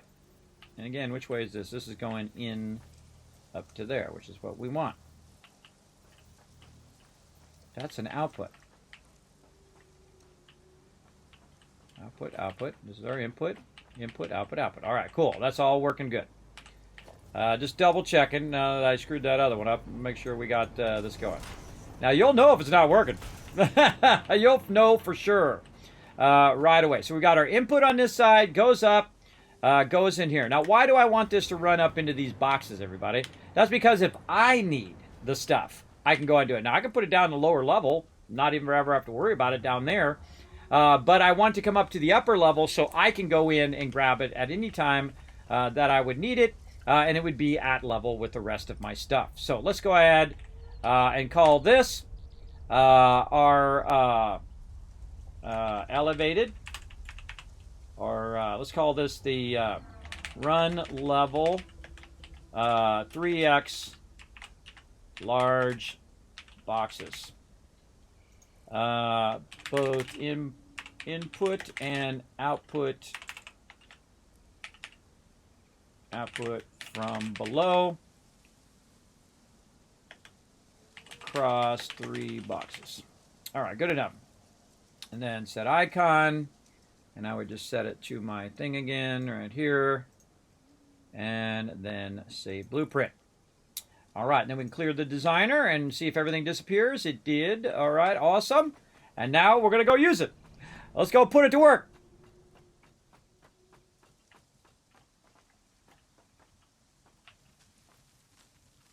Let's see.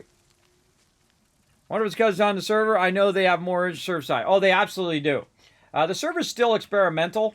No matter whether you're playing the early access version or any of that, it's still considered experimental. All right, let's go ahead and take all this out because we're going to be replacing, well, maybe not that much. Let's replace a bunch of this. Always put it back in. Okay, now how many did we use? I forgot now. I think we used 3. Was it 3 or 2? I can't remember. I think it was 3. Yeah, I was thinking it was 3. All right, we'll take out 3 levels here. And we're going to set this to number 8. All right, now how to get this to snap in here the way we want it to snap. That's the tough part. See, now what it should do is snap that. But because the bottom part is like that, it doesn't seem to be snapping the way we want it to do. Let's jump down and see if we can get it to snap from below. I feel like this is going to be an issue for sure. Nope. Yeah, see, it should figure that out.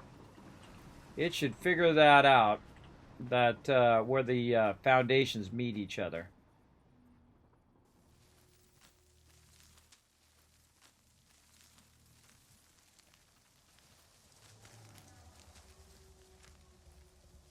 Let's stop moving around down there. Huh. That's a good question. How do we get that to go down in there? I thought that would automatically snap in there. Apparently not.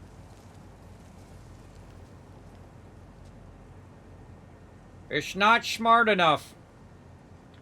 It's not smart enough to snap the foundations in the thing. So it's thinking that's the ground level, so that's where it's going to go.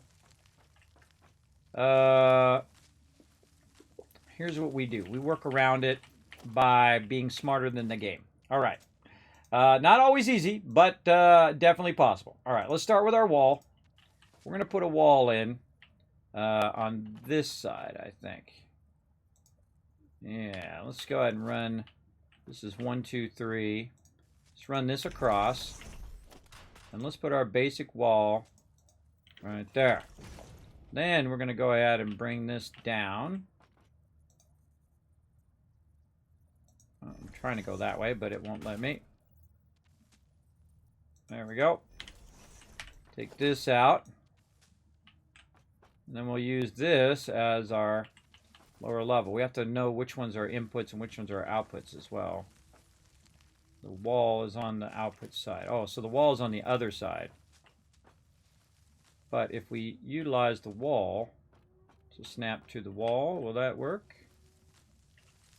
It doesn't like that at all. Let's take all this out. And just snap it to the lower level.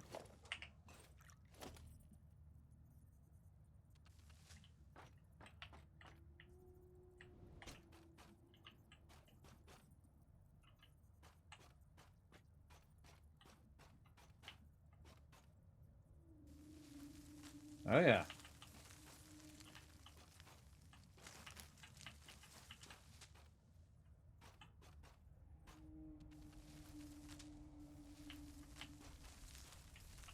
One of the things this game doesn't have is the ability to go like this with the object.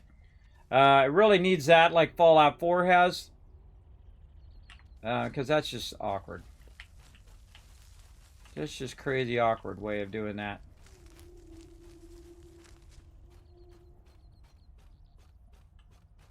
This would be a great time for snapping to help out. Again, I always find the shortcomings.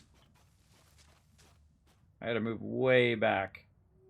And I don't even know if that's aligned. It doesn't even look like it's aligned.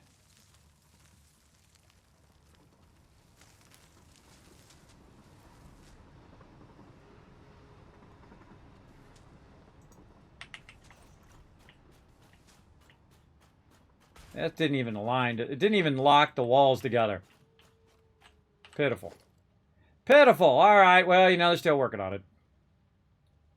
We'll figure a way around it. Figure a way. And once we master it, it'll be all us. All right. Oh God. Server lag. Server lag. Now again, right about this time, I'm fine all night long, and then all of a sudden, right about this time, everything starts to go down the drain.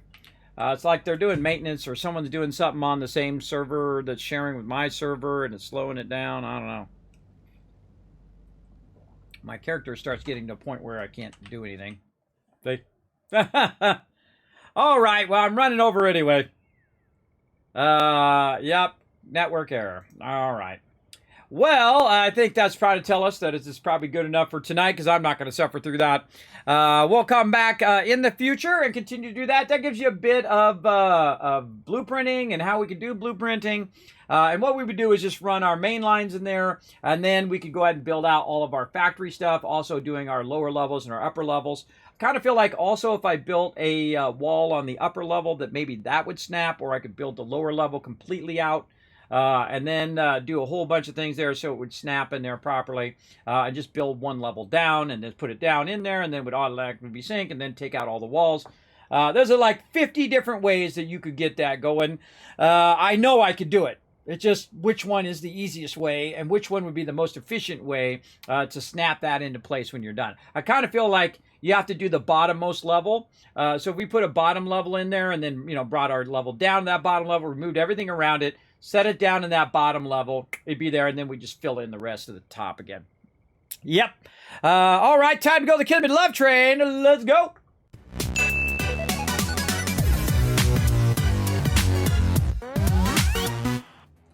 God, that game is good. You know that we played that for 4 hours, and it felt like a couple minutes went by. I didn't even take a break, everybody. I didn't even take a break. It went by like this. I hope it went by like that for you, everybody. It did for me. That was super fun. All right, everybody. We're going to go ahead and peace on out of here because I'm too tired. We'll get it out of here. That was a rough day today. Tomorrow, going to be better. Hopefully, we actually get some 76 in. Actually, we're going to do double 76. Because we're going to go ahead and pull that schedule in. There it is right over now. We're going to go ahead and do 76 during the day and also during the nighttime. Note that at 10 p.m., I didn't have time to put it on this schedule, but I did, press the right buttons here. I did go in and add it as a learn to play, but I don't have it in the schedule. I'm not going to change it now because it's tomorrow. The schedule's going to be over by the time I change it. So definitely join us for some 76 tomorrow. Maybe Fallout Shelter, we might skip it because since we missed a couple days of Fallout Shelter, a couple days of Fallout 76, we might skip it. Then we're going to play some more Fallout 76. And then on Saturday, of course, coming back my crew. And we are going to be doing, of course, some Valheim. Now, also, I'm going to be doing a bunch of other streams on top of that, everybody. Be watching for battle mode streams. Be watching for creative streams and a bunch of other bonus stuff that I'm not going to tell you about right now. That's coming to the stream, but I will tell you eventually. So what you want to do is take a quick minute to pop on over these social medias over here. And also know that my social medias have actually unified themselves right here. Oh, I should probably move that down. Hold on, let me move that down so it's not blocking you guys up there. There we go. Put that down there. Oh, that's perfect. All right. Now I've unified all my social media. So Twitter, YouTube, TikToks, Instagram, whatever you like best. I'm on there somehow. Reddit, and of course Facebook. You can find me at Kismet BP. Now I want you to spend a moment going in there and hitting follow and subscribe and on all that stuff, everybody. Does help out the stream tremendously. You can also check out the Discord, show some love over there. You can also check out my website on the desktop. My mobile version is messed up for some reason. Still haven't got it fixed yet. Eventually, I don't know, we'll fix it at some point. But the most best way to support the stream, everybody, other than all these free options here, which is just following and subscribing, is to go to patreon.com/Kismet. Right over there, you're going to find that link right there in the chat. The best place to support the stream, you get your name it into every video. You can see all the secret behind the stuff. Behind the scenes stuff over there as well. You get to see videos before anybody else, any guides and highlights that I do all roll out ad-free to everybody on Patreon, as well as they get to see that behind the scenes stuff. Like one of the things I put up there about a test I did for the social media went up there for all of you patrons over there. So go check that out. I work real hard on that kind of stuff. That stuff is a lot of work. That is for sure. So we'll go ahead and roll that social out of there, and we'll go ahead and take this out of here. Now, I'm going to be posting literally hundreds of videos on all of those. So you definitely want to go follow your favorite one. If you can follow all of them, awesome, if you're into it. But if you at least go follow on your favorite one, that would be helpful as well. Know that I do put most of my stuff out on Discord and on Twitter. That's where I tell you where I see giveaways, or I'm doing a giveaway, or if I see a job opening or something like that. That mostly goes up onto Twitter. Anything else that I'm going to drop, hey, I'm going to be late for the stream, or something came up, or technical problems, or whatever, that'll be on Twitter and on my Discord as well. So at least go check those out. And of course, the more you guys go over there, show that love on that social media, the more discounts I get to bring from different awesome sponsors, as well as the more giveaways and other fun stuff as that. We're going to be doing a giveaway tomorrow, so be around. We're going to be doing battles. We're going to be doing races. We're going to be doing not only marble races, but also nitro races as well. And also Stream Pirates. So, man, tons of stuff going on tomorrow. So we're going to peace out of here so I can rest up because I did not get enough sleep today. And I'm going to give you guys some love before I forget, because I usually do, because this is why you stay all the way to the end of the stream. All you smart people did. 1,000, 2,000, 3,000, 4,000, 5,000 caps, and I missed those caps from earlier, so I'm going to give you double. I'm going to give you 2,000 more for getting those retweets going on, everybody. And thank you so much for hanging out in the stream. I hope you guys had as much fun as I did. I could sit and do that forever, but that is just so fun. I love Satisfactory. So good. But We got other things we want to play, right? We got things we got to get done. I'm so excited, by the way, that I actually might finish a few games here on the stream. I haven't finished a game in a long time, other than Subnautica Below Zero, and now the actual original Subnautica there. I actually finished a game here on stream. I know, it's amazing. All right, everybody, we're going to head on out of here. I'm going to press the button. We'll see you guys later on today, depending on your time zone. Thursday, 1 p.m. Eastern Standard Time. See you all then. Bye, everybody.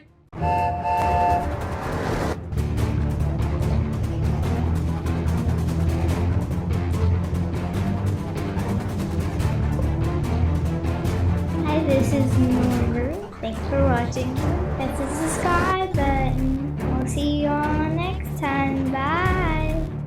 Thanks for watching this video. Keep the Kismet love train a-going. Drop by my Patreon and show your support. Big thanks going out to Resident Spike, Rotisserie G, JC Hunter, AMZ, Carlo, Notorious TDK, Scriplin, Ems, Brando, and Blaring Fire. Click to watch more videos, and I'll see you next time.